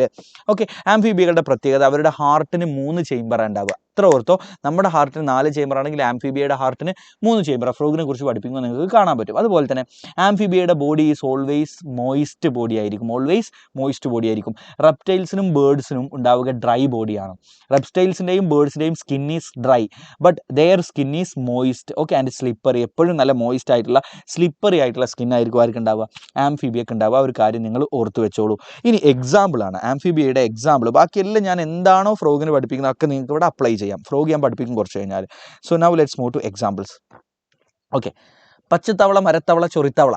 ഓക്കെ, അങ്ങനെ 3 തവളകളുണ്ട്. Okay, so you have Rana, Bufo, പിന്നെ toad. Okay, Rana, Bufo, toad, 3 തരം തവളകൾ. പിന്നെ നമ്മളോട് സാധാരണ ചോദിക്കൽ ഇതൊന്നുമല്ല, ലിംബ്ലെസ് ആംഫീബിയ ആരാന്ന് ചോദിക്കും. ലിംബ് ഇല്ലാത്ത കുരുടി പാമ്പ് എന്ന് മലയാളത്തിൽ പറയുന്ന ആളുണ്ട്, അയാളാണ് ഇത്തിയോഫിസ്. അതാണ് സാധാരണ എപ്പോഴും ചോദിക്കുക. ലിംബ്ലെസ് ആംഫീബിയ ആണ് നമ്മളോട് സാധാരണ ചോദിക്കുക, ഇത്തിയോഫിസ്. ഓക്കെ, ലിംബ്ലെസ് ആംഫീബിയ, അയാളാണ് കുരുടി പാമ്പ് എന്നാണ് മലയാളത്തിൽ ഇയാളെ വിളിക്കുക. ഇത് ഓർത്താൽ മതി. നൗ ലെറ്റ്സ് ടോക്ക് അബൌട്ട് റെപ്റ്റൈൽസിൻ്റെ പ്രത്യേകത, look, their body is dry, body വളരെ ഡ്രൈ ആയിരിക്കും. Their skin is dry with scales, ഇഷ്ടം പോലെ സ്കെയിലുകളുള്ള, ചെതുമ്പലുകളുള്ള ഡ്രൈ സ്കിൻ ആയിരിക്കും ഇവർക്ക് ഉണ്ടാവുക. ദെൻ ഇവരുടെ ഹാർട്ട് എടുത്താൽ 3 chambered or 4 chambered. Okay, heart may be 3 chambered or 4 chambered. ചില ആളുകൾക്ക് 3 ചേംബേർഡ് ആണ്, മഹാഭൂരിഭാഗം ആളുകൾക്കും. പക്ഷേ നമ്മുടെ ക്രോക്കോഡൈലിനെ പോലെയുള്ള, അലിഗേറ്റർ, മുതല, ജീങ്കണ്ണി പോലെയുള്ള ആളുകളുടെ ഹാർട്ടിന് 4 ചേംബറാണ് ഉണ്ടാവുക. ഓക്കെ, ഞാൻ ഇൻ ബിറ്റ്വീൻ സൈക്ലോസ്റ്റൊമാറ്റ നോക്കൂ, നമ്മൾ ക്ലാസ് സൈക്ലോസ്റ്റൊമാറ്റയെ കുറിച്ച് കൂടുതൽ ഡിസ്കസ് ചെയ്തില്ല. ഇയാളുടെ എക്സാമ്പിൾ മാത്രം, ഏറ്റവും മിനിമം ഇയാളുടെ എക്സാമ്പിൾ പഠിച്ചാൽ മതി. കൂടുതൽ ഡീറ്റെയിൽസ് ഇയാളെ കുറിച്ച് ചോദിക്കാറില്ല. ഓക്കെ, സോ സൈക്ലോസ്റ്റൊമാറ്റയുടെ 2 എക്സാമ്പിളാണ് നമുക്ക് പഠിക്കാനുള്ളത് അല്ലേ? Petromyzon Petromyzon or lamprey. അതുപോലെ തന്നെ രണ്ടാമത്തെ എക്സാമ്പിൾ ആണ് Myxine or hagfish. Okay, ആരൊരാൾ ചോദിച്ചു സാർ ക്ലാസ് സൈക്ലോസ്റ്റൊമാറ്റോ സാർ എന്താ പറയാത്തതെന്ന് അല്ലേ. സൈക്ലോസ്റ്റൊമാറ്റോയെ പറ്റി അത്ര അങ്ങ് ചോദിക്കാറില്ല, നമ്മൾ മോസ്റ്റ് ഇമ്പോർട്ടൻറ്റ് കാര്യങ്ങളിലൂടെയാണ് പോകുന്നത്. എക്സാമ്പിൾ ചോദിക്കാറുണ്ട് കേട്ടോ. I M sorry for that, skipping that. Petromyzon or lamprey, Myxine അല്ലെങ്കിൽ ഹാഗ് ഫിഷ്. പറഞ്ഞേ, പെട്രോമൈസൺ അല്ലെങ്കിൽ ലാംബ്രെ, പിന്നെ അതുപോലെ മിക്സിൻ അല്ലെങ്കിൽ ഹാഗ് ഫിഷ്. ഈ രണ്ട് കാര്യങ്ങൾ മാത്രം ഓർത്താൽ മതി. ഓക്കെ, എക്സാമ്പിളുകളായിട്ടുള്ള ഈ രണ്ടെണ്ണം മാത്രം ഓർത്താൽ മതി. I hope it is clear. Okay, come here. നമ്മളിപ്പോൾ എവിടെ എത്തി? റെപ്റ്റൈൽസിനെ കുറിച്ച് ഇതാണ്. നോക്കൂ, ഡ്രൈ ബോഡിയാണ്, ഹാർട്ട് 3 or 4 ചേമ്പേർഡ് ആണ്. വേറൊരു പോയിന്റ് കൂടി ഉണ്ട്, ഞാൻ ലാസ്റ്റ് പറഞ്ഞുതരാം. എല്ലാവർക്കും കോമൺ ആയിട്ടുള്ളതാണ്, ലാസ്റ്റ് പറഞ്ഞുതരാം.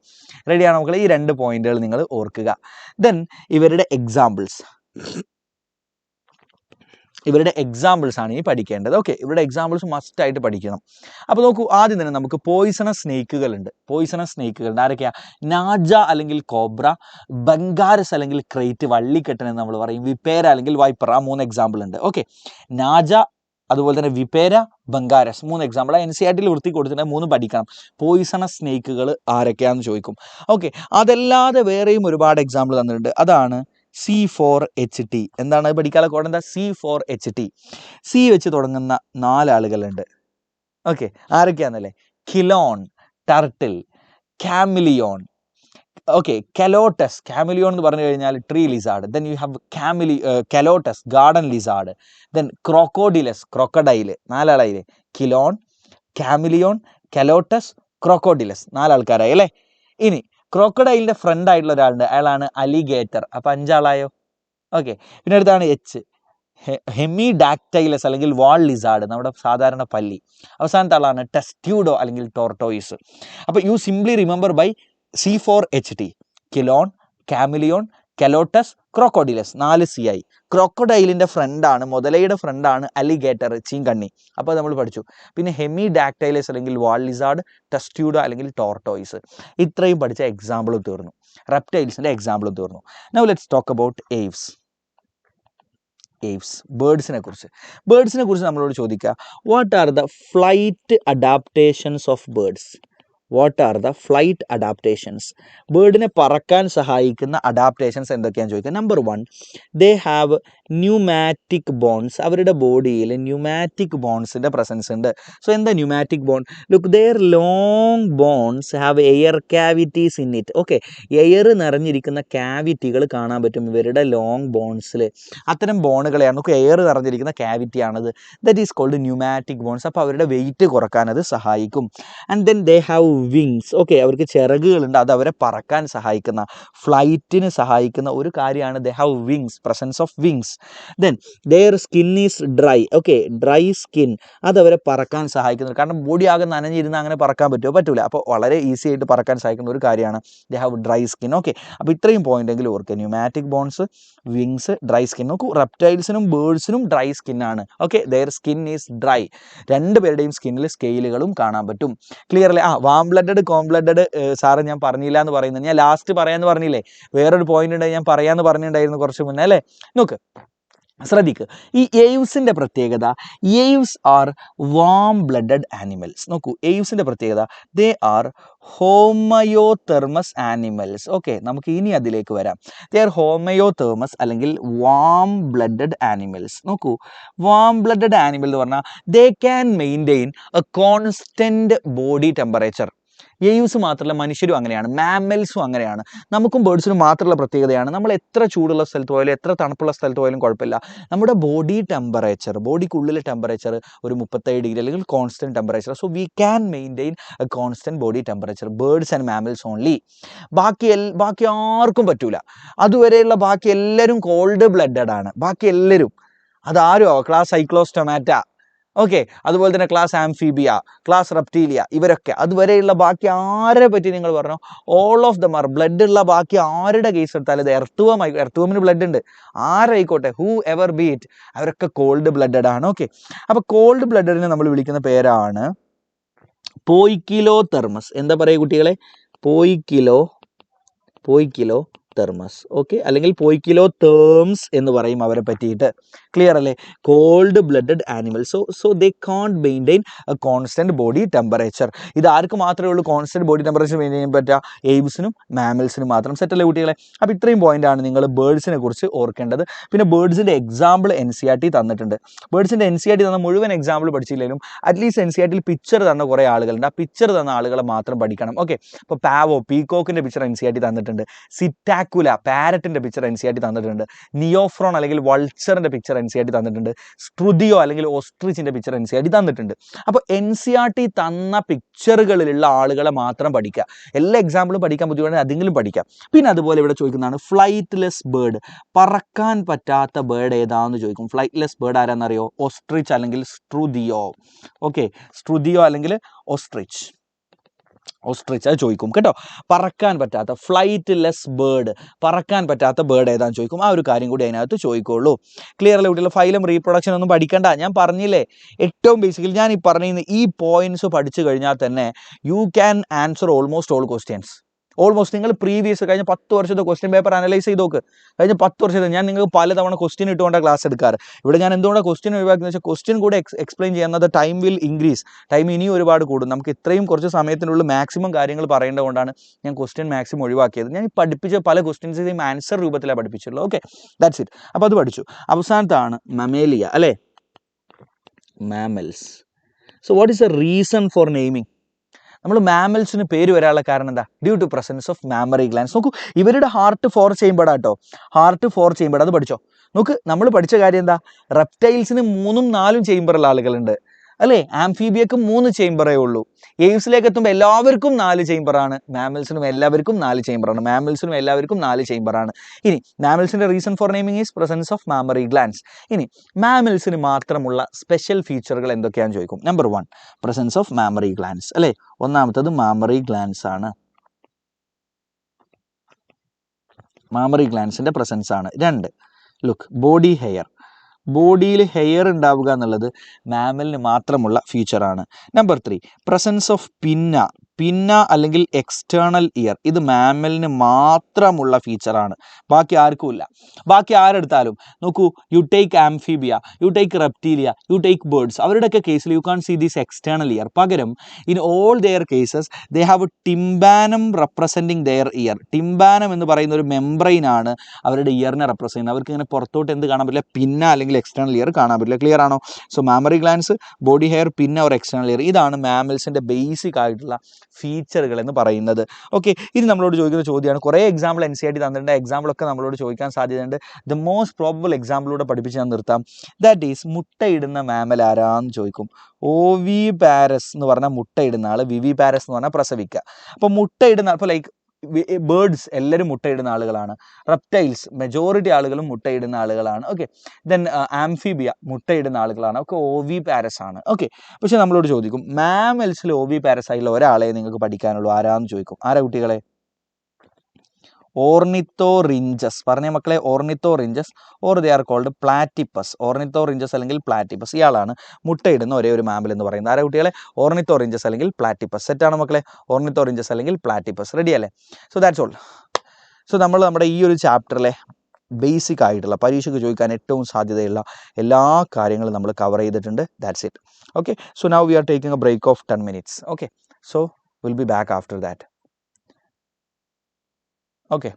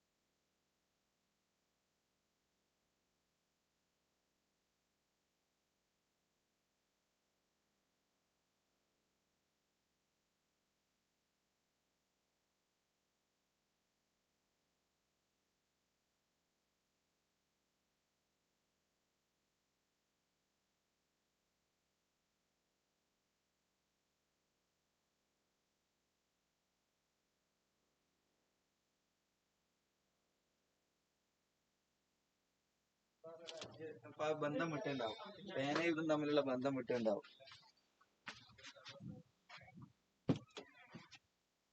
മേരംഗ് ശർവതോ കാ തൂനെ ചഗാട്ട് കാ പാനി.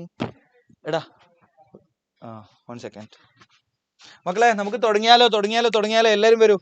ഫ്രണ്ട്സിനൊക്കെ കൊണ്ടുപോവാ. നമ്മൾ വളരെ പെട്ടെന്ന് തന്നെ നമ്മൾ സ്റ്റാർട്ട് ചെയ്യുന്നതാണ്. ഓക്കെ, നമ്മൾ 10 മിനിറ്റ് കഴിഞ്ഞിട്ടുണ്ട്. Okay, so shawl we start. 119 ആൾക്കാരുണ്ട്. ഒരു 2 മിനിറ്റ് കൊണ്ട് 150 ആവുന്നതാണ് ഞാൻ പ്രതീക്ഷിക്കുന്നത്. ഓക്കെ, ഇതൊന്ന് വ്യൂ ആക്കി.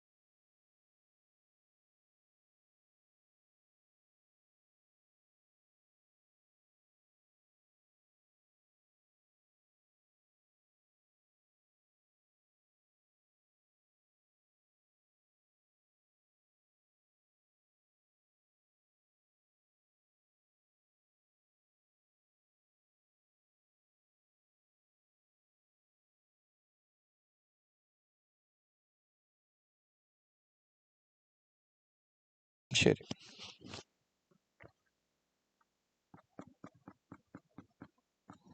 മക്കളെ, നമ്മൾ അടുത്ത ചാപ്റ്ററിലേക്ക് പോവാണേ. Structural organisation in animals. Yes, are you ready? Ready ആണെങ്കിൽ പറഞ്ഞോ കേട്ടാ. റെഡി ആണെങ്കിൽ പറഞ്ഞോ.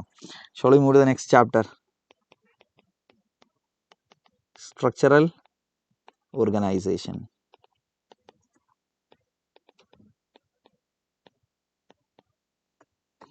In animals. ഓക്കെ, സോ നമ്മൾ ഈ ചാപ്റ്ററിനെ നമ്മൾ ബേസിക്കലി നമ്മൾ ഡിസ്കസ് ചെയ്യാൻ പോകുന്നത് all about frogs. It's all about frogs. Okay, are you ready? Ready ആണല്ലോ, എല്ലാവരും സെറ്റ് ആണല്ലോ. ഓക്കെ, ശരി, ശ്രദ്ധിക്കും മക്കളെ. അപ്പോൾ നമ്മൾ ഫ്രോഗ്സിനെ കുറിച്ചാണ് ഈ ചാപ്റ്ററിൽ, ആകെ ഫ്രോഗിനെ കുറിച്ചാണ് നമുക്കിപ്പോൾ പഠിക്കാനുള്ളത് അല്ലേ. ഫ്രോഗിൻ്റെ മോർഫോളജി, അനാട്ടമി ആൻഡ് ഫ്രോഗിൻ്റെ സ്പെഷ്യൽ ഫീച്ചേഴ്സ് ആയിട്ടുള്ള ഒരുപാട് സ്ട്രക്ചറുകളുണ്ട്. നമ്മുടെ ബോഡിയിലുള്ള പലതരം സിസ്റ്റങ്ങളെ പോലെ തന്നെ ഫ്രോഗിന് പലതരം സിസ്റ്റങ്ങളുണ്ട് അയാളുടെ ബോഡിയിൽ. അയാളുടെ എല്ലാ ഓർഗൻ സിസ്റ്റങ്ങളെ കുറിച്ചും ഇതിൻ്റെ കൂടെ പഠിക്കാനാണ് about their reproduction also. Okay, ശ്രദ്ധിക്കുക. So let's talk about morphology. അതിന് മുമ്പ് ഫ്രോഗിൻ്റെ കുറച്ച് സ്പെഷ്യൽ ഫീച്ചറുകൾ. ഓക്കെ, അപ്പോൾ ഫ്രോഗിൻ്റെ നോക്കൂ, ഒന്നാമത്തെ പ്രത്യേകതയാണ് they have the ability of camouflage. They have the ability of camouflage or mimicry. ഞാൻ നീറ്റിനൊക്കെ പഠിപ്പിക്കുമ്പോൾ മിമിക്രിയും ക്യാമോഫ്ലേജും രണ്ടാണെന്നാണ് പഠിപ്പിക്കാറ്. പക്ഷേ നമ്മൾ കേരള ബോർഡ് എക്സാമിന് പഠിക്കുമ്പോൾ നിങ്ങളിങ്ങനെ പഠിച്ചാൽ മതി, ക്യാമോഫ്ലേജ് എന്ന് പറഞ്ഞാലും മിമിക്രി എന്ന് പറഞ്ഞാലും ഒരേ കാര്യമാണ് എന്ന് പഠിച്ചാൽ മതി. ഓക്കെ, ഇതെന്ന് പറഞ്ഞു കഴിഞ്ഞാൽ look, it can change their colour, can change there skin color to get അല്ലെങ്കിൽ to hide from their enemies. Okay, so they can change their skin color to hide from their enemies. അവരുടെ എനിമീസിൽ നിന്ന് hide ചെയ്യാൻ വേണ്ടിയിട്ട് അവർക്ക് അവരുടെ കളറിന്, ഇപ്പോൾ നമ്മൾ എന്താ പറയുക, കലോട്ടസ്, നമ്മുടെ ലിസാർഡിനൊക്കെയുള്ള, ഗാർഡൻ ലിസാർഡിനൊക്കെയുള്ള നമ്മളെ എന്താ പറയുക, ഓന്തിൻ്റെയൊക്കെ പ്രത്യേകതയല്ലേ കളറ് മാറുക എന്നുള്ളത്. അപ്പോൾ ഇതൊരു കളറ് മാറിക്കൊണ്ട് അവരുടെ എനിമീസിൽ നിന്ന് ഹൈഡ് ചെയ്യാനുള്ള ഒരു capacity ഇവർക്കുണ്ട്.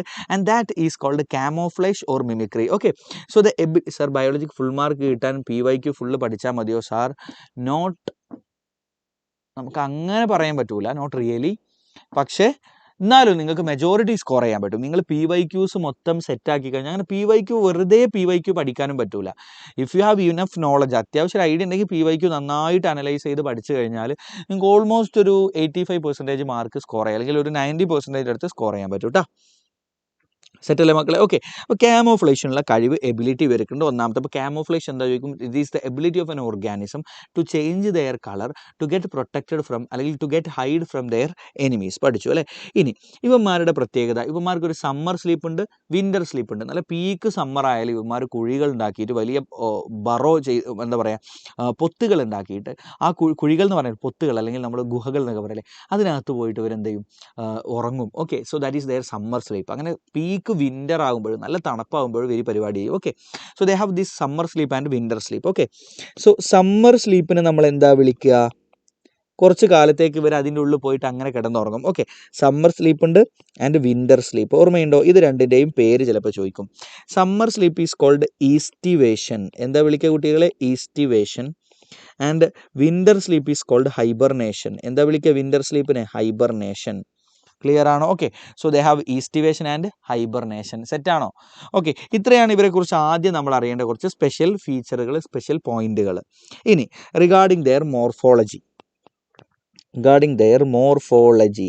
Okay. So they have head. ഇവർക്ക് ഹെഡ് ഉണ്ട് and then they have trunk. രണ്ട് ഭാഗം ഇവരുടെ ബോഡിക്കുള്ളത്. Number 1 head and then they have trunk. Okay. ടെയിലോ നെക്കോ നമുക്കുള്ളത് പോലെ ടെയിലോ നെക്കോ ഒന്നുമില്ല. And they have a pair of 4 limbs and a pair of hind limbs. Okay. ഒരു പെയർ ഓഫ് നമുക്കുള്ളത് പോലെ തന്നെ 4 ലിംബ് എന്ന് പറയും. മുന്നിലുള്ള ഒരു pair of കാലുകളുണ്ട് and this are called 4 limbs. 4 limbs എന്നാണ് വിളിക്കുക. And these are hind limbs. Okay. ഇനി 4 ലിംസിൻ്റെ പ്രത്യേകത, 4 ലിംസിന് 4 ഡിജിറ്റ് ആണുള്ളത്. 4 വിരലേ ഉള്ളൂ. നമ്മളുടെ 4 ലിംബ് ആയാലും ഹൈൻഡ് ലിംബ് ആയാലും നമുക്ക് 5 വിരൽ വീതമുണ്ട് അല്ലേ? പക്ഷേ ഇവന്മാരുടെ 4 ലിംബിനും ഹൈൻഡ് ലിംബിനും നോക്കിക്കഴിഞ്ഞാൽ 4 ലിംബിൽ 4 ഡിജിറ്റാണ് ഉള്ളത്. 4 ഡിജിറ്റ് ആണുള്ളത്. 4 ഡിജിറ്റ്സ്.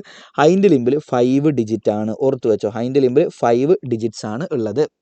ഇനി ഇവന്മാർക്ക് 2 ഉണ്ട കണ്ണുകളുണ്ട്. ഒരു സൈഡിൽ ഒരു ഉണ്ട കണ്ണിത, അപ്പുറത്തെ സൈഡിൽ ഒരു ഉണ്ട കണ്ണിത. ഓക്കെ. And their eyes. ഇതാണ് ഇവരുടെ കണ്ണുകൾ. ഇതിപ്പോൾ തവളയെ പോലെ ആവില്ലല്ലേ തോന്നുന്നു, പക്ഷെ തവളയാണെന്ന് എൻ്റെ കുട്ടികൾ അങ്ങ് ഇമാജിൻ ചെയ്യണം കേട്ടോ. So these are their ice.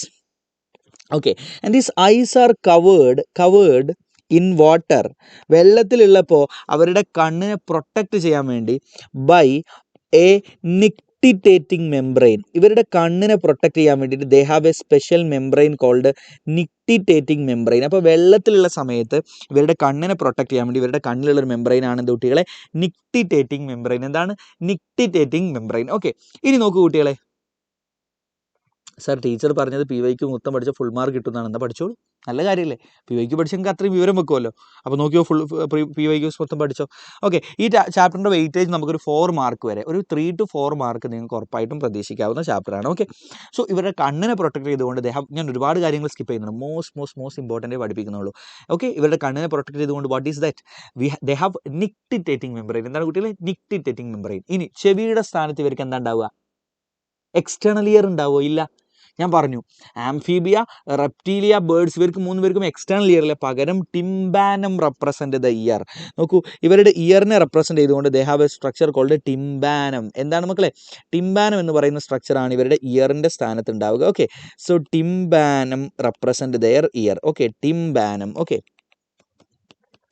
So tympanum represent the ear. ഇവരുടെ ഇയറിനെ റെപ്രസെൻറ്റ് ചെയ്തുകൊണ്ട് നിങ്ങൾ എന്താ കാണുക? ടിംബാനമാണ് കാണുക. ക്ലിയർ അല്ലേ? അപ്പോൾ ഇത്രയും കാര്യങ്ങളാണ് ഇവരുടെ മോർഫോളജിയുമായി ബന്ധപ്പെട്ട് നിങ്ങൾ ഓർത്തിരിക്കേണ്ടത്. ദേ ഹാവ് ഹെഡ്, ട്രങ്ക്, ടെയിലില്ല, നെക്കില്ല, ഇതുമില്ല. They have 2 pair of limbs, 4 digit, hind limbs 5 digit. Okay. And then കണ്ണിൽ എന്ത് കാണാൻ പറ്റും? നിക്റ്റിറ്റേറ്റിംഗ് മെംബ്രെയിൻ കാണാൻ പറ്റും. ചെവിയുടെ സ്ഥാനത്ത് എന്താ കാണാൻ പറ്റുക? ടിംപാനം കാണാൻ പറ്റും. എന്താ കാണാൻ പറ്റുക? ടിംപാനം. That's it. തീർന്നു. ഇനി നമ്മളോട് ചോദിക്കും, look, they exhibit sexual dimorphism ഉണ്ട്. അതായത് male and females can be easily distinguished. മെയിലിനെയും ഫീമെയിലിനെയും ഈസി ആയിട്ട് മനസ്സിലാവും. അപ്പോൾ എങ്ങനെയാണ് നമുക്ക് മെയിലിനെയും ഫീമെയിലിനെയും മനസ്സിലാവാൻ ചോദിച്ചു കഴിഞ്ഞാൽ, മെയിൽസ് ഹാവ് അല്ലെങ്കിൽ മെയിൽസ് ഫീമെയിൽസ്. ഓക്കെ. നമുക്ക് വ്യത്യാസം നോക്കാം. മെയിൽസിനെയും ഫീമെയിൽസിനെയും നോക്കിക്കഴിഞ്ഞാൽ, number 1, look, males have something called copulatory pad. Okay, മെയിൽസിൻ്റെ ഫോർ ലിംബിൽ, ഓക്കെ, ഇൻ ഫോർ ലിംബ്, മെയിൽസിൻ്റെ ഫോർ ലിംബിൽ കോപ്പുലേറ്ററി പാഡ് എന്ന് പറയുന്ന ഒരു സ്ട്രക്ചർ കാണാൻ പറ്റും. So copulatory pad is present in fore limb, FORE limb, but it is absent. So plus അതുണ്ട്, but it is absent in female, female അതില്ല. സെറ്റാണോ കുട്ടികളെ? അപ്പോൾ നമ്മൾ ഒന്നാമത്തെ വ്യത്യാസം കണ്ടു, മെയിലും ഫീമെയിലും തമ്മിൽ എങ്ങനെ വ്യത്യാസം മനസ്സിലാക്കുന്നു. 2, they have sound producing vocal sacs. Okay, vocal സാക്കുകൾ, നമ്മൾ ക്രോ ക്രോ എന്നുള്ള സൗണ്ട് ഉണ്ടാക്കൂലേ, actually that sound is produced by male frog. Female ഫ്രോഗ്സിന് ആ സൗണ്ട് ഉണ്ടാക്കാനുള്ള കഴിവില്ല. So vocal sacs are present only in male frogs, but it is absent in female frogs. സെറ്റാണോ? സെറ്റാണ് കുട്ടികളെ. അപ്പോൾ ഈ 2 കാര്യങ്ങളാണ് ഇവരുടെ സെക്ഷുവൽ ഡൈമോർഫിസം ഫീച്ചറുകൾ എന്തൊക്കെയാണെന്ന് ചോദിച്ചാൽ ഈ 2 കാര്യങ്ങളാണ് എൻ്റെ കുട്ടികൾ ഓർക്കേണ്ടത്. റെഡിയല്ലേ?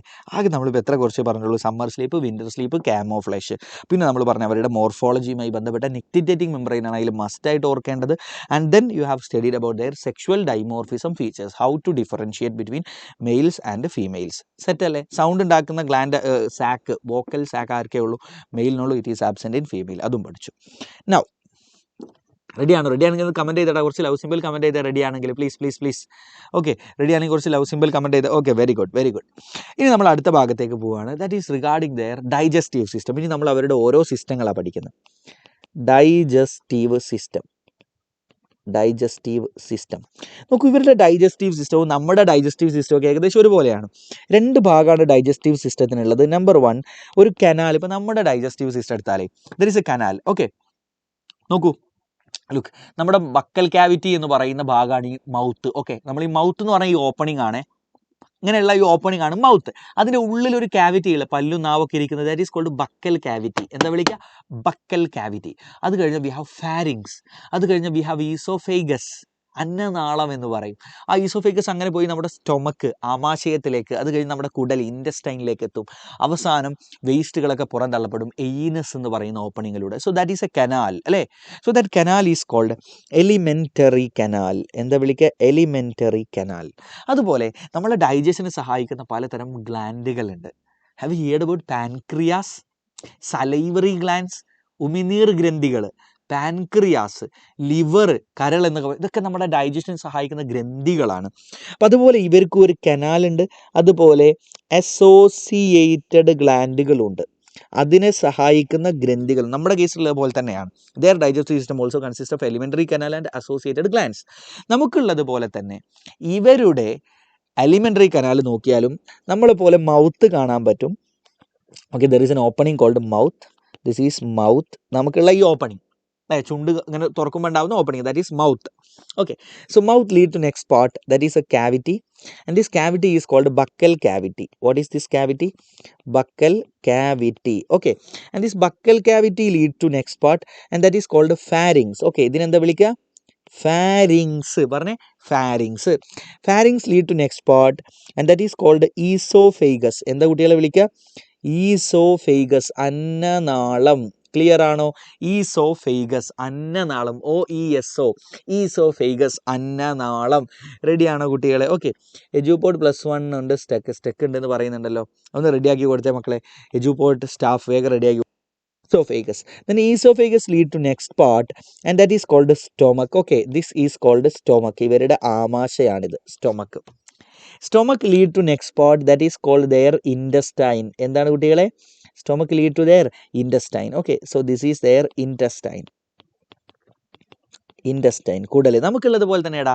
And this intestine finally lead to rectum. Finally lead to rectum എന്ന് പറയുന്ന ഒരു ഭാഗത്തേക്കാണ്. Intestine finally lead to next part, and that is called rectum. Okay, next part is called rectum. This region is called rectum. എന്താ വിളിക്കുക? Rectum. Okay, and this rectum open into a common chamber called cloaca. ഈ rectum open ചെയ്യുന്നത് cloaca എന്ന് പറയുന്ന ഒരു ചേംബറിലേക്കാണ്. This is called ക്ലോയാക്ക.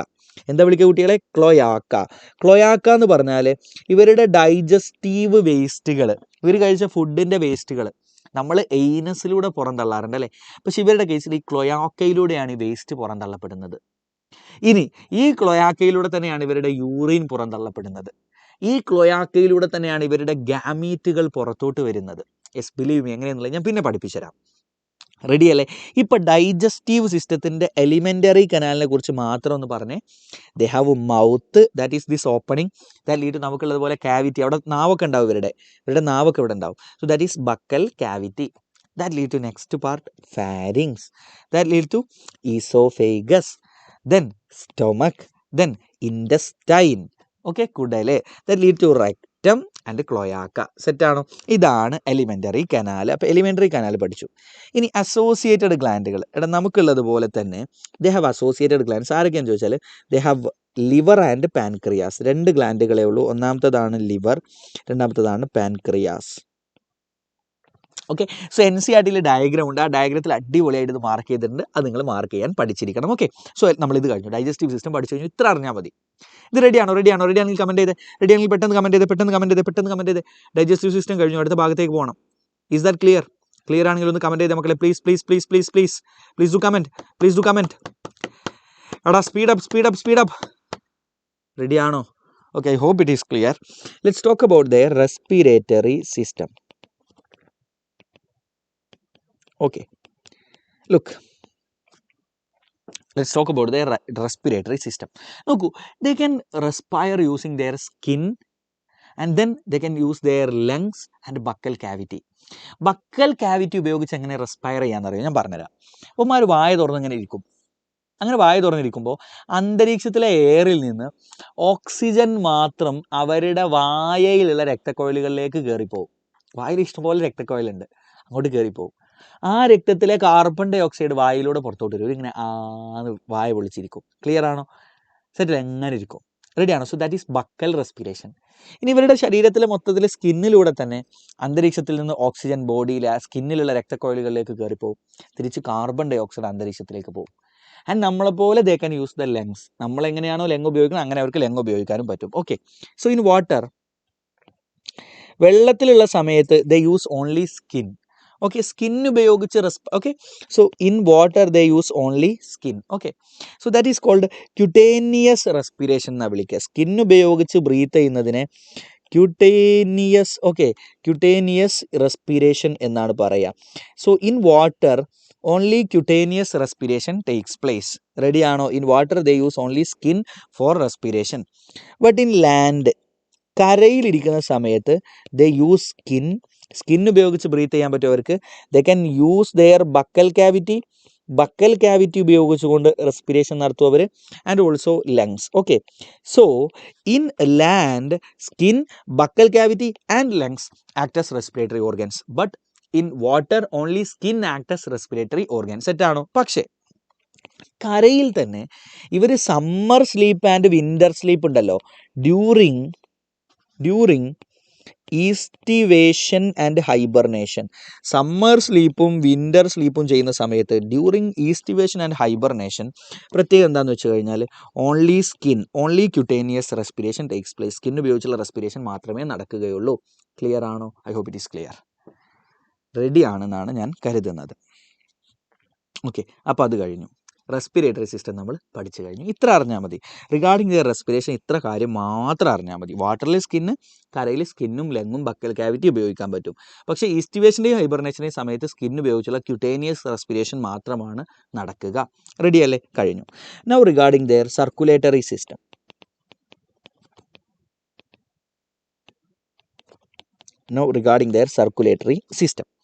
ഒന്നാമത്തെ, നമ്മുടെ സർക്കുലേറ്ററി സിസ്റ്റം പോലെ തന്നെ ബ്ലഡ് ഉണ്ട്, രക്തക്കൊഴലുകളുണ്ട്, അതുപോലെ ഹാർട്ട് ഉണ്ട്. ബ്ലഡ് വെസൽ ഉണ്ട്, ഹാർട്ട് ഉണ്ട്, ബ്ലഡ് ഉണ്ട്.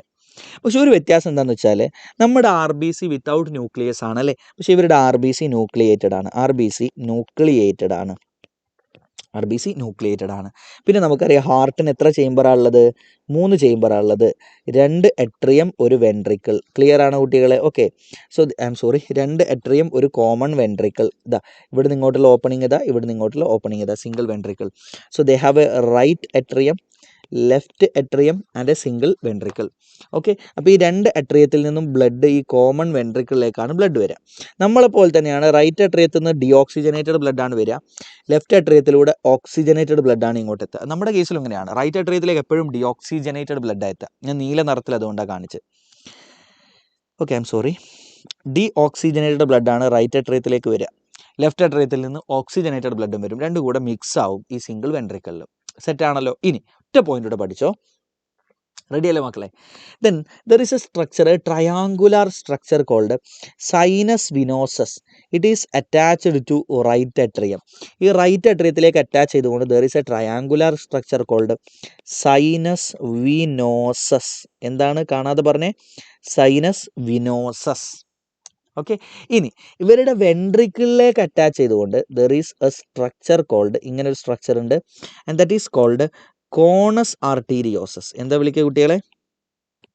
കോണസ് arteriosus. Okay, or you can call it as truncus arteriosus. Okay, conus arteriosis അല്ലെങ്കിൽ ട്രങ്കസ് ആർട്ടീരിയോസിസ്. എനിക്ക് തോന്നുന്നു NCERT അത് പറഞ്ഞുള്ളത് കോണസ് ആർട്ടീരിയോസസ് എന്നാണ് അല്ലേ? So there is a structure called conus arteriosus which is attached to their ventricle and sinus venosus is attached to right atrium. ഇത്രയും point ഓർത്താൽ മതി. അപ്പോൾ ട്രങ്കസ് നിങ്ങൾ പഠിച്ചില്ലെങ്കിൽ കുഴപ്പമില്ല, NCERT says you conus arteriosus, അത്ര പഠിച്ചാലും മതി. സെറ്റാണോ മക്കളെ? I hope it is clear. റെഡിയാണോ? റെഡി ആണെങ്കിൽ ഒന്ന് കമൻറ്റ് ചെയ്തേക്ക്. So that's all about their circulatory system. ഇത്ര പഠിച്ചാൽ മതി. അപ്പോൾ അതും പഠിച്ചു കേട്ടോ. Okay, no regarding their excretory system. നമ്മളെ പോലെ തന്നെ they have a pair of kidneys. രണ്ട് കിഡ്നികളുണ്ട്. ആൻഡ് കിഡ്നിയിൽ നമ്മളെ പോലെ തന്നെ നെഫ്രോണുകളുണ്ട്. നമുക്കുള്ളത് പോലെ തന്നെ നെഫ്രോണുകൾ ഇവർക്കുണ്ട്. Nephrons are the structural and functional unit of our kidney and also their kidney. നമ്മുടെ അതേപോലെ തന്നെയാണ്, ചെറിയ കുറച്ച് വ്യത്യാസമേ ഉള്ളൂ. നെഫ്രോണിൻ്റെ മറ്റൊരു പേരാണ് യൂറിനിഫറസ് ട്യൂബ്യൂൾസ്. എന്താണ്? യൂറിനിഫറസ് ട്യൂബ്യൂൾസ് കേട്ടോ, യൂറിനിഫറസ് ട്യൂബ്യൂൾസ്. നെഫ്രോണിൻ്റെ മറ്റൊരു പേരാണ് യൂറിനിഫറസ് ട്യൂബ്യൂൾസ്. അപ്പോൾ ഇവർക്ക് നമ്മളെ പോലെ തന്നെ നെഫ്രോൺ അല്ലെങ്കിൽ യൂറിനിഫറസ് ട്യൂബ്യൂളുകൾ അവരുടെ കിഡ്നിയിലുണ്ട്. റെഡിയല്ലേ? ഇനി ചെറിയ വ്യത്യാസമേ ഉള്ളൂ, ശ്രദ്ധിക്ക്. ഇൻ കേസ് ഓഫ് മെയിൽസിൻ്റെ കേസിൽ നോക്കൂ, നമ്മുടെ കേസിൽ നിങ്ങൾക്കറിയാം വി ഹാവ് കിഡ്നി. നമ്മുടെ കേസിൽ നമുക്ക് കിഡ്നി ഉണ്ട്. ഓക്കെ, കിഡ്നിയിൽ നിന്ന് എന്താ വരിക? ഓർമ്മയുണ്ടോ?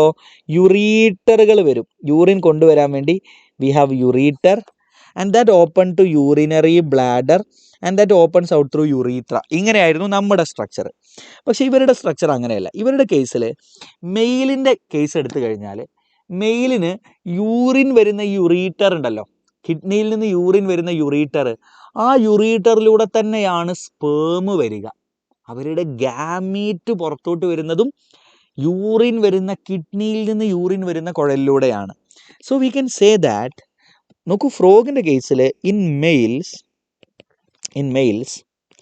യുറീറ്റേഴ്സ് ആക്ടസ് യൂറിനോജനൈറ്റൽ ഡക്റ്റ്. നോക്കൂ, വെറും യൂറിൻ വരാനുള്ളതല്ല, യൂറിനോജനൈറ്റൽ എന്ന് പറഞ്ഞാൽ റീപ്രൊഡക്ഷന് കൂടി വേണ്ടിയിട്ടുള്ള ഡക്റ്റാണ് അവരുടെ യുറീറ്റർ എന്ന് പറയുന്നത്. ക്ലിയർ ആണോ? So in males ureters acts urinogenital duct because it is common for their sperm and urine. നമുക്ക് മെക്കാനിസം കുറച്ചുകൂടെ കഴിഞ്ഞ് നമ്മൾ റീപ്രൊഡക്ഷൻ പഠിപ്പിക്കും ഫ്രോഗിൻ്റെ, ആ സമയത്ത് നോക്കാം. പക്ഷേ ഇൻ ഫീമെയിൽസ് നമ്മളെ പോലെ തന്നെയാണ്. In females they have separate ureter. Urine വരാൻ വേണ്ടിയിട്ട് സെപ്പറേറ്റ് നമ്മളെപ്പോലെ തന്നെയുള്ള യൂറിന് മാത്രമുള്ള യുറീറ്റർ നമുക്ക് ആരുടെ കേസിൽ കാണാൻ പറ്റും കുട്ടികളെ? ഫീമെയിൽസിൻ്റെ കേസിൽ കാണാൻ പറ്റും. Is that clear? I hope it is clear. റെഡിയാണോ മക്കളെ?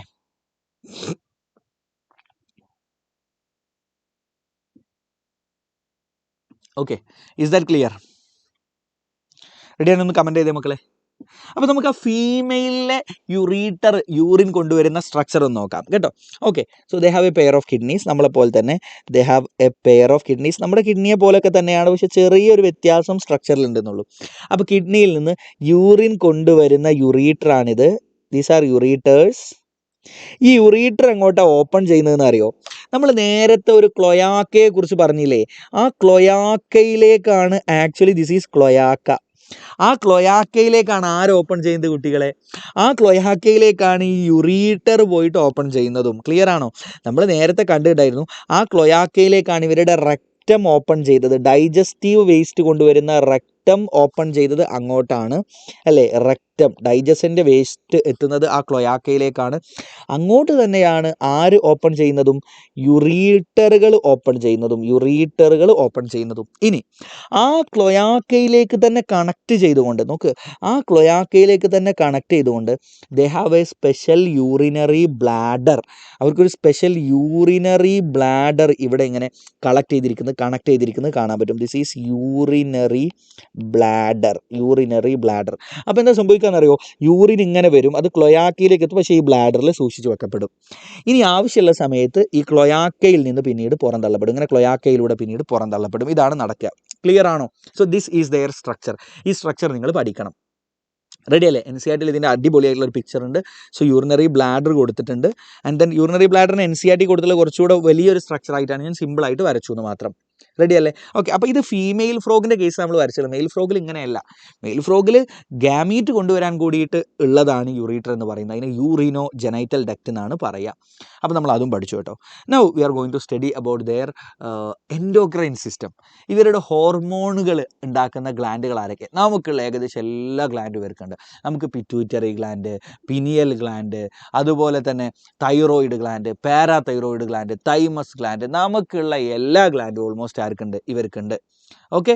അപ്പോൾ ടെക്സ്റ്റ് പഠിക്കണം. ഞാൻ ഈ പഠിപ്പിച്ചു തരുന്ന കാര്യങ്ങൾ പഠിച്ചാൽ പിന്നെ ടെക്സ്റ്റ് നോക്കണ്ടല്ലോ. ഇത് എത്ര സിമ്പിൾ ചാപ്റ്റർ, ഇത് വളരെ കുറച്ച് കാര്യമേ ഉള്ളൂ. അപ്പോൾ നമുക്കുള്ള എന്തും നിങ്ങൾക്ക് എൻഡോക്രൈൻ സിസ്റ്റത്തെക്കുറിച്ച് നമുക്ക് എന്തൊക്കെയുണ്ടോ അത് മൊത്തം നിങ്ങൾക്ക് ആർക്കും പറയാം, തവളക്കും പറയാം. ക്ലിയർ ആണോ? Now let's talk about neural system. ഇപ്പോൾ എൻഡോക്രൈൻ സിസ്റ്റത്തെക്കുറിച്ച് നിങ്ങൾ കൂടുതൽ ബേജാറാവണ്ട. Okay. And then let's talk about neural system. അതിന് മുമ്പ് ന്യൂറലിലേക്ക് പോകുന്നതിന് മുമ്പ് ഒരു ചെറിയ കുഞ്ഞു കാര്യം ഞാൻ പറയാൻ വിട്ടുപോയിന്ന്. Really sorry. സർക്കുലേറ്ററി സിസ്റ്റം പഠിപ്പിച്ച സമയത്ത് ഒരു ചെറിയ പോയിന്റ് ഞാൻ പറയാൻ വിട്ടിട്ടുണ്ടായിരുന്നു. എന്താണെന്ന് വെച്ചാൽ നമ്മുടെ ബോഡിയിൽ ഞാൻ നിങ്ങൾക്ക് ഹ്യൂമൻ സർക്കുലേറ്ററി സിസ്റ്റം പഠിപ്പിച്ചിട്ടുണ്ട്. നമ്മുടെ ലിവറിനെയും ഡൈജസ്റ്റീവ് സിസ്റ്റത്തെയും കൂടി കണക്ട് ചെയ്യുന്ന സ്പെഷ്യൽ രക്തക്കുഴലുകളെ നമ്മുടെ ബോഡിയിൽ കാണാൻ പറ്റും. സ്പെഷ്യലായിട്ട് നമ്മുടെ ഇൻറ്റസ്റ്റൈനെയും സ്റ്റൊമക്കിനെയൊക്കെ കൂടെ ലിവറിലേക്ക് നേരിട്ടൊരു കണക്ഷൻ. ഇൻറ്റസ്റ്റൈനിൽ നിന്ന് ലിവറിലേക്ക് നേരിട്ട് രക്തക്കുഴൽ, സ്റ്റൊമക്കിൽ നിന്ന് ലിവറിലേക്ക് നേരിട്ട്. So it is connecting liver and digestive tract അല്ലേ? So that is called hepatic portal vessels എന്നാ പറയുക. ഹെപ്പാറ്റിക് പോർട്ടൽ രക്തക്കുഴലുകൾ എന്നാ പറയുക.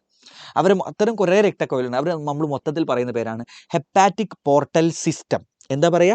സർക്കുലേഷനിലേക്ക് വന്നാട്ടോ, ഞാൻ പറയാൻ വിട്ടു ഒരു കുഞ്ഞു പോയിന്റാണ്. So we have hepatic portal system.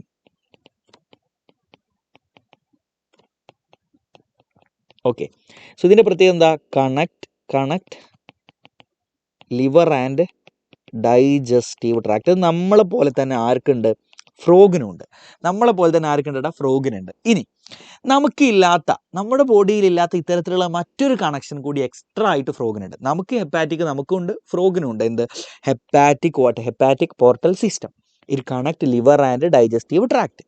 ഇനി നമുക്കില്ലാത്ത മറ്റൊന്ന് കൂടി ഫ്രോഗിനുണ്ട്. That is renal portal system. എന്താണ് മക്കളെ? Renal portal system. ഇത് ആക്ച്വലി ഇറ്റ് കണക്ട് കിഡ്നീസ്, ഇവരുടെ കിഡ്നികളെയും and lower part of body, ഇവരുടെ ഹൈൻഡ് ലിംബ് ഒക്കെ ഉണ്ടല്ലോ ബോഡിയുടെ താഴ്ഭാഗത്ത്, അതാണ് ഹൈൻഡ് ലിംബ്. ഓക്കെ. നമ്മുടെ ഹൈൻഡ് ലിംബ് പറഞ്ഞാൽ നമ്മളെ കാലുകളാണ് താഴ്ഭാഗത്തുള്ളത്. ഓക്കെ. ആ ഭാഗങ്ങളിൽ നിന്ന് രക്തക്കുഴലുകൾ നേരെ കിഡ്നിയിലേക്ക് കണക്ട് ആയിട്ടിരിക്കുന്നുണ്ട്. It connect kidneys and lower part of body. Clear ആണോ? ഓക്കെ. ഇത് നമുക്കില്ലാത്ത ഇവർക്കുള്ള ഒരു സ്പെഷ്യൽ കണക്ഷനാണ് ഈ റീനൽ പോർട്ടൽ സിസ്റ്റം എന്ന് പറയുന്നത്. May be they can ask.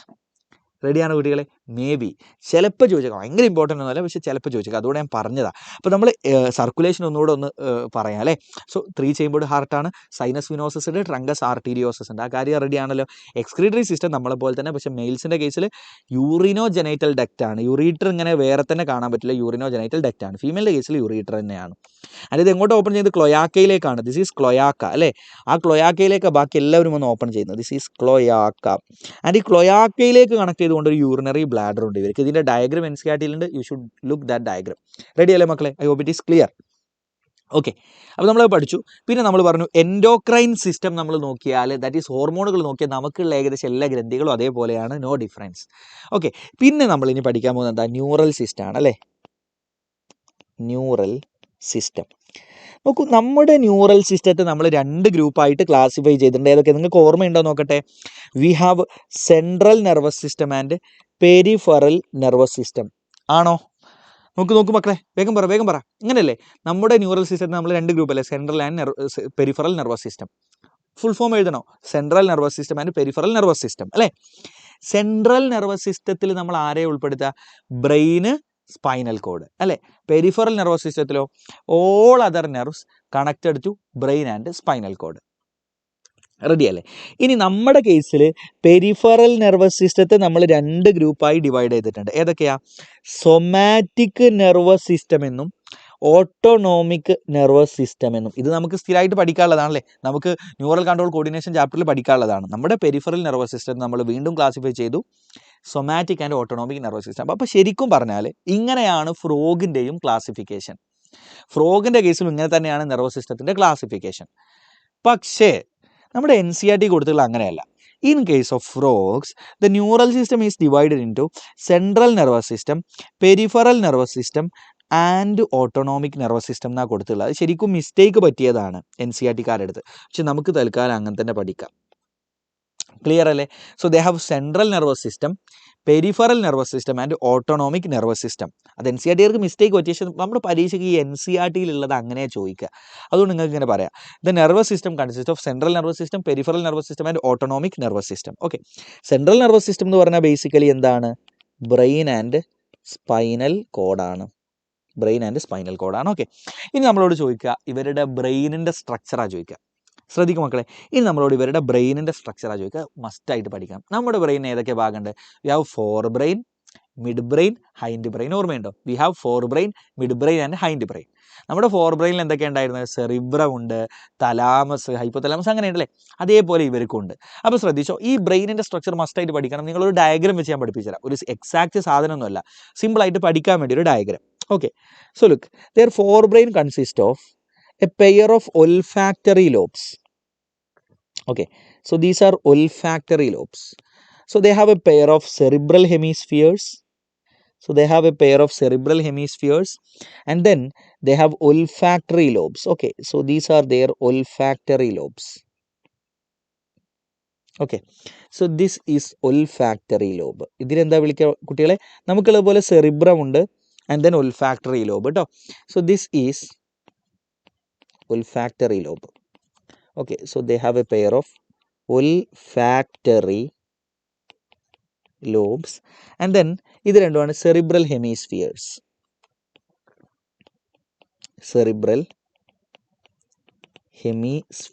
നമുക്കുള്ളത് പോലെ തന്നെ. And then they have a part called diencephalon. Okay, and then they have a part called diencephalon. So this part is called diencephalon.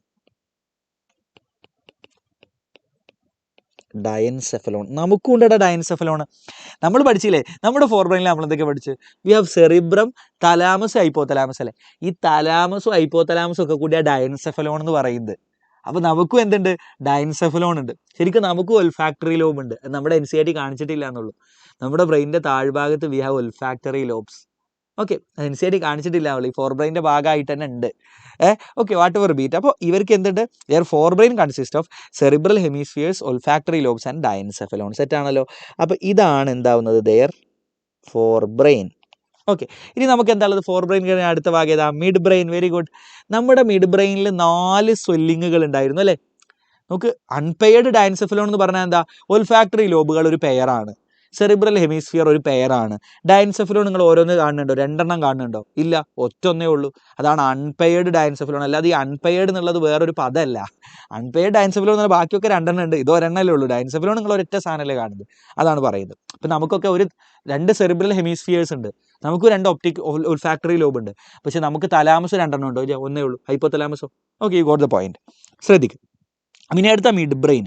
എടാ, നമ്മുടെ mid ബ്രെയിനിൽ നമുക്ക് 4 swelling ഉണ്ട്. ഓർമ്മയുണ്ടോ? മിഡ് ബ്രെയിനിൻ്റെ ബാക്കിൽ 4 സ്വെല്ലിംഗ്.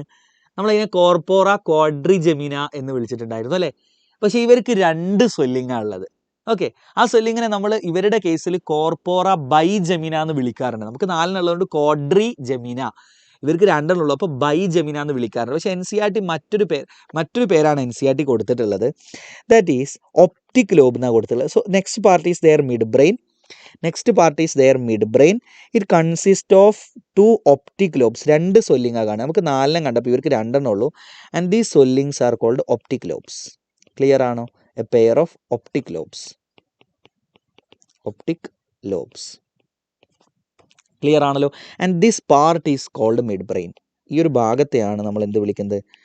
മിഡ് ബ്രെയിൻ എന്ന് വിളിക്കുന്നത്. എന്താ വിളിക്കുക? മിഡ് ബ്രെയിൻ എന്ന് വിളിക്കുന്നത്. ക്ലിയർ അല്ലേ? ഇനി ഇവരുടെ ഹൈൻഡ് ബ്രെയിൻ ആണ്. നമുക്ക് സെറിബെല്ലം ഉണ്ടായിരുന്ന പോലെ ഇവരുടെ കേസിൽ നമ്മുടെ സെറിബെല്ലം പോലെ അല്ല കേട്ടോ. ഇവരുടെ സെറിബെല്ലം അങ്ങനെ ഭയങ്കര ഡെവലപ്ഡ് ഒന്നുമല്ല. സെറിബെല്ലം ഇങ്ങനെ ഒരു ചെറിയൊരു സ്ട്രക്ചർ മാത്രമാണ്. This is their cerebellum. And then they have medulla oblongata. Okay, this structure is medulla oblongata. Okay, നമ്മുടെ കേസിലും മെഡുല്ല ഒബ്ലോങ്ങേറ്റ അല്ലേ പിന്നീട് സ്പൈനൽ കോഡ് ആയിട്ട് മാറുക. ഇവരുടെ കേസിലും അങ്ങനെ തന്നെയാണ്. This medulla oblongata continues as their spinal cord. Clear അല്ലേ? Okay, so this is their cerebellum and this is their medulla ഒബ്ലോങ്ങേറ്റ.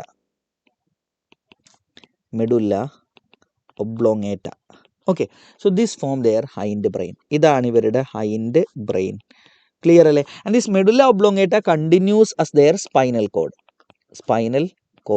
അതാണ് പിന്നീട് സ്പൈനൽ കോഡായിട്ട് മാറുന്നത്. നോക്കൂ, നമ്മുടെ കേസിലും അങ്ങനെയാണ്. ഈ മെഡുല്ല ഒബ്ലോങ്ങേറ്റയാണ് പിന്നെ സ്പൈനൽ കോഡായിട്ട് താഴോട്ട് വരുന്നത് അല്ലേ. നമ്മുടെ തലയോട്ടിക്കകത്തുള്ള നമ്മുടെ തലച്ചോറിൻ്റെ ഭാഗമായിട്ടുള്ള മെഡുല്ല ഒബ്ലോങ്ങേറ്റ പിന്നീട് സ്പൈനൽ കോഡായി നമ്മുടെ നട്ടലിൻ്റെ ഉള്ളിലൂടെ താഴോട്ട് വരികയാണ്.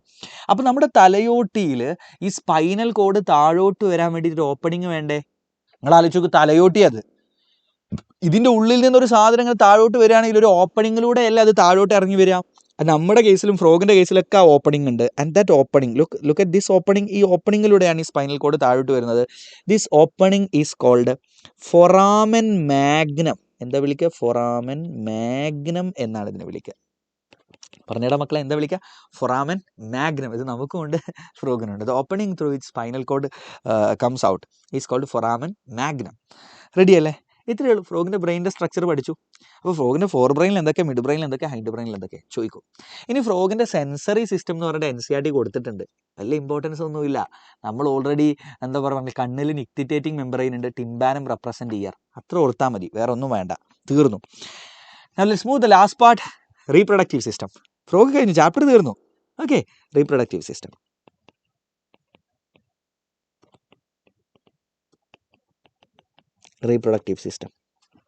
നോക്കൂ, മെയിലിൻ്റെ കേസിൽ they have a pair of testis and this testis is attached to kidney to the upper part of kidney.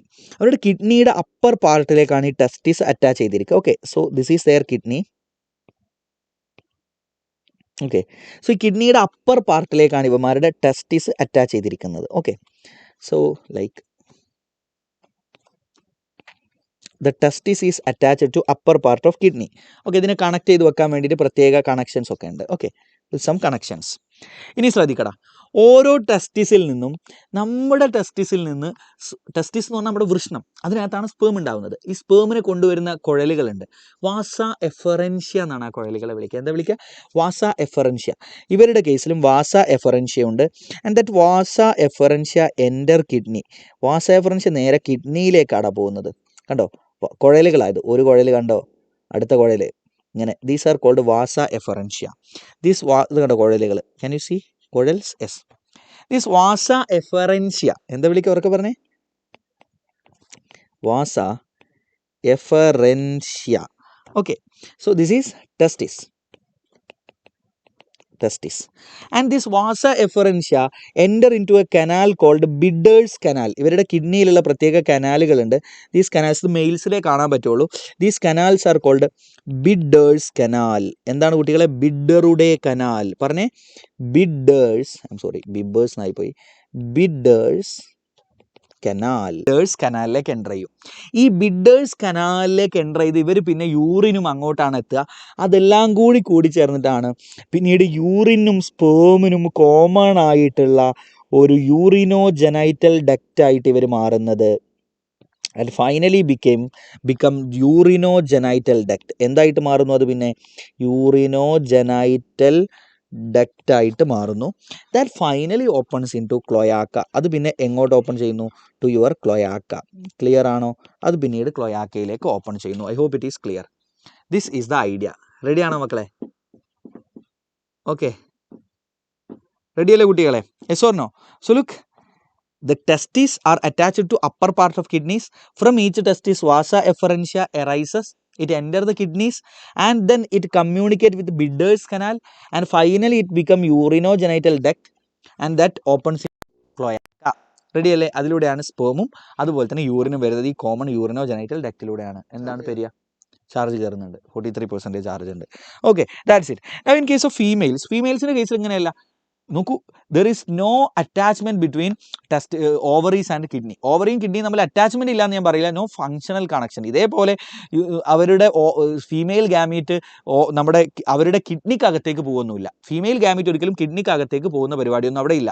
അവിടെ നേരെ കിഡ്നി യൂറിൻ വരാൻ വേണ്ടി മാത്രമുള്ള, അല്ലെങ്കിൽ യൂറിൻ വരാൻ വേണ്ടി മാത്രമുള്ള സജ്ജീകരണമാണ് ഞാൻ കുറച്ച് മുന്നേ കാണിച്ചിട്ടുണ്ട്. പക്ഷെ അവരുടെ കേസിൽ they have a pair of ovaries. അണ്ടാശയമുണ്ട്. നമ്മുടെ ഫീമെയിൽസിനുള്ളത് പോലെ തന്നെ അവരുടെ ഫീമെയിൽസിനും they have a pair of ovaries. അണ്ടാശയം എന്നാണ് പറയുക, ovary. Okay, ovaries singular, ovaries എന്ന് പറഞ്ഞാൽ പ്ലൂരലായി. ഓക്കെ, പ്ലൂരൽ അല്ല, plural. Okay, that's it. So they have a pair of ovaries. ഈ ഓവറികളിൽ നിന്നാണ് ഇവരുടെ അണ്ടം അല്ലെങ്കിൽ ഫീമെയിൽ ഗാമീറ്റ് വരിക. ആ ഫീമെയിൽ ഗാമീറ്റ് കളക്ട് ചെയ്യാൻ വേണ്ടിയിട്ട് they have special ducts. Okay, special ducts or കുഴലുകൾ, കോൾഡ്, മലയാളത്തിൽ കുഴലുകൾ, ഇംഗ്ലീഷിൽ ducts, and they are called oviducts. എന്താ വിളിക്കുക മക്കളെ? ഓവി ഡക്ട്സ് എന്നാണ് വിളിക്കുക. ഓവി ഡക്റ്റുകൾ. Okay, oviduct. Oviduct എന്നതാണ് സിംഗുലർ, ഓവി ഡക്റ്റ് എന്നത് സിംഗുലർ, ഓവി ഡക്ട്സ് എന്ന് പറയുമ്പോൾ plural. And that also opens into ക്ലോയാക്ക.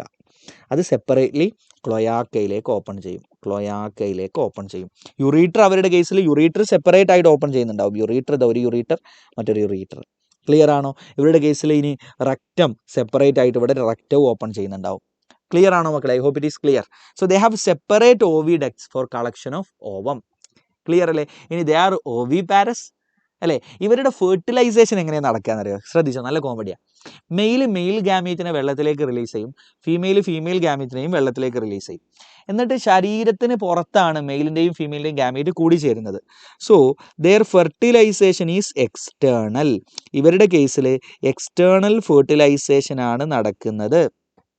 Okay, അങ്ങനെയാണ് ഇവരുടെ എഗ്ഗ് അല്ലെങ്കിൽ മുട്ട രൂപപ്പെടുന്നത്. ഓക്കെ, സോ ആ മുട്ട വിരിഞ്ഞിട്ടാണ് കുഞ്ഞുങ്ങൾ ഉണ്ടാവുന്നത്. ദാറ്റ് ഈസ് ഇവർ ഓവി പാരസ് ആണ് എന്ന് നമുക്ക് പറയാം. ഓക്കെ, അങ്ങനെ ആ കുഞ്ഞുങ്ങൾ വിരിഞ്ഞിറങ്ങുമ്പോൾ ലാർവൽ സ്റ്റേജ് ആണ് ആദ്യം ഉണ്ടാവുക. ലാർവ അല്ലേ കുട്ടികളെ? നമ്മൾ ആ ലാർവയെ വാൽമാക്രി എന്നാണ് വിളിക്കുക, ടാഡ്പോൾ എന്നാണ് വിളിക്കുക, വാൽമാക്രി. ആ ലാർവ പിന്നീട് അതിൻ്റെ രൂപം ചേഞ്ച് ചെയ്തിട്ടാണ് നമ്മൾ കാണുന്ന അഡൽട്ട് പോക്കാച്ചി തവളയായിട്ട് മാറുന്നത്. ശരിയാണോ? ഈ ടാഡ്പോൾ അഡൽട്ട് ആകുന്ന ഈ ഒരു പ്രക്രിയ ഉണ്ടല്ലോ, അതിന് നമ്മൾ മെറ്റാമോർഫോസിസ് എന്നാണ് പറയുക. എന്താ പറയുക? മെറ്റാമോർഫോസിസ് എന്നാണ് പറയുക. ഒന്ന് ഉറക്കെ പറഞ്ഞു നോക്കിയേ, എന്താ പറയുക? മെറ്റാമോർഫോസിസ്. ഒന്ന് പറഞ്ഞേ, മെറ്റാമോർഫോസിസ്. സെറ്റാണോ? ഇത്രയും കാര്യം അറിഞ്ഞാൽ മതി. Frog is over. മെറ്റാമോർഫോസിസ്. റെഡിയാണോ? Yes, that's it. അപ്പോൾ തവള ഈസ് ഓവർ കേട്ടാ. 42 മിനിറ്റിനകം തവള കഴിഞ്ഞിരിക്കുന്നു. And let's move to the next chapter. That is കുറച്ച് ചെറിയ ചാപ്റ്റർ എടുക്കാം. Breathing and exchange of gases എടുക്കാം. എന്നിട്ട് ഒരു ചെറിയ ബ്രേക്കും കൂടെ എടുത്തിട്ട് അടുത്ത ചാപ്റ്റർ എടുക്കാം. അതായിരിക്കും നല്ലത് കേട്ടാ. ഓക്കെ,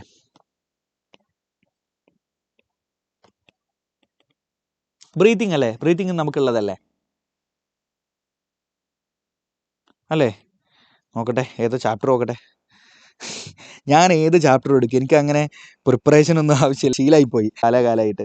പിന്നെ ഇങ്ങനെ ഓരോ വർഷം ക്വസ്റ്റ്യൻ വരുമ്പോൾ ഞാൻ അപ്ഡേറ്റ് ചെയ്യും. ഈ വർഷം എൻട്രൻസിന് പുതിയ ടൈപ്പിൽ ചോദ്യം ചോദിച്ചു, ഈ വർഷം കേരള ബോർഡ് എക്സാമിന് ഇന്ന ചോദ്യം ചോദിച്ചു. അപ്പോൾ ലൈക്ക് ഐ നോ ഇങ്ങനെ ഒരു ചോദ്യം കൂടി വരുമെന്ന്. ഓക്കെ, അപ്പോൾ ബ്രീത്തിങ് ഉണ്ട്. Yes, so let's take breathing. Yes, breathing എടുക്കാം. 1 സെക്കൻഡ്, ഇത്തിരി വെള്ളം കുടിക്കട്ടെ. നിങ്ങൾ തന്നെ എന്നോട് പറയുന്നത് നല്ലതാണ്. മറ്റേ എനിക്കിങ്ങനെ ഇവിടുന്ന് എണീറ്റ് വെള്ളം കുടിക്കാനൊക്കെ ഇനിയിപ്പോൾ നിങ്ങൾ എന്താ കരുതുകയെന്ന് കരുതും. Okay, so come here.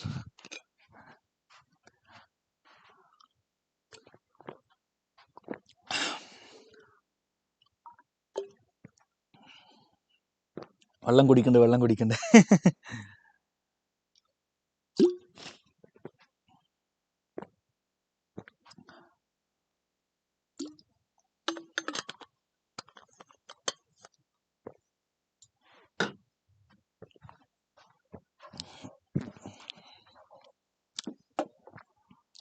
ശ്രദ്ധിക്കണം മക്കളെ.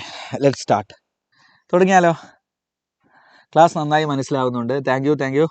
സാർ സ്റ്റെക്ക് ഉണ്ട് എന്ന് ആരൊക്കെ പറയുന്നുണ്ടല്ലോ, പക്ഷെ കുറേ പേർക്കൊന്നും സ്റ്റെക്ക് ഇല്ല. ഐ ഡോണ്ട് നോ എന്താ സംഭവം. ചിലപ്പോൾ നെറ്റ്വർക്കിൻ്റെ ആയിരിക്കാം. Breathing and exchange of gases. Okay, ശ്രദ്ധിക്കും മക്കളെ. നോക്ക്, 2 മണിക്കുള്ളിൽ തീരും. ഓഫ് കോഴ്സ് യെസ്, 2 മണിക്കുള്ളിൽ എന്തായാലും തീരും. നോക്ക്, ഈ ചാപ്റ്ററിനകത്ത് നമുക്ക് പഠിക്കാനുള്ളത് നമ്മുടെ റെസ്പിറേറ്ററി സിസ്റ്റത്തിൻ്റെ സ്ട്രക്ചറും ആൻഡ് ഹൗ ഇറ്റ് ഫങ്ഷൻസ് അല്ലേ. നോക്ക്, നമ്മുടെ human respiratory system consist of നമ്മുടെ റെസ്പിറേറ്ററി ട്രാക്ട് നമ്മൾ ആദ്യം പഠിക്കണം. ഓക്കെ, അതിന് മുമ്പ് വ്യത്യസ്ത ജീവികളുടെ റെസ്പിറേറ്ററി സിസ്റ്റം നമ്മൾ ഓൾറെഡി പഠിച്ചതാണ് ഇല്ലേ. What is the respiratory organ of arthropoda നമ്മൾ പഠിച്ചിട്ടുണ്ട്. Gills, book lungs, tracheal system. Mollusca gills അല്ലേ, mollusca uses gills. Then echinodermata they have water vascular system. Hemichordata gills. കോർഡേറ്റയിലേക്ക് വന്നു കഴിഞ്ഞാൽ fish use their gills. Fish use ചെയ്യുന്നത് gills ആണ്. അതേ സമയത്ത് നമ്മൾ ആംഫീബിയയിലേക്ക് വന്നാൽ ഈ ടാഡ്പോൾ ഉണ്ടല്ലോ, ആംഫീബിയയുടെ ടാഡ്പോൾ, അവന്മാരുടെ പ്രത്യേകത ടാഡ്പോളിന് ഗിൽസ് ഉണ്ടാവും. So they can even use gills. Then they can use their skin, they can use their lungs. 3 use ചെയ്യാൻ പറ്റും. ഇനി reptiles, bird, mammals, we are using our lungs. നമ്മൾ ലങ്ങാണ് ഉപയോഗിക്കുന്നത് അല്ലേ. നോക്കൂ, നമ്മൾ സ്കിൻ ഉപയോഗിച്ചുള്ള റെസ്പിറേഷനെ നമ്മളൊരു പേര് വിളിച്ചിട്ടുണ്ടായിരുന്നു. Respiration using skin is called cutaneous respiration എന്നാണ് വിളിക്കുക അല്ലേ. നൗ റെസ്പിറേഷൻ യൂസിങ് ലങ്സ് ഉപയോഗിച്ചുള്ള റെസ്പിറേഷൻ ഒരു സ്പെഷ്യൽ പേരുണ്ട്. എന്താണെന്നറിയോ? Pulmonary respiration. എന്താ വിളിക്കുക? Pulmonary respiration. ഇനി റെസ്പിറേഷൻ യൂസിങ് ഗിൽസ് ഉപയോഗിച്ചുള്ള റെസ്പിറേഷൻ ഒരു സ്പെഷ്യൽ പേരുണ്ട്. And that is branchial respiration. എന്താ വിളിക്കുക? Branchial respiration. അപ്പോൾ നമ്മൾ 3 തരം റെസ്പിറേഷൻ പഠിച്ചു. സ്കിൻ ഉപയോഗിച്ച് ക്യൂട്ടേനിയസ്, ലങ്സ് ഉപയോഗിച്ച് പൾമണറി, ഗിൽസ് ഉപയോഗിച്ച് branchial respiration. Is that clear? Okay, ready അല്ലേ? Okay, set. ഇത് നമ്മൾ ഹ്യൂമൻ റെസ്പിറേറ്ററി സിസ്റ്റത്തിൻ്റെ സ്ട്രക്ചർ പഠിക്കാം. So we have, look,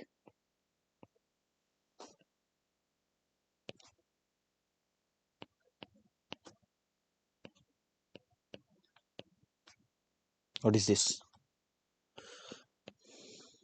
Okay, I hope it is clear.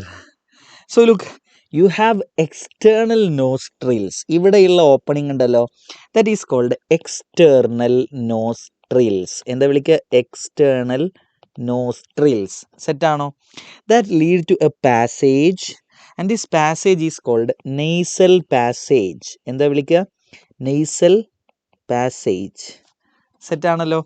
That nasal passage lead to a chamber. ഒരു ചേംബറിലേക്കാണ് തുറക്കുക.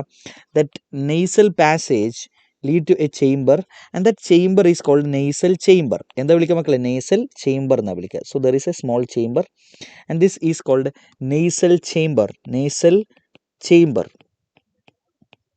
Okay, nasal chamber എന്നാണ് വിളിക്കുക. സെറ്റാണോ? ഇത് കണ്ടെങ്കിൽ ഹ്യൂമൻ എന്ന് തോന്നണില്ല. എന്താടാ? ലുക്ക്, യെസ്, ഈ പല്ലിലേറ്റാ. Let's give him some teeth. ഒരു പൊടിമീശ കൂടെ കൊടുക്കാം. ഓക്കെ, ഒന്ന് അങ്ങനെ പറ്റൂലല്ലോ. ഓക്കെ, പൊടിമീശായില്ലേ? That's it. ഇത്ര മതി. വേണമെങ്കിൽ കഷണ്ടിയാണ്, അപ്പോൾ അതുകൊണ്ട് ഇവിടെയൊക്കെ കുറച്ച് മുടിയുണ്ട്. കഷണ്ടിയായി, പ്രായമായിട്ടുണ്ട്. Okay, come here. ഓക്കെ, ഞാൻ ഒരു കലാകാരൻ തന്നെ അല്ലേ, എന്നെ പൊക്കി പറയാൻ ഞാൻ തന്നെ മതി എന്നല്ല പറഞ്ഞു. Come here. Okay, anyway, so that lead to nasal chamber. അപ്പോൾ നമ്മൾ എന്തൊക്കെ പറഞ്ഞു? External nostril, nasal passage and then we have nasal chamber അല്ലേ. External nostril, nasal passage, nasal chamber. And look, this nasal chamber opens here. ഈ ഒരു ഭാഗത്തേക്ക് nasal chamber വന്നിട്ട് ഈ ഒരു ഭാഗത്തേക്ക് ഓപ്പൺ ചെയ്യുക. അവിടേക്കാണ് നമ്മുടെ മൗത്ത് ഓപ്പൺ ചെയ്യുന്നത്. Okay, to a common part and that is a common passage for food and air. ഫുഡും എയറും കടന്നു പോകാനുള്ള ഒരു കോമൺ പാസേജിലേക്കാണ് നമ്മൾ വായ തുറന്നാലേ തുറന്നാൽ എൻ്റെ ഭാഗത്ത് കാണുന്നില്ല ആ ഒരു ഏരിയ കണ്ടോ, ഈ ഏരിയ ഇവിടെ, this area, this is called pharynx. നോക്കൂ, നമ്മുടെ എയർ ഇങ്ങോട്ടാണ് എത്തുന്നത്, ഫുഡ് ഇങ്ങോട്ടാണ് എത്തുന്നത്. Okay, so that is called, ഈ ഒരു area that is called pharynx. എന്താ വിളിക്കുക? Pharynx. Okay, so that is called pharynx. Pharynx. നിങ്ങൾ ഫാരിങ്സ് നോക്കി, അപ്പോൾ ഇതുവരെയുള്ളത് ക്ലിയർ അല്ലേ? അപ്പോൾ ലെറ്റ്സ് ടേക്ക് ഫാരിങ്സ്. നമുക്ക് ഫാരിങ്സ് നോക്കാം. ഫാരിങ്സ് നോക്കിക്കഴിഞ്ഞാൽ ഫാരിങ്സിന് 2 ഓപ്പണിംഗ് ഉണ്ട്. ഫ്രണ്ടിൽ ഓപ്പണിങ്ങിൻ്റെ പേരാണ് ഗ്ലോട്ടിസ്, ബാക്കിലൊരു ഓപ്പണിംഗ് ഉണ്ട്, അതിലൂടെയാണ് ഫുഡ് പോകുന്നത്. നമുക്ക് ഈ ഫ്രണ്ടിലെ ഓപ്പണിങ്ങിനെ പറ്റി ഡിസ്കസ് ചെയ്യാം. ഇതിലൂടെയാണ് എയർ കയറി പോകാനുള്ളത്, ഈ ഓപ്പണിങ്ങിലൂടെയാണ്. എൻ്റെ opening is called glottis. Glottis. നിങ്ങൾ ആലോചിച്ച് നോക്ക്, നമ്മൾ ഫുഡ് കഴിക്കുമ്പോൾ ഗ്ലോട്ടിസിലേക്ക് ഫുഡ് പോയി കഴിഞ്ഞാൽ ഫുഡ് പതിയെ എവിടെ എത്തും? നമ്മുടെ ലങ്ങിലേക്ക് എത്താനുള്ള സാധ്യതയുണ്ട്. അപ്പോൾ നമ്മൾ ഫുഡ് കഴിക്കുമ്പോൾ ഗ്ലോട്ടിസിലേക്ക് ഫുഡ് പോകരുത്. അത് പ്രിവെൻറ്റ് ചെയ്യാൻ വേണ്ടി there is a structure and this is called epiglottis. എന്താ വിളിക്കുക? എപ്പിഗ്ലോട്ടിസ്. ഇതിൻ്റെ ഫംഗ്ഷൻ എന്താ? It prevent the entry of food into glottis. ഗ്ലോട്ടിസിലേക്ക് ഫുഡ് എൻ്റർ ചെയ്യുന്നത് പ്രിവെൻറ്റ് ചെയ്യുക എന്നുള്ള അയാളുടെ function. It is a structure made up of cartilage. Cartilage കൊണ്ടുണ്ടാക്കിയ ഒരു, എന്താ കാർട്ടിലേജ് എന്ന് പറഞ്ഞാൽ? നമ്മുടെ ചെവിയൊക്കെ ഉണ്ടാക്കിയത് കാർട്ടിലേജ് കൊണ്ടാണ്. ഇത് കൈയൊക്കെ ബോൺ കൊണ്ടാണ്, അസ്ഥി കൊണ്ടാണ്. ഇത് തരുണാസ്ഥി എന്ന് പറയും. അപ്പോൾ ഇത്തരത്തിൽ കാർട്ടിലേജ് കൊണ്ടുണ്ടാക്കിയ സ്ട്രക്ചറാണ് that prevent entry of food into glottis. ഈ ഗ്ലോട്ടിസിലോട്ട് ഫുഡ് പോകുന്നത് പ്രിവെൻറ്റ് ചെയ്യുക എന്നുള്ളതാണ് എപ്പിഗ്ലോട്ടിസിൻ്റെ ഫംഗ്ഷൻ എന്ന് പറയുന്നത്. സെറ്റല്ലേ? ഇനി ഈ ഗ്ലോട്ടിസിൻ്റെ താഴെയുള്ള ഭാഗമാണ് ലാരിങ്സ്. ഇത് എക്സാക്ട്ലി കറക്റ്റ് ഒന്നുമല്ല, പക്ഷേ NCERT അങ്ങനെ പഠിപ്പിക്കുന്നതുകൊണ്ട് നമ്മളെപ്പോഴും ഇങ്ങനെ തന്നെ പഠിപ്പിക്കുക, larynx. It is otherwise called sound box. അപ്പോൾ അയാളുടെ ഫംഗ്ഷൻ നിങ്ങൾക്ക് മനസ്സിലായി. അയാളാണ് നമ്മളെ സൗണ്ട് ഉണ്ടാക്കാൻ വേണ്ടി സഹായിക്കുന്നത്, അല്ലേ? And the larynx lead to next part and this is called trachea. ഇതിനെന്താ വിളിക്കുക മക്കളെ? Trachea. Okay, this is called trachea. സെറ്റല്ലേ? Then trachea divides to form primary bronchus. നോക്കൂ, trachea divides to form primary bronchus. ഈ ട്രക്കിയയിൽ നിന്ന് primary bronchus രൂപപ്പെടും. ഈ പ്രൈമറി ബ്രോങ്കസ് വീണ്ടും ഡിവൈഡ് ചെയ്തുകൊണ്ട് സെക്കൻഡറി ബ്രോങ്കസുകൾ രൂപപ്പെടും. സെക്കൻഡറി ബ്രോങ്കസുകൾ വീണ്ടും ഡിവൈഡ് ചെയ്തുകൊണ്ട് ടേർഷ്യറി ബ്രോങ്കസുകൾ രൂപപ്പെടും. ക്ലിയർ ആണോ? ഓക്കെ, സോ യു ഹാവ്, എവിടെ എത്തിയപ്പോൾ നമ്മൾ നോക്കൂ, this was your pharynx and then pharynx lead to glottis, അതിന് മുകളിൽ എപ്പിഗ്ലോട്ടിസ് ഉണ്ട്, that lead to larynx and then we have trachea. Primary bronchus പറഞ്ഞേ, പ്രൈമറി ബ്രോങ്കസ് ട്ടാ. നോക്കുക, primary bronchus. Primary bronchus. Primary bronchus കഴിഞ്ഞാൽ പിന്നെ ഉള്ളതാണ് കുട്ടികളെ സെക്കൻഡറി ബ്രോങ്കസ്. പിന്നെ എങ്ങനെ നോക്കുക? സെക്കൻഡറി ബ്രോങ്കസ്, അടുത്ത ബ്രാഞ്ചുകൾ. ഇനി വീണ്ടും ഡിവൈഡ് ചെയ്താൽ അവർ വീണ്ടും ബ്രാഞ്ച് ആവും. അപ്പോൾ ടേർഷ്യറി ബ്രോങ്കസ്. എന്താണ്? Tertiary bronchus. Okay, so you have primary bronchus, then secondary bronchus, then tertiary bronchus. സെറ്റാണോ? റെഡി അല്ലേ? Okay, good. അപ്പോൾ ഇത് പ്രൈമറി ആണ്, ഇത് സെക്കൻഡറി ആണ്, ഇത് ടേർഷ്യറി ആണ്. ഇനി tertiary bronchus again divides and it form initial bronchiole. It again divides to form initial bronchiole. എന്താണ് മക്കളെ? Initial bronchiole. ബ്രോങ്കിയോൾ പറഞ്ഞേ, initial what? Initial bronchiole. And this initial bronchiole again divides. It again divides and then it form terminal bronchiole. എന്താണ്? Terminal bronchiole. Terminal bronchiole പറഞ്ഞേ, terminal bronchiole. Okay, so we have initial bronchiole and then we have terminal bronchiole. സെറ്റാണോ? And these terminal bronchioles are connected to alveoli. ഈ terminal ബ്രോങ്കിയോളാണ് ഇനി ആൽവിയോളസിലേക്ക് connect ചെയ്തിരിക്കുന്നത്. Okay, so this terminal bronchioles are this terminal bronchioles are connected to alveoli. ഇവിടെ ഇങ്ങനെ ആൽവിയോളസുകൾ, നിറയെ ആൽവിയോളസുകൾ ഉണ്ടാകും. കണ്ടോ? So all these are alveoli. Alveolus is singular, alveoli is plural. Ready അല്ലേ കുട്ടികളെ? This terminal bronchioles are connected to what? Alveoli. Alveoli അല്ലെങ്കിൽ ആൽവിയോളസ്, സിംഗുലർ ഈസ് ആൽവിയോളസ്. ഇനി ഇപ്പം നമ്മൾ പറഞ്ഞു, ഇതാണ് നമ്മുടെ റെസ്പിറേറ്ററി പാസേജിൻ്റെ സ്ട്രക്ചർ. നമ്മളോട് ചോദിക്കൂട്ടാ, external nostril, nasal passage, nasal chamber, pharynx. അത് കഴിഞ്ഞാൽ ലുക്ക്, ഗ്ലോട്ടിസ്, അതായത് എപ്പിഗ്ലോട്ടിസ് അതിൻ്റെ ഫംഗ്ഷൻ ചോദിക്കും, ലാരിങ്സ് ഫംഗ്ഷൻ ചോദിക്കും, trachea, primary bronchus, secondary, tertiary, initial bronchiole, terminal bronchiole, alveolus. Okay, alveola is plural, alveolus ആണ് സിംഗുലർ കേട്ടോ, സിംഗുലർ പദം. ഈ സിംഗുലർ എന്താ, പ്ലൂരൽ എന്താ അറിയാത്ത ആൾക്കാരുണ്ടാവില്ല എന്ന് ഞാൻ കരുതുന്നു. അങ്ങനെ വിചാരിക്കാനാണ് എനിക്കിഷ്ടം. ഓക്കെ, എന്നാൽ ആക്ച്വലി ലങ് എന്ന് പറഞ്ഞാൽ ഈ ബ്രോങ്കസിൻ്റെയും ബ്രോങ്കിയോളുടെയൊക്കെ ബ്രാഞ്ചിങ് നെറ്റ്വർക്കിനെയാണ് നമ്മൾ എന്ത് വിളിക്കുന്നത്? ലങ്സ് എന്ന് വിളിക്കുന്നത്. Okay, lungs are nothing but the branching network of this bronchus, bronchiole, alveolus etcetera. ഇതിൻ്റെ ബ്രാഞ്ചിങ് നെറ്റ്വർക്കിനെയാണ് നമ്മൾ എന്ത് വിളിക്കുന്നത്? ലങ്സ് എന്ന് വിളിക്കുന്നത്. ഇനി നമ്മളോട് ചോദിക്കും, നമ്മുടെ ലങ്സ് ഉണ്ടല്ലോ, okay sorry. So we have a pair of lungs അല്ലേ. ഓക്കെ, ഈ ലങ്ങിനെ കവർ ചെയ്തുകൊണ്ട് പ്രൊട്ടക്ട് ചെയ്തുകൊണ്ട് there is a double layered membrane. ഉള്ളിലൊരു ലെയർ ഇതാ, പുറത്ത് മറ്റൊരു ലെയർ ഇതാ. This is called pleura. ഈ മെംബ്രെയിനെ നമ്മൾ വിളിക്കുന്ന പേരാണ് pleura. Okay, and look, there is outer pleura, inner pleura. ആ രണ്ട് പ്ലൂരക്കും ഇടയിൽ there is a fluid filled space and this is called pleural space. Okay, അല്ലെങ്കിൽ പ്ലൂരൽ ക്യാവിറ്റി എന്നാണ് നമ്മൾ ഈ സ്പേസിന് വിളിക്കുക. And it is filled with plural fluid. അതിനകത്ത് എന്തുണ്ട് കുട്ടികളെ? പ്ലൂരൽ ഫ്ലൂയിഡ് ഉണ്ട്. അതിനകത്ത് എന്താ ഉള്ളത്? പ്ലൂരൽ ഫ്ലൂയിഡ് ഉണ്ട്. What is function of this plural fluid? ഈ പ്ലൂരൽ ഫ്ലൂയിഡിൻ്റെ ഫംഗ്ഷൻ എന്താ? ഈ രണ്ട് ലെയറും കൂടെ തമ്മിലുള്ള ഉരസൽ, ഫ്രിക്ഷൻ എന്ന് പറയും ഇംഗ്ലീഷിൽ, അത് ഉരസുന്നത് ഒഴിവാക്കാൻ. So it reduce the friction between two layers. So it has outer layer, inner layer. ആ രണ്ട് ലെയറും കൂടെ ഉരസുന്നത് പ്രിവെൻറ്റ് ചെയ്യാനാണ് പ്ലൂര സഹായിക്കുന്നത്. I hope it is clear. റെഡിയാണോ? റെഡിയാണോ? Yes or no?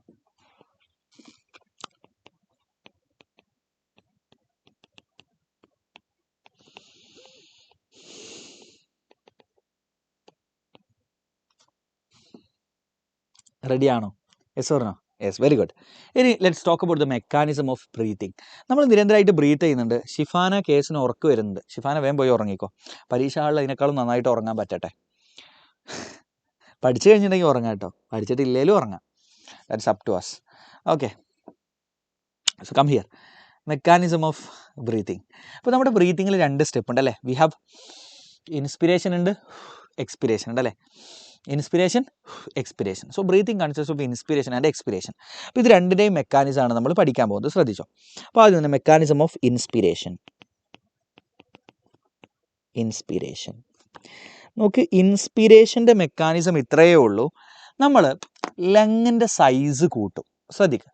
Have you heard about boils law? നിങ്ങൾ ബോയിൽസ് ലോ കേട്ടിട്ടുണ്ട്. എന്താ ബോയിൽസ് ലോ പറയുന്നത്? ഒരു വസ്തുവിൻ്റെ സൈസ് കൂടിക്കഴിഞ്ഞാൽ ആ വസ്തുവിനകത്തുള്ള പ്രഷർ കുറയും എന്നാണ് ബോയിൽസ് ലോ പറയുന്നത്. എന്താ പറയുന്നത്? ഒരു വസ്തുവിൻ്റെ സൈസ് കൂടിയാൽ ആ വസ്തുവിൻ്റെ ഉള്ളിലുള്ള പ്രഷർ കുറയും. So when the lung size increases, ലങ്ങിൻ്റെ സൈസ് കൂടിക്കഴിഞ്ഞാൽ ലങ്ങിൻ്റെ ഉള്ളിലെ പ്രഷർ കുറയും.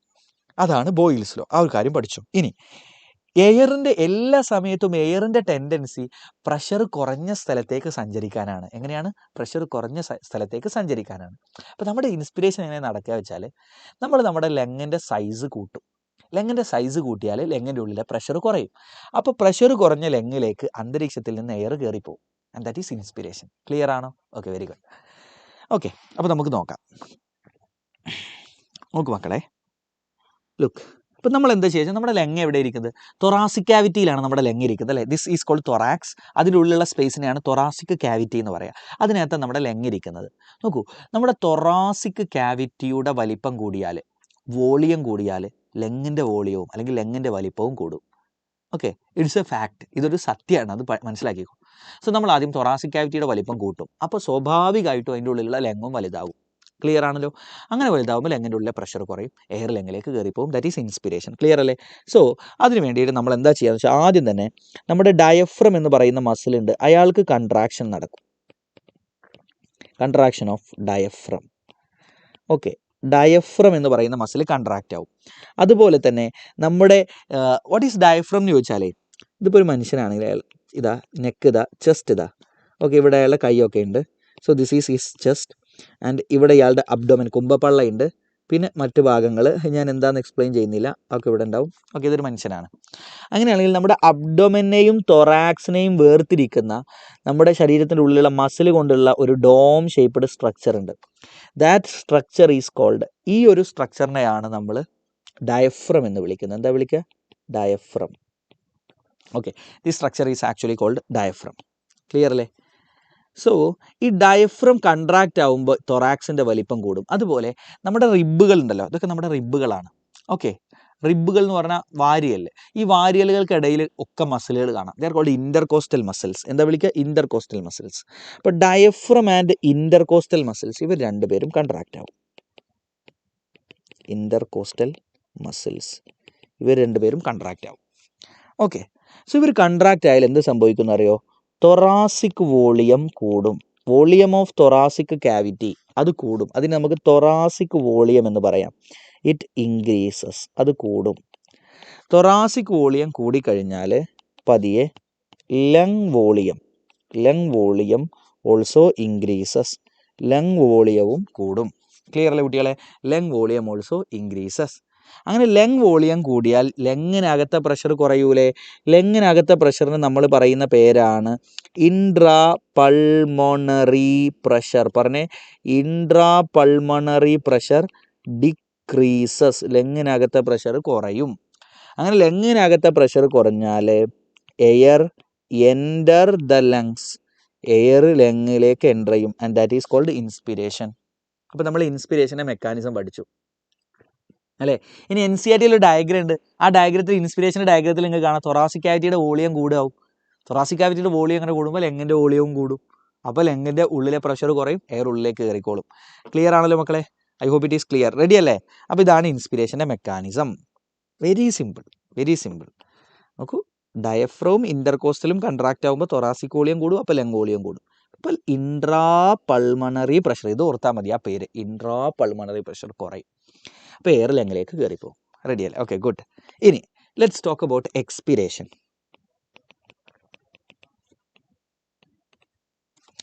നോക്കൂ, ഈ മസിലുകൾ കൺട്രാക്റ്റ് ആയതുകൊണ്ടാണ്. ഏതൊക്കെ മസിലാ?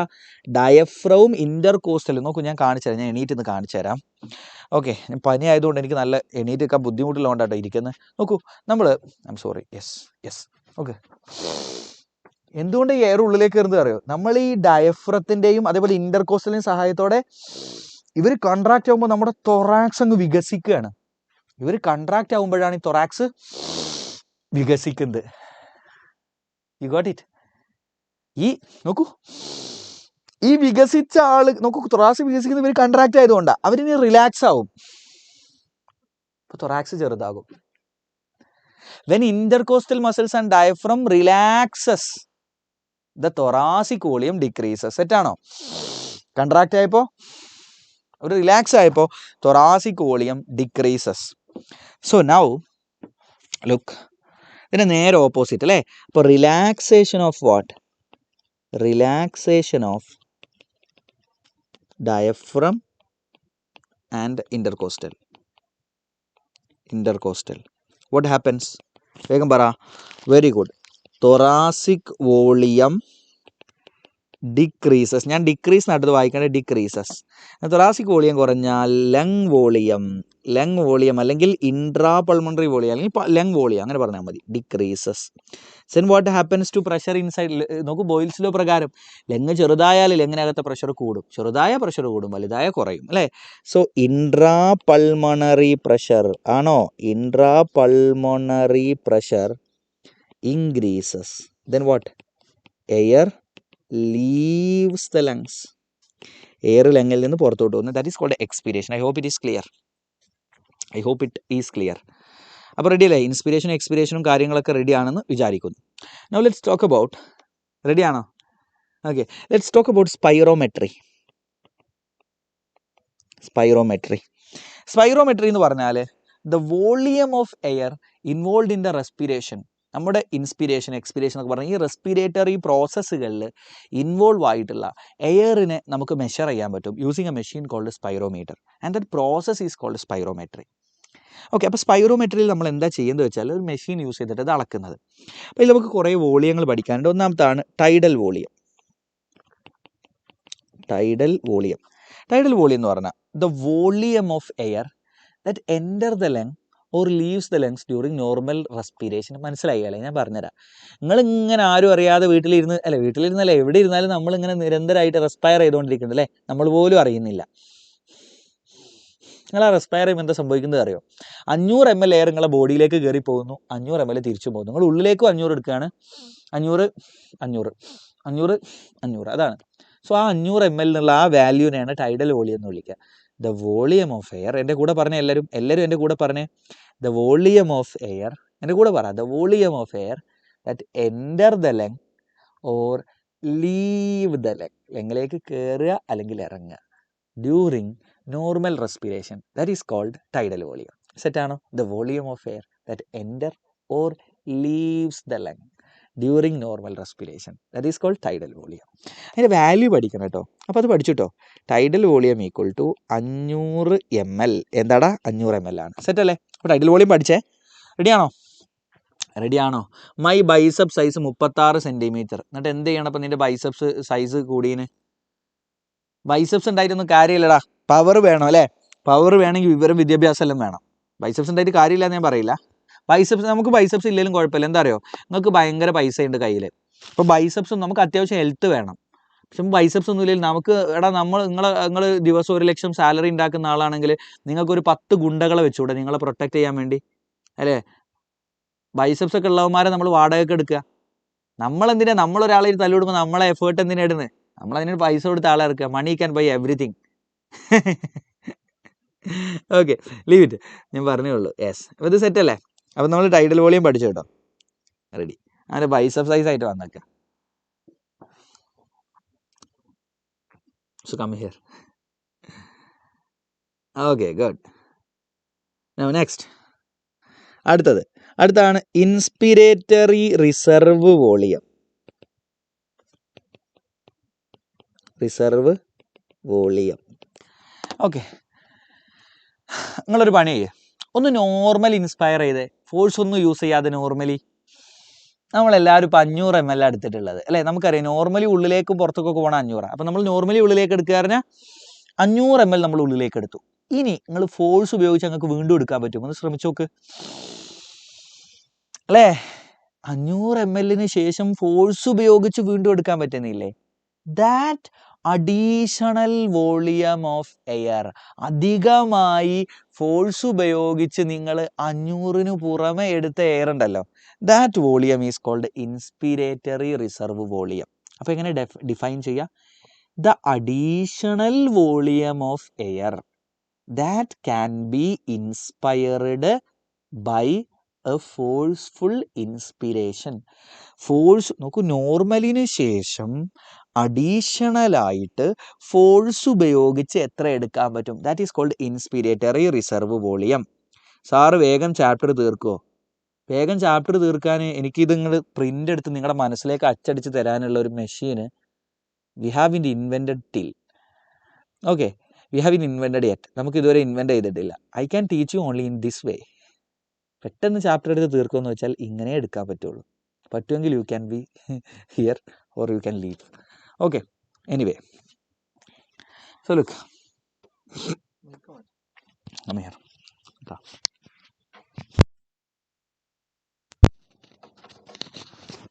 ഓക്കെ, സെറ്റ് അല്ലേ? മൈക്കൊക്കെ ഓക്കെ അല്ലേ?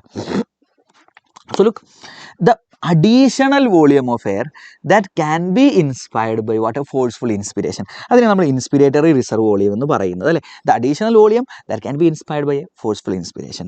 നൗ IRVയുടെ വാല്യൂ നമ്മളോട് ചോദിക്കും. ഓക്കെ, സോ IRVയുടെ വാല്യൂ എത്രയാ? 2500 to 3000 ml ആണ് IRVയുടെ വാല്യൂ എന്ന് പറയുന്നത് അല്ലേ? 2500 to 3000 ml ആണ് IRVയുടെ വാല്യൂ എന്ന് പറയുന്നത്. സെറ്റാണോ മക്കളെ? I hope it is clear. Ready അല്ലേ? ഇനി അടുത്താണ് കുട്ടികളെ എക്സ്പിരേറ്ററി റിസർവ് വോളിയം. അടുത്തതാണ് expiratory reserve volume. Expiratory reserve volume ഇതേപോലെ തന്നെയാണ്. നോക്ക്, നമ്മൾ നോർമലി എക്സ്പയർ ചെയ്യുമ്പോൾ എത്രയാണ് പുറത്തോട്ട് വിടുക? 500 ml. അത് നമുക്ക് വിടാം, ഫോഴ്സ് ഒന്നും വേണ്ട. എല്ലാവരും വിട്ടെ, 500 ml വിട്ടു. ഇനി ഫോഴ്സ് ഉപയോഗിച്ച് വീണ്ടും ഒരുപാട് വിടാൻ പറ്റും. Okay, so that's it. നമ്മൾ നോർമലി 500 വിടുന്നതിന് ഫോഴ്സ് വേണ്ട. അതിന് പുറമെ നമുക്ക് എല്ലാവരും ചെയ്തേ 500 വിട്ടു. ഇനി ഫോഴ്സ് ഉപയോഗിച്ച് വിടാൻ ശ്രമിച്ചു നോക്ക് അല്ലേ? വീണ്ടും കുറേ വിടാൻ പറ്റുന്നത്. So that additional volume of air that can be expired by a forceful expiration. എന്ന് പറഞ്ഞേ, the additional volume of air that can be expired by forceful expiration. അതിനെയാണ് എക്സ്പിരേറ്ററി റിസർവ് വോളിയം എന്ന് വിളിക്കുന്നത്. ക്ലിയർ അല്ലേ? അപ്പോൾ ERV equal to 1000 to 1100 ml ആണ്. അപ്പോൾ definition പഠിച്ചിട്ടോ, the additional volume of air that can be expired by forceful expiration. Set അല്ലേ? ഇനി അടുത്തതാണ് residual volume. Residual volume. Okay, set അല്ലേ? Hope it is clear. ചില സമയത്തുണ്ടല്ലോ കമൻറ്റ് ബോക്സിൽ ചില കമൻറ്റ് അങ്ങ് കാണുമ്പോൾ ഇതൊക്കെ കൂടി എടുത്തൊരു ഏറങ്ങ് അറിയാൻ തോന്നും. I am saying you reality. Like what I am doing here is maximum I am trying to teach you things. ഞാനിവിടെ വെറുതെ ഇരിക്കുന്നില്ല. അപ്പോൾ സംബഡി സേയിങ് മീ സാർ സ്പീഡിലെടുത്ത് തീർക്കോ. Okay, so like this is the speed. Speed ഇനിയും കൂട്ടാൻ പറ്റും. ഒന്നും അറിയാത്ത ആളുകൾക്ക് കൂടെ പറ്റുന്ന രീതിയിലല്ലേ നമുക്ക് കാര്യങ്ങൾ പഠിപ്പിക്കാൻ പറ്റുക. ഓക്കെ, ദാറ്റ്സ് ഇറ്റ് അല്ലേ. നമുക്ക് പരീക്ഷയുടെ തലേന്നൊക്കെ നമ്മൾ എടുക്കുമ്പോൾ നമ്മൾ സ്പീഡ് കൂട്ടും അല്ലേ, നമ്മൾ വളരെ സ്പീഡ് കൂട്ടും. പക്ഷേ ഇപ്പം നിങ്ങൾക്ക് കുറച്ചുകൂടി നിങ്ങൾക്ക് മനസ്സിലാൻ വേണ്ടിയിട്ടാണ്. ഇറ്റ്സ് ഫോർ യു അല്ലേ, വെറുതെ നമ്മൾ എന്തെങ്കിലും പറഞ്ഞിട്ട് കാര്യമില്ലല്ലോ. Okay, come here. അപ്പോൾ അത് പഠിച്ചു. ഇനി റെസിഡുവൽ വോളിയം. നിങ്ങൾ എത്ര ഫോഴ്സ് ഉപയോഗിച്ച് നിങ്ങൾ ബ്രീത്ത് ഔട്ട് ചെയ്തേ, എക്സ്പയർ ചെയ്തേ?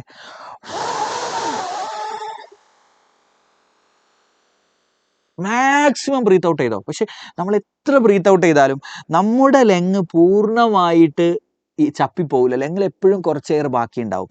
നമ്മൾ എത്ര ഫോഴ്സ്ഫുള്ളി എക്സ്പയർ ചെയ്താലും നമ്മുടെ ലങ്ങിൽ കുറച്ച് എയർ ബാക്കി ഉണ്ടാകും. That volume of air is called residual volume. So ഒന്ന് പറഞ്ഞ ഡെഫിനിഷൻ പറഞ്ഞു നോക്കി. The volume of air remaining in the lungs even after a forceful expiration. നമ്മൾ ഫോഴ്സ് ഉപയോഗിച്ച് എത്ര ഊതിയാലും ബാക്കി ഉണ്ടാവും കുറച്ച്. The volume of air remaining in the lungs even after a EVEN എന്നിട്ട് പോലും even after a forceful expiration. And that is called, അതിന് നമ്മൾ വിളിക്കുന്ന പേരാണ് റെസിഡുവൽ വോളിയം. ക്ലിയർ ആണോ എന്ന് പറഞ്ഞു നോക്കിയേ. The volume of air remaining in the lungs even after a forceful expiration, that is called residual volume. Okay, now residual volume equal to 1100 to 1200 ml. Okay, residual volume എത്രയാണ്? 1100 to 1200 ml ആണ് നമ്മുടെ residual volume എന്ന് പറയുന്നത്. Clear അല്ലേ? 4 വോളിയങ്ങൾ പഠിച്ചു അല്ലേ. ഇനി ഈ വോളിയങ്ങളെ ആഡ് ചെയ്യുമ്പോൾ നമുക്ക് കിട്ടുന്നതാണ് റെസ്പിറേറ്ററി കപ്പാസിറ്റികൾ. നിങ്ങൾ അതിൻ്റെ ഡെഫിനിഷനിലേക്ക് ഒന്നും പോകണമെന്നില്ല. ഡെഫിനിഷൻ പഠിച്ച ആളുകൾ, ഇപ്പോൾ എഡ്യൂപോർട്ടൊക്കെ പെയ്ഡ് സ്റ്റുഡൻസ് അല്ലാത്ത കുട്ടികളും പലപ്പോഴും ഡെഫിനിഷൻ കൃത്യമായിട്ട് പഠിച്ചിട്ടുണ്ടാവും. ഡെഫിനിഷൻ പഠിച്ചാൽ വളരെ നല്ലതാണ്. ഇവിടെ നമ്മളോട് ചോദിക്കുക 2 മാർക്കിനാണ് ചോദിക്കുക. ഇപ്പോൾ നേരത്തെ പറഞ്ഞ ഈ ഭാഗത്തുനിന്ന് യൂഷ്വലി എക്സ്പിരേഷൻ ഇൻസ്പിരേഷൻ്റെ സ്റ്റെപ്പുകൾ ചിലപ്പോൾ 3 മാർക്കിന് എഴുതാൻ വേണ്ടിയിട്ട് പറയും രണ്ടും കൂടെ, അല്ലെങ്കിൽ ഡിഫറൻഷിയേറ്റ് ബിറ്റ്വീൻ ദം, രണ്ടും ഓരോന്നും എന്താണെന്ന് എഴുതാൻ പറയും 3 മാർക്കിന് അല്ലെങ്കിൽ 2 മാർക്കിന് ചോദിക്കും. ഇവിടെ നമ്മളോട് ചോദിക്കുക differentiate between tidal volume and inspiratory reserve volume എന്ന് ചോദിക്കും. അതായത് രണ്ടും എന്താണെന്ന് എഴുതാനാണ് പറയുന്നത്. അതിന് 1 മാർക്കാണ് തരിക. ഓക്കെ, എന്നിട്ട് പറയും differentiate between expiratory reserve volume residual volume. അതിന് ഓരോ മാർക്ക് വെച്ചാൽ തരിക. അപ്പോൾ ഇത് ഡെഫിനിഷൻ വെച്ചുകൊണ്ട് നിങ്ങൾ എഴുതുക. ഡിഫറൻഷിയേറ്റ് എന്ന് പറഞ്ഞാൽ രണ്ടിൻ്റെ ഡെഫിനിഷൻ എഴുതുക. ഇനി അടുത്തതാണ് റെസ്പിരേറ്ററി കപ്പാസിറ്റീസ്. അടുത്തൊരു ഭാഗമാണ് റെസ്പിരേറ്ററി കപ്പാസിറ്റീസ്. അപ്പോൾ പലതരം കപ്പാസിറ്റി ഉണ്ട്. Inspiratory capacity, expiratory capacity, functional residual capacity, vital capacity, total lung capacity, 5 capacity ഉണ്ട്.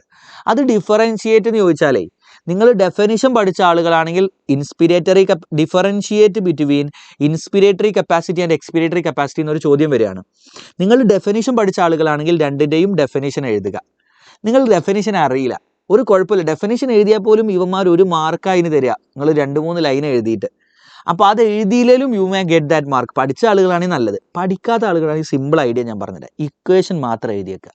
ഇൻസ്പിരേറ്ററി കപ്പാസിറ്റി ഈക്വൽ ടു ഇത് പ്ലസ് ഇത്, എക്സ്പിരേറ്ററി കപ്പാസിറ്റി ഈക്വൽ ടു ഇത് പ്ലസ് ഇത്. അങ്ങനെ എഴുതിയാലും നിങ്ങൾക്ക് ആ മാർക്ക് കിട്ടും. ഓൾമോസ്റ്റ് പോകില്ല മാർക്ക്. ഓക്കെ, നമുക്ക് നോക്കാം. ഒന്നാമത്തതാണ് ഇൻസ്പിരേറ്ററി കപ്പാസിറ്റി. അപ്പോൾ ഇൻസ്പിരേറ്ററി കപ്പാസിറ്റി ഇട്ടാൽ നിങ്ങൾ എന്താ ചെയ്യേണ്ടതെന്ന് അറിയോ? നിങ്ങൾക്ക് ഇൻസ്പിരേറ്ററി റിസർവ് വോളിയം അറിയില്ലേ, അതിലേക്ക് ടൈഡൽ വോളിയം കൂട്ടിയാൽ മതി. കണ്ടോ, ഇൻസ്പിരേറ്ററി കപ്പാസിറ്റി അല്ലേ, അപ്പോൾ IRVയും ടൈഡൽ വോളിയം കൂടെ കൂട്ടുക. സെറ്റ് അല്ലേ. ഇനി അടുത്താണ് എക്സ്പിരേറ്ററി കപ്പാസിറ്റി. ഓക്കെ, അത് കിട്ടണമെങ്കിൽ നമ്മൾ എക്സ്പിരേറ്ററി റിസർവ് വോളിയവും ടൈഡൽ വോളിയം കൂടെ കൂട്ടുക. കാരണം എക്സ്പിരേറ്ററി ആണ്, അപ്പോൾ ERV എക്സ്പിരേറ്ററി റിസർവ് വോളിയവും ടൈഡൽ വോളിയം കൂടെ കൂട്ടുക.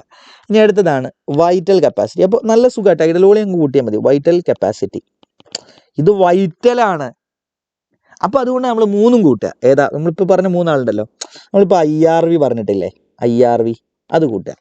പിന്നെ നമ്മൾ TV കൂട്ടുക, ERV കൂട്ടുക. ഈ ഒരു രീതിയിൽ പഠിച്ചാൽ മതി. അപ്പോൾ അതിൽ 3ഉം വന്നു. സെറ്റാണോ? ഇനി അടുത്തതാണ് ടോട്ടൽ ലങ് കപ്പാസിറ്റി.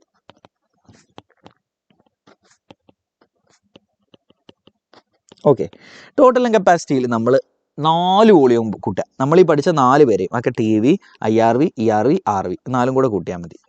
അതിന് ശരിക്കും ഡെഫിനിഷനും വേണമെങ്കിൽ പഠിച്ചോ. ഡെഫിനിഷൻ പഠിക്കാൻ സുഖം. The maximum volume of air that can be accommodated in length. നമ്മുടെ ലെങ്ങിൽ അക്കോമഡേറ്റ് ചെയ്യാൻ പറ്റുന്ന മാക്സിമം വോളിയം ഓഫ് എയർ ആണ് കുട്ടികളെ total lung capacity. The total volume of air that can be accommodated in the lungs. Okay, അപ്പോൾ അത് കിട്ടാൻ എന്ത് ചെയ്താൽ മതി? IRV plus TV plus ERV plus RV അതങ്ങ് ചെയ്താൽ മതി. IRV plus T V plus E R V plus R V, അതാണ് ടോട്ടൽ ലങ് കപ്പാസിറ്റി. സെറ്റാണോ? I hope it is clear. ഇനി ലാസ്റ്റ് ഒന്നാണ് functional residual capacity.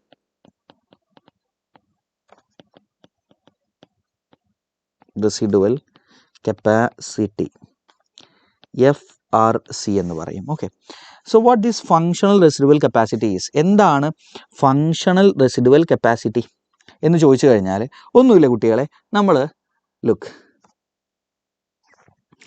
R V plus E R V, രണ്ടിലും R V ഉണ്ടല്ലോ, അതങ്ങ് ഓർക്കുക. R V ഉള്ള രണ്ട് പേരെ കൂട്ടുക. അപ്പോൾ ശരിക്കും അതിൽ IR വി വരും കേട്ടോ. അപ്പോൾ ആ ഒരു കൺഫ്യൂഷൻ ഒഴിവാക്കാൻ ഐ വേണ്ട, നമുക്ക് ഐ ഇല്ലാത്ത രണ്ടാൾ. Okay, anyway R V plus E R V ചെയ്താൽ മതി കേട്ടോ. R V plus E R V ചെയ്താൽ എന്തായി? ഫങ്ഷണൽ റെസിഡുവൽ കപ്പാസിറ്റി അല്ലെങ്കിൽ FRC ആയി. റെഡി ആണല്ലോ? Okay, I hope it is clear. Total കപ്പാസിറ്റിയുടെ ഷോർട്ട് ഫോം എന്താ വരിക? TLC. അപ്പോൾ differentiate between TLC and functional residual capacity എന്ന് ചോദിച്ചാൽ ഞങ്ങൾ എന്താ ഉത്തരം എഴുതേണ്ടത്? TLC equal to inspiratory reserve volume plus tidal volume plus ERV plus RV, expiratory reserve volume plus residual volume എന്ന് എഴുതുക. ഇതൊക്കെ ഷോർട്ട് ഫോം അല്ലാതെ അതൊക്കെ വിശദീകരിച്ച് എഴുതുക. ഓക്കെ, അത് നിങ്ങൾ എന്താ പറയുക, ഷോർട്ട് ഫോം മാറ്റിയിട്ട് അതിൻ്റെ ഫുൾ ഫോം വെച്ച് എഴുതുക. അങ്ങനെ ചെയ്താൽ മതി. അപ്പോൾ നിങ്ങൾക്ക് ഒരു വരിയായി അല്ലേ? ഇത് ഓരോന്നും ഒരു വരിയായി കിട്ടി നിങ്ങൾക്ക്. Inspiratory reserve volume plus tidal volume plus expiratory reserve volume plus residual volume, അതാണ് total lung capacity. And functional residual capacity equal to residual volume plus expiratory reserve volume, അങ്ങനെ എഴുതിയാൽ മതി. Okay, so this is the minimum idea. So I hope it is clear. അപ്പോൾ നമ്മൾ breathing ഒരു pulmonary ventilation എന്ന് പറയുന്ന ഭാഗത്ത് നിന്ന് ചോദിക്കാൻ സാധ്യതയുള്ള ചോദ്യങ്ങൾ ഇതൊക്കെയാണ് നമ്മൾ പറഞ്ഞു. ഓക്കെ, ആൻഡ് സ്പൈറോമെട്രിയിൽ നിന്നും. ഇനി നമ്മളോട് ചോദിക്കുന്നത് എക്സ്ചേഞ്ച് ഓഫ് ഗ്യാസസിനെ കുറിച്ചാണ്. എക്സ്ചേഞ്ച് ഓഫ് ഗ്യാസസ്, അതായത് നമ്മുടെ ബോഡിയിൽ ശ്രദ്ധിക്കും മക്കളെ, ആൽവിയോളസിൽ നിന്ന് നമുക്ക് നമ്മുടെ ലങ്ങിലേക്ക് എന്തിനാണ് ബ്ലഡ് വരുന്നത്? ആ ബ്ലഡിലെ കാർബൺ ഡൈ ഓക്സൈഡിനെ പുറന്തള്ളണം അല്ലേ? അതിന് വേണ്ടിയിട്ടാണ് ആൽവിയോളസിലേക്ക് അല്ലെങ്കിൽ ലങ്ങിലേക്ക് ബ്ലഡ് വരുന്നത്. എന്നിട്ട് അതിലേക്ക് ഓക്സിജൻ നിറക്കണം അല്ലേ? അപ്പോൾ ലങ്ങിലേക്ക് വരുന്ന ബ്ലഡ് ഓക്സിജൻ ഉള്ള ബ്ലഡാണോ? അല്ല, ഓക്സിജൻ ഇല്ലാത്ത ബ്ലഡാണ് ലങ്ങിലേക്ക് വരിക. അപ്പോൾ ലങ്ങിലേക്ക് ഈ വരുന്ന ബ്ലഡ് ആരാണ്? ഡീഓക്സിജനേറ്റഡ് ബ്ലഡാണ്. ഏത് ബ്ലഡാണ് ലങ്ങിലേക്ക് വരുന്നത്? Deoxygenated blood. അപ്പോൾ ദിസ് ഈസ് യുവർ ആൽവിയോളസ്. നിങ്ങളുടെ ആൽവിയോളസിൽ നിന്ന് ഓക്സിജൻ എങ്ങോട്ടേക്ക് പോകണടാ? ഡീഓക്സിജനേറ്റഡ് ബ്ലഡിലേക്ക് പോകണം. ഡീഓക്സിജനേറ്റഡ് ബ്ലഡിൽ നിന്ന് കാർബൺ ഡൈ ഓക്സൈഡ് തിരിച്ച് ഇങ്ങോട്ടേക്കും വരണം അല്ലേ? So that takes place by a process called, നമ്മളോട് ചോദിക്കും ഈ ഗ്യാസ് എക്സ്ചേഞ്ച് നടക്കുന്ന മെക്കാനിസം എന്താണ് എന്ന് ചോദിക്കും. അപ്പോൾ നമ്മളത് ഉത്തരം പറയാ, it is by a biological process called simple diffusion. എന്താ പറയുക? സിമ്പിൾ ഡിഫ്യൂഷൻ എന്ന് പറയുന്ന ബയോളജിക്കൽ പ്രോസസ്സിൻ്റെ സഹായത്തോടെയാണ് ഈ പരിപാടി നടക്കുന്നത്. സിമ്പിൾ ഡിഫ്യൂഷൻ എന്ന് പറഞ്ഞാൽ ഒന്നുമില്ല, വസ്തുക്കൾ ഹൈ കോൺസെൻട്രേഷനിൽ നിന്ന് ലോ കോൺസെൻട്രേഷനിലേക്ക് സഞ്ചരിക്കുന്നതിനെയാണ് നമ്മൾ സിമ്പിൾ ഡിഫ്യൂഷൻ എന്ന് പറയുക. ഓക്കെ, ഉദാഹരണത്തിന് നമ്മൾ മാങ്ങ ഉപ്പിലിട്ടാൽ ഉപ്പിൻ്റെ കോൺസെൻട്രേഷൻ വെള്ളത്തിൽ കൂടുതലും മാങ്ങയുടെ ഉള്ളിൽ കുറവുമാണ്. അപ്പോൾ ഉപ്പ് മാങ്ങയുടെ ഉള്ളിലേക്ക് ഡിഫ്യൂഷൻ നടന്ന്, സിമ്പിൾ ഡിഫ്യൂഷൻ നടന്ന് കയറിപ്പോകുന്നു. അതുകൊണ്ടാണ് നമുക്ക് ഉപ്പ് മാങ്ങ ഉണ്ടാക്കാൻ പറ്റുന്നത്. That is A mechanism. അപ്പോൾ ഈ സിമ്പിൾ ഡിഫ്യൂഷൻ, ഒരാൾ വേറൊരു സ്ഥലത്തേക്ക് കയറി പോകണമെങ്കിൽ, ഓക്സിജൻ ആൽവിയോളസിൽ നിന്ന് ഡീഓക്സിജനേറ്റഡ് ബ്ലഡിലേക്ക് എത്തണമെങ്കിൽ, അവിടെ സിമ്പിൾ ഡിഫ്യൂഷൻ നടക്കണമെങ്കിൽ കോൺസെൻട്രേഷൻ ഓഫ് ഓക്സിജൻ ആൽവിയോളസിൽ കൂടുതലായിരിക്കണം, ഇവിടെ കുറവായിരിക്കണം. കാർബൺ ഡൈ ഓക്സൈഡ് ഇവിടെ നിന്ന് ഇങ്ങോട്ട് വരണമെങ്കിൽ ഇവിടെ കാർബൺ ഡൈ ഓക്സൈഡ് കോൺസെൻട്രേഷൻ കൂടുതലാണ്, ഇവിടെ കുറവായിരിക്കണം അല്ലേ? അപ്പോൾ സിമ്പിൾ ഡിഫ്യൂഷൻ നടക്കണമെങ്കിലുള്ള മിനിമം കണ്ടീഷൻ എന്താണ്? ദർ ഷുഡ് ബി കോൺസെൻട്രേഷൻ വ്യത്യാസം എന്നുള്ളതിന് നമ്മൾ ഗ്രേഡിയൻറ്റ് എന്നാ പറയുക. എന്താ പറയുക? ഗ്രേഡിയൻറ്റ്. പരീക്ഷയ്ക്ക് ഒരു ചോദ്യം ചോദിക്കും, ഇവിടെ കോൺസെൻട്രേഷൻ ഇവിടെയും കോൺസെൻട്രേഷൻ സെയിം ആണ്, ഓക്സിജൻ്റെ കോൺസെൻട്രേഷൻ ഇവിടെയും ആൽവിയോളസിലേക്ക് വരുന്ന ബ്ലഡിലും സെയിം ആണെങ്കിൽ എന്താ സംഭവിക്കുക എന്ന് ചോദിക്കും. അപ്പോൾ നമ്മൾ ഉത്തരം പറയാം, നോ സിമ്പിൾ ഡിഫ്യൂഷൻ നടക്കൂല അല്ലേ? Simple diffusion will not takes place, simple diffusion നടക്കൂല എന്ന് നമ്മൾ പറയും. റെഡിയാണോ? ഒരു ചോദ്യമാണ്. ഓക്കെ, അപ്പോൾ സാധാരണഗതിയിൽ സിമ്പിൾ ഡിഫ്യൂഷൻ നടക്കുന്നുണ്ട്. അതിൻ്റെ കാരണം concentration of oxygen is more in alveolus and less in deoxygenated blood. Okay, അപ്പോൾ നമ്മളോട് ചോദിക്കും എന്താണ് ഈ കോൺസെൻട്രേഷൻ ഓഫ് ഓക്സിജൻ എന്നതുകൊണ്ട് നിങ്ങൾ ഉദ്ദേശിക്കുന്നത്? നോക്കൂ, ഇൻ കേസ് ഓഫ് ഗ്യാസുകളുടെ കേസിൽ നമ്മൾ കോൺസെൻട്രേഷൻ എന്നല്ല പറയുക. Concentration is represented by, concentration എന്നുള്ളതിന് പകരം it is represented by a term called partial pressure. നോക്കൂ, പാർഷ്യൽ പ്രഷർ എന്ന് പറയുന്ന ഒരു ടേമാണ് നമ്മൾ ഉപയോഗിക്കുക. കോൺസെൻട്രേഷൻ എന്നല്ല പറയുക. എന്താ പറയുക? Partial pressure. In case of gases concentration is represented by partial pressure എന്നാണ് നമ്മൾ പറയുക. അപ്പോൾ പാർഷ്യൽ പ്രഷർ ഓഫ് ഓക്സിജൻ ആൽവിയോളസിൽ കൂടുതലായിരിക്കണം, ഡിയോക്സിജനേറ്റഡ് ബ്ലഡിൽ കുറവായിരിക്കണം അല്ലേ. നമുക്ക് നോക്കി നോക്കാം. പാർഷ്യൽ പ്രഷർ ഓഫ് ഓക്സിജൻ എന്നുള്ളത് നമ്മൾ PO2 എന്നാ പറയാം, partial pressure of oxygen. So ഇവിടെ 104 മില്ലിമീറ്റർ ഓഫ് മെർക്കുറിയാണ് ഓക്സിജൻ്റെ പാർഷ്യൽ പ്രഷർ ആൽവിയോളസിൽ. ഡിഓക്സിജനേറ്റഡ് ബ്ലഡിലെ PO2 എന്ന് പറഞ്ഞാൽ 40 മില്ലിമീറ്റർ ഓഫ് മെർക്കുറിയാണ്. അപ്പം നമുക്ക് മനസ്സിലായി ഇവിടെ കൂടുതലും ഇവിടെ കുറവാണ്. സോ കോൺസെൻട്രേഷൻ ഗ്രേഡിയൻ്റ് ഉണ്ട്, ഓക്സിജൻ ഇങ്ങോട്ടേക്ക് വരുന്നു. ഇനി കാർബൺ ഡൈ ഓക്സൈഡിൻ്റെ കോൺസെൻട്രേഷൻ നിങ്ങൾ നോക്കിയാൽ, പാർഷ്യൽ പ്രഷർ നിങ്ങൾ നോക്കിയാൽ PCO2 ഡിഓക്സിജനേറ്റഡ് ബ്ലഡിൽ 45 മില്ലിമീറ്റർ ഓഫ് മെർക്കുറിയാണ്. ആൽവിയോളസിൽ PCO2 എന്ന് പറയുന്നത് 40 മില്ലിമീറ്റർ ഓഫ് മെർക്കുറിയാണ്. സോ ദാറ്റ് മീൻസ് ഇവിടെ കൂടുതലാണ്, ഇവിടെ കുറവാണ്. ക്ലിയർ അല്ലേ? ഈ വാല്യൂ തന്നിട്ട് നമ്മളോട് ചോദിക്കും, അതിൻ്റെ സിഗ്നിഫിക്കൻസ് എന്താണ്. ചിലപ്പോൾ ഈ വാല്യൂ നിങ്ങൾ കാണാതെ ഈ വാല്യൂ പഠിക്കേണ്ടി ഇതുവരെയുള്ള പരീക്ഷകൾ വെച്ചുകൊണ്ട് നമ്മൾ നോക്കിയാൽ ഇതൊക്കെ NCERT തന്നിട്ടുണ്ട് ഓരോ സ്ഥലത്തെ പാർഷ്യൽ പ്രഷർ എന്താണ്. പക്ഷെ ഇതുവരെയുള്ള എക്സാമിനെ നമ്മൾ അനലൈസ് ചെയ്ത് കഴിഞ്ഞാൽ അങ്ങനെ വാല്യൂ കാണാതെ പഠിക്കേണ്ടതായിട്ട് വരാറില്ല. ഈ ഒരു കോൺസെപ്റ്റാണ് ഇതിൽ നിന്ന് മനസ്സിലാക്കേണ്ടത്. പാർഷ്യൽ പ്രഷർ എവിടെ കൂടുതൽ എവിടെ കുറവ്, എന്തുകൊണ്ടാണ് ഇയാൾ ഇങ്ങോട്ട് വരുന്നത് എന്നാണ് ഇതുവരെയുള്ള ഒരു ലെവലിൽ നമുക്ക് പറയാൻ പറ്റുക. ഇനി നെക്സ്റ്റ് ഇയറിൽ അവർ ആ ഒരു വാല്യൂ കാണാതെ ചോദിക്കുമോ എന്നുള്ളത് ഐ ഡോണ്ട് നോ. മനസ്സിലായില്ലേ കുട്ടികളെ? Okay, that's it. അപ്പോൾ നമ്മളത് പഠിച്ചു. എക്സ്ചേഞ്ച് നോക്കൂ ഇവിടെ നടക്കുന്നത്. ഇനി നോക്കൂ, നമ്മുടെ ടിഷ്യൂകളിലേക്ക് ഹാർട്ട് പമ്പ് ചെയ്യുന്നത് ഓക്സിജനേറ്റഡ് ബ്ലഡിനെയാണ്. അങ്ങനെ this is oxygenated blood. Okay, so this is oxygenated blood. ആ ഓക്സിജനേറ്റഡ് ബ്ലഡാണ് എങ്ങോട്ടേക്ക് എത്തുന്നത്? ടിഷ്യൂകളിലേക്ക്, നിങ്ങളുടെ കോശങ്ങളിലേക്കൊക്കെ എത്തുന്നത്. അപ്പോൾ നമുക്കറിയാം this is your tissue. Oxygenated ബ്ലഡിൽ നിന്ന് ഓക്സിജൻ ടിഷ്യൂവിലേക്ക് വരുന്നുണ്ട് അല്ലേ, ഓക്സിജൻ ടിഷ്യൂവിലേക്ക് വരുന്നുണ്ട്. ഓക്സിജൻ, കാർബൺ ഡൈ ഓക്സൈഡ് ടിഷ്യൂവിൽ നിന്ന് തിരിച്ചു പോകുന്നുണ്ട്, കാർബൺ ഡൈ ഓക്സൈഡ്. അങ്ങനെയാണെങ്കിൽ ഇവിടെ നമുക്കറിയാം ഓക്സിജനേറ്റഡ് ബ്ലഡിൽ ഓക്സിജൻ്റെ പാർഷ്യൽ പ്രഷർ കൂടുതലാവണം, ടിഷ്യൂവിൽ കുറവാവണം അല്ലേ. അപ്പോൾ അതും കൂടെ നമ്മൾ പഠിക്കാം. ഓക്സിജനേറ്റഡ് ബ്ലഡിലെ PO2 എന്ന് പറയുന്നത് 95 മില്ലിമീറ്റർ ഓഫ് മെർക്കുറിയാണ്. അതേസമയത്ത് ടിഷ്യൂവിലെ PO2 എന്ന് പറയുന്നത് വെറും 40 മില്ലിമീറ്റർ ഓഫ് മെർക്കുറിയാണ്. അപ്പോൾ ഇവിടെ കൂടുതലാണ്, ഇവിടെ കുറവാണ്, ഓക്സിജൻ ഇങ്ങോട്ട് പോയിക്കോളും. ഇനി കാർബൺ ഡൈ ഓക്സൈഡിൻ്റെ പാർഷ്യൽ പ്രഷർ ടിഷ്യൂവിൽ നോക്കിയാൽ PCO2 45ആണ്, ഓക്സിജനേറ്റഡ് ബ്ലഡിലെ PCO2 40 ആണ്. അപ്പോൾ നോക്കൂ, ഇവിടെ കൂടുതലാണ്, ഇവിടെ കുറവാണ്. അപ്പോൾ ഇങ്ങോട്ട് സിമ്പിൾ ഡിഫ്യൂഷൻ നടന്നോളും. ക്ലിയർ അല്ലേ? ഇനി ഒരു NCERT there is A diagram like this. ഇങ്ങനെ ഒരു ഡയഗ്രാം കൊടുത്തിട്ടുണ്ട്. ആ ഡയഗ്രാം ഒന്ന് നോട്ട് ചെയ്യണേ, ആ ഡയഗ്രാം ഒന്ന് നോക്കണം. ഇതിൽ ആൽവിയോളസ് ഒക്കെ കാണിച്ചിട്ടുണ്ട്. അപ്പോൾ ആ ഡയഗ്രാം ചിലപ്പോൾ തന്നിട്ടായിരിക്കും ഇതൊക്കെ ചോദിക്കുക. നെഫാൽ സാർ ഒരു റിപ്ലൈ തരുമോ? ഓഫ് കോഴ്സ് യെസ്, നെഫാലിന് ഒരു റിപ്ലൈ ഉണ്ട്. സാർ ഹായ് പറയും, ഒരു ഹായും പറഞ്ഞിട്ടുണ്ട്. ആൻഡ് വേറെ എന്താ, concentration gradient, yes that's it. Ready അല്ലേ?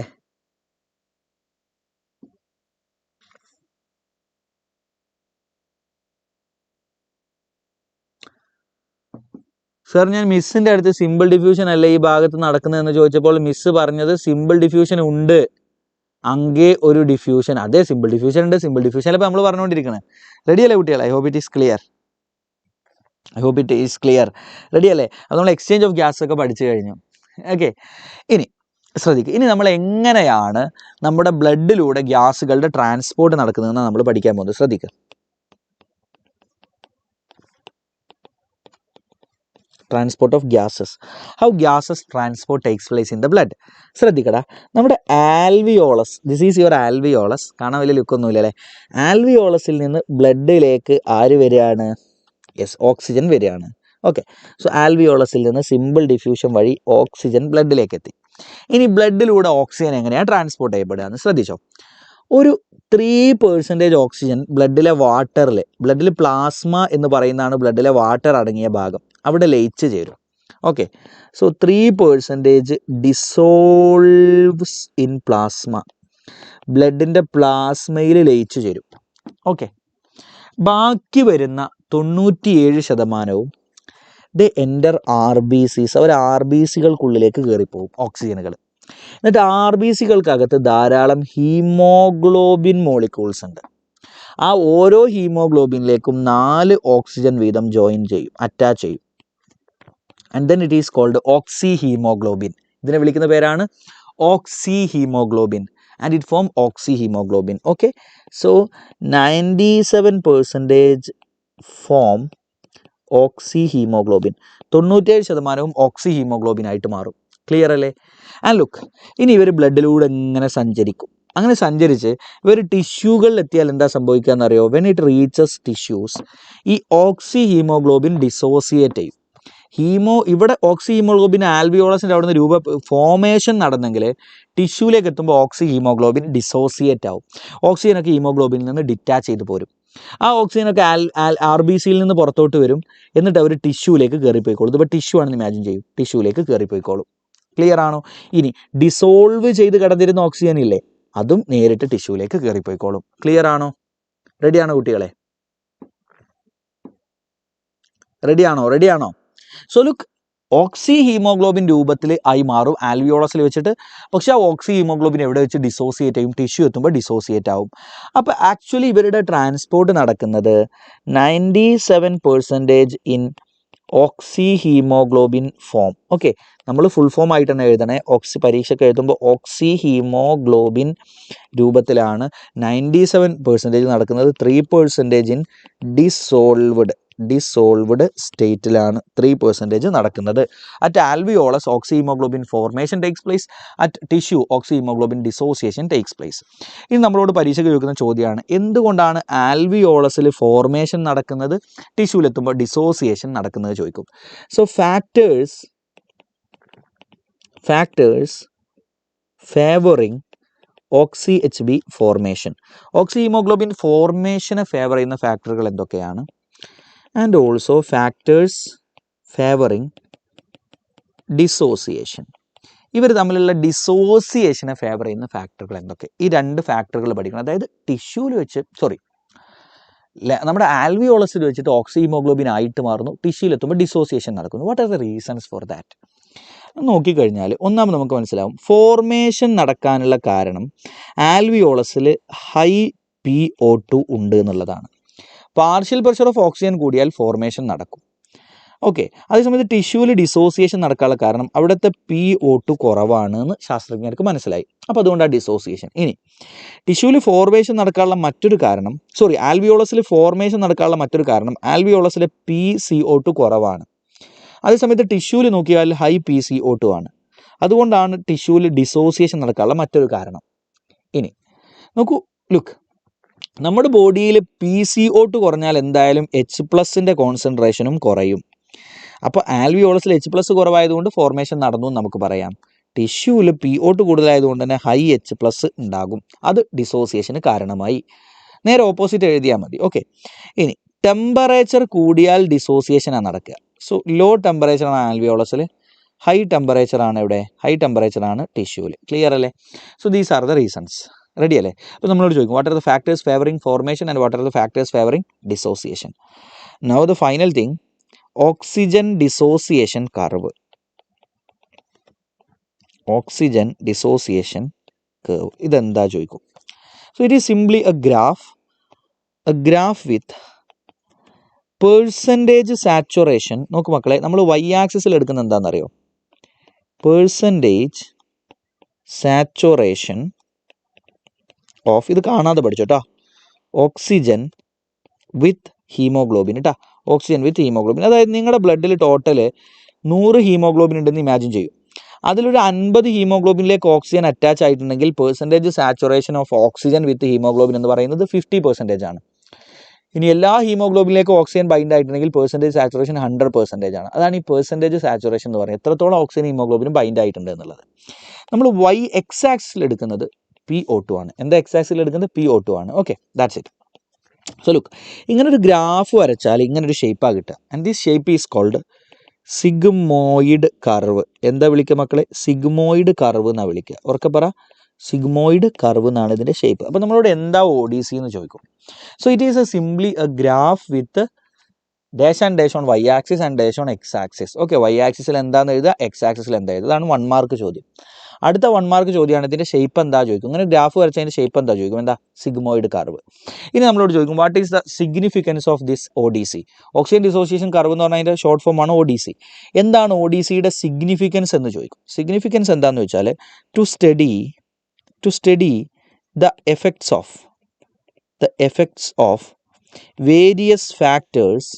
various factors on oxyhemoglobin formation and dissociation. Oxy haemoglobin ഫോർമേഷനിലും ഡിസോസിയേഷനിലും വ്യത്യസ്ത ഫാക്ടറുകൾക്കുള്ള റോള് എന്തൊക്കെയാണ് സ്റ്റഡി നോട്ട് വേണം. നല്ല കാര്യമാണത്. Okay, so to study the effects of various factors on oxy haemoglobin formation and dissociation. വ്യത്യസ്ത ഫാക്ടറുകൾക്ക് ഓക്സി ഹീമോഗ്ലോബിൻ ഫോർമേഷനിലും ഡിസോസിയേഷനിലുമുള്ള റോള് എന്താണെന്ന് അറിയാം. ഉദാഹരണത്തിന് നിങ്ങളുടെ ബോഡിയിലേക്ക് ഞാൻ കുറച്ച് ഐസോഫ്ലൂരൈൻ എന്ന് പറയുന്ന ഒരു വാതകം നിങ്ങളെ കൊണ്ട് കുറേ സമയം ശ്വസിപ്പിക്കുന്നു. ആ വാതകം ഇപ്പോൾ നിങ്ങളുടെ ബ്ലഡിലേക്ക് എത്തിയിട്ടുണ്ടാവും. ഞാനിങ്ങനെ നിങ്ങളെ ഇവിടെ ശ്വസിപ്പിച്ചു കഴിഞ്ഞാൽ, അപ്പോൾ ആ വാതകം നിങ്ങളുടെ ബോഡിയിലേക്ക് എത്തിയാൽ what is the role of that? അത് ഓക്സി ഹീമോഗ്ലോബിൻ ഫോർമേഷൻ ആണോ കാരണമാവുന്നത്, ഡിസോസിയേഷൻ ആണോ കാരണമാവുന്നത്? അതറിയാൻ നിങ്ങളൊരു പണി ചെയ്താൽ മതി. ഈ വാതകം ശ്വസിപ്പിച്ച ശേഷം നിങ്ങളുടെ ബോഡിയിലുള്ള ഈ വാല്യൂസ് വെച്ചുകൊണ്ട് ഒരു ഗ്രാഫ് വരച്ചു നോക്കുക. എന്നിട്ട് ഈ ഗ്രാഫ് നോർമലിനേക്കാൾ മാറിയിട്ടുണ്ടോ, നോർമലിൽ നിന്ന് റൈറ്റ് സൈഡിലേക്ക് പോയിട്ടുണ്ടോ, ലെഫ്റ്റ് സൈഡിലേക്ക് പോയിട്ടുണ്ടോ എന്നൊക്കെ നമുക്ക് നോക്കാൻ പറ്റും. നിങ്ങൾ ഈ വാതകം ശ്വസിപ്പിച്ച ശേഷം ഗ്രാഫ് വരച്ചപ്പോൾ ഇങ്ങനെയാണെങ്കിൽ നമുക്ക് പറയാം നോർമലിനേക്കാളും ഗ്രാഫ് റൈറ്റ് സൈഡിലേക്ക് പോയി എന്ന് പറയാം. ഓക്കെ, അപ്പോൾ അങ്ങനെ ഈ ഗ്രാഫിന് എന്താണ് സംഭവിക്കുന്നത് നോക്കിയിട്ടാണ് ആ ഫാക്ടർ, നമ്മളിപ്പോൾ ശ്വസിപ്പിച്ച ആ ഒരു കെമിക്കൽ ഉണ്ടല്ലോ, അത് ഫോർമേഷൻ ആണോ കാരണമാവുന്നത്, ഡിസോസിയേഷൻ ആണോ കാരണമാവുന്നതെന്ന് അറിയാൻ പറ്റുക. ക്ലിയർ അല്ലേ? ഇനി നമ്മളോട് ചോദിക്കുന്ന മറ്റൊരു ചോദ്യമാണ്, what are the factors affecting O D C? O D സിയുടെ ഷേപ്പിനെ അഫക്റ്റ് ചെയ്യുന്ന ഫാക്ടറുകൾ എന്തൊക്കെയാണെന്ന് ചോദിക്കും. ഒ ഡി സിയുടെ ഷേപ്പിനെ അഫക്റ്റ് ചെയ്യുന്ന ഫാക്ടേഴ്സ് എന്തൊക്കെയാണ് ചോദിച്ചാൽ, ഓക്സി ഹീമോഗ്ലോബിൻ തമ്മിലുള്ള ഫോർമേഷനും ഡിസോസിയേഷനെയും ഫേവർ ചെയ്യുന്ന ഏത് ഫാക്ടറും എഴുതാം. PCO2 എഴുതാം, H+ കോൺസെൻട്രേഷൻ എഴുതാം, ടെമ്പറേച്ചർ എഴുതാം. ഇതിൻ്റെ ഉത്തരമാണ് ടെമ്പറേച്ചർ, H+, നമ്മൾ അവിടെ പഠിച്ചില്ല, അതന്നെ H+ കോൺസെൻട്രേഷൻ, പിന്നെ അതുപോലെ PCO2. Okay, so these are the factors affecting O D C. O D സിയെയും ഒ ഡി സിയുടെ ഷേപ്പിനെയും അഫക്റ്റ് ചെയ്യുന്ന ഫാക്ടറുകൾ. അപ്പോൾ ഇതാണ് 4 ചോദ്യങ്ങൾ. What is O D C, what is the shape, what is the significance, what are the factors affecting O D C. Set അല്ലേ? Hope it is clear now. അപ്പോൾ അത് കഴിഞ്ഞു. ഇനി transport of carbon dioxide, CO2 transport. ശ്രദ്ധിക്കും മക്കളെ, CO2 transport കൂടെ കഴിഞ്ഞാൽ പിന്നെ ആകെ 1-2 കാര്യം കൂടെ പറയാനുള്ളൂ. How CO2 transport takes place? ശ്രദ്ധിക്കുക, this is your blood vessel. Okay, so this is your tissue. നോക്ക്, ടിഷ്യൂവിൽ നിന്ന് വരുന്ന കാർബൺ ഡൈ ഓക്സൈഡ് ഉണ്ടല്ലോ, ടിഷ്യൂവിൽ നിന്ന് വരുന്ന കാർബൺ ഡൈ ഓക്സൈഡിൻ്റെ അറൗണ്ട് 7% ബ്ലഡിലെ വാട്ടറിൽ, ബ്ലഡിൻ്റെ പ്ലാസ്മ എന്ന് പറയുന്ന വാട്ടർ അടങ്ങി അതിൽ ഡിസോൾവ് ചെയ്ത് കിടക്കും. So 7% dissolved. Okay, dissolved in plasma, ബ്ലഡിൻ്റെ പ്ലാസ്മയിൽ ഡിസോൾവ് ചെയ്ത് കിടക്കും. ബാക്കി വരുന്ന ഏകദേശം 93% അല്ലെങ്കിൽ ഒരു 95% എന്ന് പറയാം. 93 ആണെങ്കിലും 95% എന്ന് പറയാം. അവരിത് എൻ്റർ RBC, അവർ RBCൻ്റെ ഉള്ളിലേക്ക് കയറിപ്പോവും. ആ കയറിപ്പോയി കഴിഞ്ഞാൽ നമുക്കറിയാം ടിഷ്യൂലേക്ക് എത്തുമ്പോൾ ഓക്സി ഹീമോഗ്ലോബിൻ ഡിസോസിയേഷൻ നടന്നിട്ടുണ്ടാകും. ഹീമോഗ്ലോബിൻ ഫ്രീ ആയിട്ട് ഇരിക്കുകയാണ്. ഹീമോഗ്ലോബിൻ ഫ്രീ ആയി, കാരണം ടിഷ്യൂലേക്ക് എത്തിയ ഓക്സിജനിൽ നിന്ന് അയാൾ ഡിസോസിയേറ്റ് ആയിട്ടുണ്ടാവും. ആ ഫ്രീ ഹീമോഗ്ലോബിനിലേക്ക്, ഫ്രീ ആയിരിക്കുന്ന ഹീമോഗ്ലോബിനിലേക്ക് ഒരു 20 to 25% ബൈൻഡ് ചെയ്യും. ക്ലിയർ ആണോ? Okay, so bind to haemoglobin. അങ്ങനെ ബൈൻഡ് ചെയ്തിരിക്കുന്നതിനെ നമ്മൾ വിളിക്കുന്ന പേരാണ് കാർബമിനോ ഹീമോഗ്ലോബിൻ. എന്താണ്? Carbamino haemoglobin. ഇനി ബാക്കി ഒരു ഏകദേശം 70% ആളുകളുണ്ട്. ആ 70% എന്താ സംഭവിക്കാന്ന് വെച്ചാൽ അവർ RBCക്കുള്ളിലേക്ക് തന്നെയാണ് കയറിപ്പോവുക. അവർ RBCയിലേക്ക് തന്നെയാണ് കയറിപ്പോവുക. അവർ RBCയിൽ വെച്ചൊരു കെമിക്കൽ റിയാക്ഷൻ വിധേയമാവും. അവരെന്താ ചെയ്യാന്ന് വെച്ചാൽ ആ carbon dioxide it react with water in RBC. ഒരു റിവേഴ്സിബിൾ റിയാക്ഷനാണ് നടക്കുക. അതിൻ്റെ ഫലമായിട്ട് കാർബോണിക് ആസിഡ് എന്ന് പറയുന്ന ആസിഡ് ഉണ്ടാവും. ഈ ആസിഡ് വീണ്ടും ഡിസോസിയേഷൻ നടക്കും. അതും ഒരു റിവേഴ്സിബിൾ റിയാക്ഷനാണ്. അതിൻ്റെ ഫലമായിട്ട് H+ അയോൺ ഉണ്ടാകും, പ്ലസ് HCO3- അയോണും ഉണ്ടാകും. ഈ HCO3- അയോണിനെ നമ്മൾ ബൈകാർബണേറ്റ് അയോൺ എന്നാണ് വിളിക്കുക. എന്താ വിളിക്കുക? Bicarbonate ion.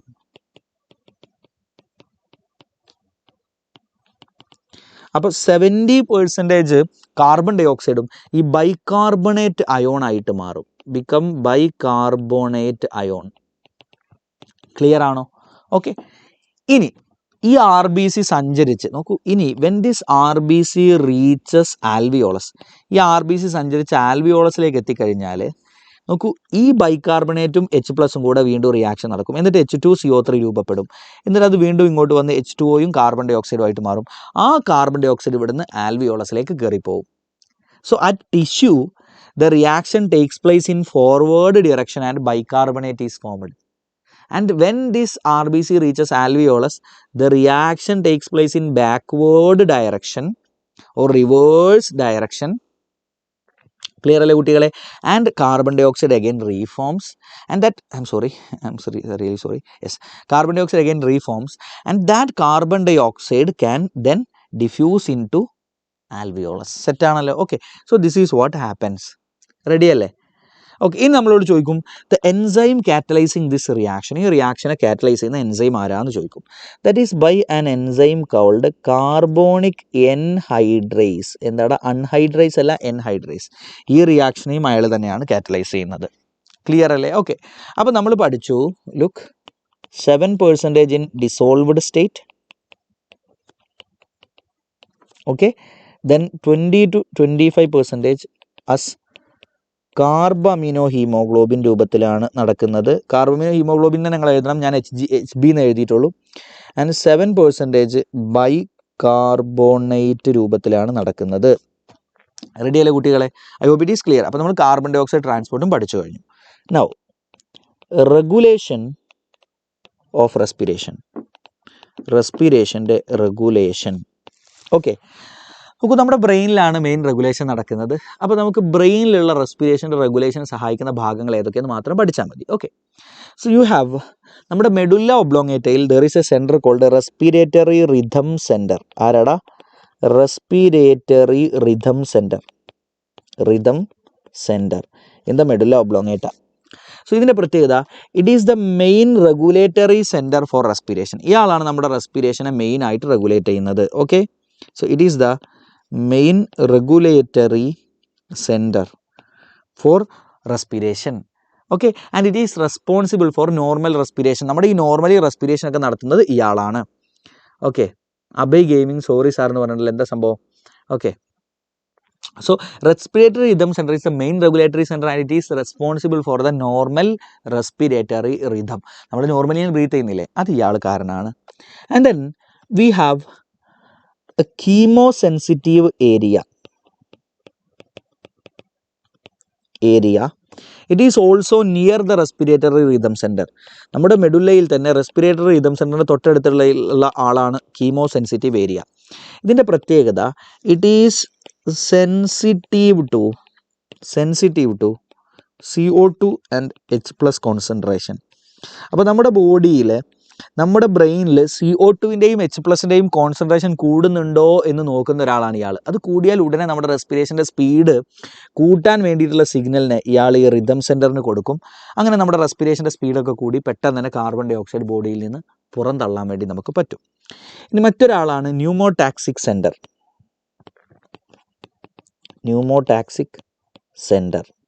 And it is located in the pons. നമ്മുടെ പോൺസ് എന്ന് പറയുന്ന ബ്രെയിനിൻ്റെ ഭാഗത്താണ് ഇയാളുള്ളത്. ഇയാളുടെ പ്രത്യേകത, ഡിക്രീസ് ദ ഡ്യൂറേഷൻ ഓഫ് ഇൻസ്പിരേഷൻ്റെ ഡ്യൂറേഷൻ ഇയാൾ കുറക്കും. അതാണ് ഇയാൾ ചെയ്യുന്നത്. ഏറ്റവും മിനിമം ലെവലിലാണ് ഞാൻ പഠിപ്പിക്കുന്നത് കേട്ടോ. Okay, that's it. റെഡി അല്ലേ? ഏറ്റവും മിനിമം ഇത്രയെങ്കിലും പഠിച്ചാൽ മതി. 3 respiratory centres in the brain, അവരുടെ ഫംഗ്ഷനും പഠിച്ചു കഴിഞ്ഞു. Now disorders. Number 1 asthma. Asthma എന്ന് പറഞ്ഞാൽ കുട്ടികളെ, ഒന്നാമത്തെ കാര്യം ഡിഫിക്കൽട്ടി ഇൻ ബ്രീത്തിങ് ആണ്. ബ്രീത്തിങ് ഡിഫിക്കൽട്ടി ഉണ്ടാകും ഇൻ ബ്രീത്തിങ്. ഓക്കെ, അതിൻ്റെ കാരണം നമ്മുടെ ബ്രോങ്കസിൻ്റെയും ബ്രോങ്കിയോളുടെയും ഉള്ളിൽ വീക്കം വരികയാണ് ചെയ്യുന്നത്. അതുകൊണ്ടാണ് ഈ ഡിഫിക്കൽട്ടി ഉണ്ടാകുന്നത്. ഓക്കെ, സോ ഇൻഫ്ലമേഷൻ, അവിടെ വീക്കം വരുന്നു. Inflammation of bronchus and bronchioles. Okay, bronchi and bronchioles. And അപ്പോൾ ആസ്മയുള്ള ആളുകൾ വലിവ് ഉണ്ടാവും അല്ലേ? വലിവിന് നമ്മൾ പറയുന്ന പേരാണ് വീസിങ്. എന്താ പറയുക? Wheezing positive. ഓക്കെ, വീസിങ് ഉണ്ടാവും എന്നാണ് ഞാൻ എഴുതിയതിൻ്റെ മീനിങ്. രണ്ടാമത്തെ എന്താ കുട്ടികളെ? എംഫൈസിമ അല്ലേ? രണ്ടാമത്തേതാണ് emphysema. So what is this emphysema? Emphysema എന്ന് പറഞ്ഞാൽ alveolar walls damaged. Alveolar walls damage ആവുന്ന അവസ്ഥയാണ് emphysema. Okay, and one of the reason is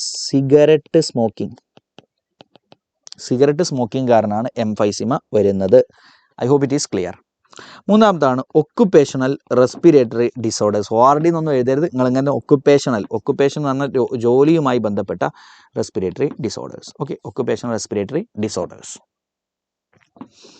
ready അല്ലേ? സോ ഇറ്റ് ഈസ് ലൈക്ക് ഇതിൽ എന്താ ശരിക്കും ഇതൊരു ഒരു കോമൺ പേരാണ്. ഒക്കുപേഷനുമായി ബന്ധപ്പെട്ട ജോലിയുമായി ബന്ധപ്പെട്ട ഡിസോർഡർ എന്നുള്ള ഒരു കോമൺ നെയിമാണ്. ഇനി ഇവിടെ എന്താ പ്രശ്നം എന്ന് വെച്ചാൽ it is due to chronic dust exposure. നിരന്തരമായിട്ട് ഡസ്റ്റുമായിട്ട് എക്സ്പോഷർ വരുന്നത് കാരണം ലങ് ഫൈബ്രോസിസ് ഉണ്ടാകുന്നു. Okay, so lung fibrosis occurs due to chronic dust exposure. Chronic ആയിട്ട് ഡസ്റ്റ് എക്സ്പോഷർ ഉണ്ടാകുന്നത് കാരണം എന്തുണ്ടാവുന്നു കുട്ടികളെ? ക്രോണിക് എക്സ്പോഷർ കാരണം ലങ്ങിന് ഫൈബ്രോസിസ് വരുന്നു. ദാറ്റ് അവസ്ഥ is called occupational respiratory disorders. Okay, and today I am not going to so today we are not taking the chapter biomolecules. Okay, in the biomolecule എടുക്കുന്നില്ല because I am so sick. Okay, so നമുക്ക് biomolecule വേറൊരു ദിവസം എടുക്കാം. Okay, we will be having another live. Okay, അപ്പോൾ നമുക്ക് മറ്റ് ലൈവുകളിൽ എപ്പോഴെങ്കിലും എടുക്കാം. So we are winding up now. Okay, thank you for being here. All the best. Exam നന്നായിട്ട് പഠിക്കുക.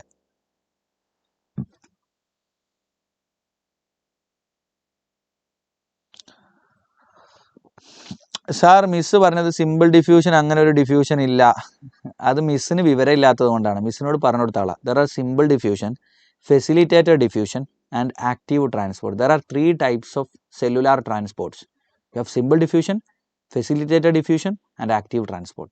Okay, so like if there is no simple diffusion, then what is facilitated diffusion എന്ന് ചോദിക്കുക. എന്താണ് സോഡിയം ഡിപ്പെൻഡൻറ്റ് പമ്പ്, എന്താണ് sodium dependent water channel അല്ലെങ്കിൽ sodium dependent glucose channel എന്നൊക്കെ പറഞ്ഞാൽ ഗ്ലൂട്ടൊക്കെ എങ്ങനെ വർക്ക് ചെയ്യുന്നത് ചോദിച്ചു നോക്ക്. സോഡിയം ഡിപ്പെൻഡൻറ്റ് ഗ്ലൂക്കോസ് ചാനലിൻ്റെ വർക്ക് ഏത് ഡിഫ്യൂഷനാണ് ചോദിക്കുക. ഓക്കെ, വേണ്ട, നിങ്ങളുടെ ടീച്ചേഴ്സിനൊന്നും ഞാൻ ഇവിടെ ഇരുന്ന് കുറ്റം പറയുന്നില്ല. പക്ഷേ സിമ്പിൾ ഡിഫ്യൂഷൻ പലതരം ഡിഫ്യൂഷൻ അതിൽപ്പെട്ടൊരു ഡിഫ്യൂഷനാണത് കേട്ടോ. ഇതുപോലെ എഴുതിയാൽ മാർക്ക് കിട്ടും. ഇതുപോലെ എഴുതിയാലൊക്കെ മാർക്ക് കിട്ടും. ഇതുപോലെ എഴുതണമെന്നേ ഉള്ളൂ, വേറെ കുഴപ്പമൊന്നുമില്ല. Okay, bye, all the best. സ്റ്റൂളൊക്കെ എടുത്ത് വിടട്ടെ.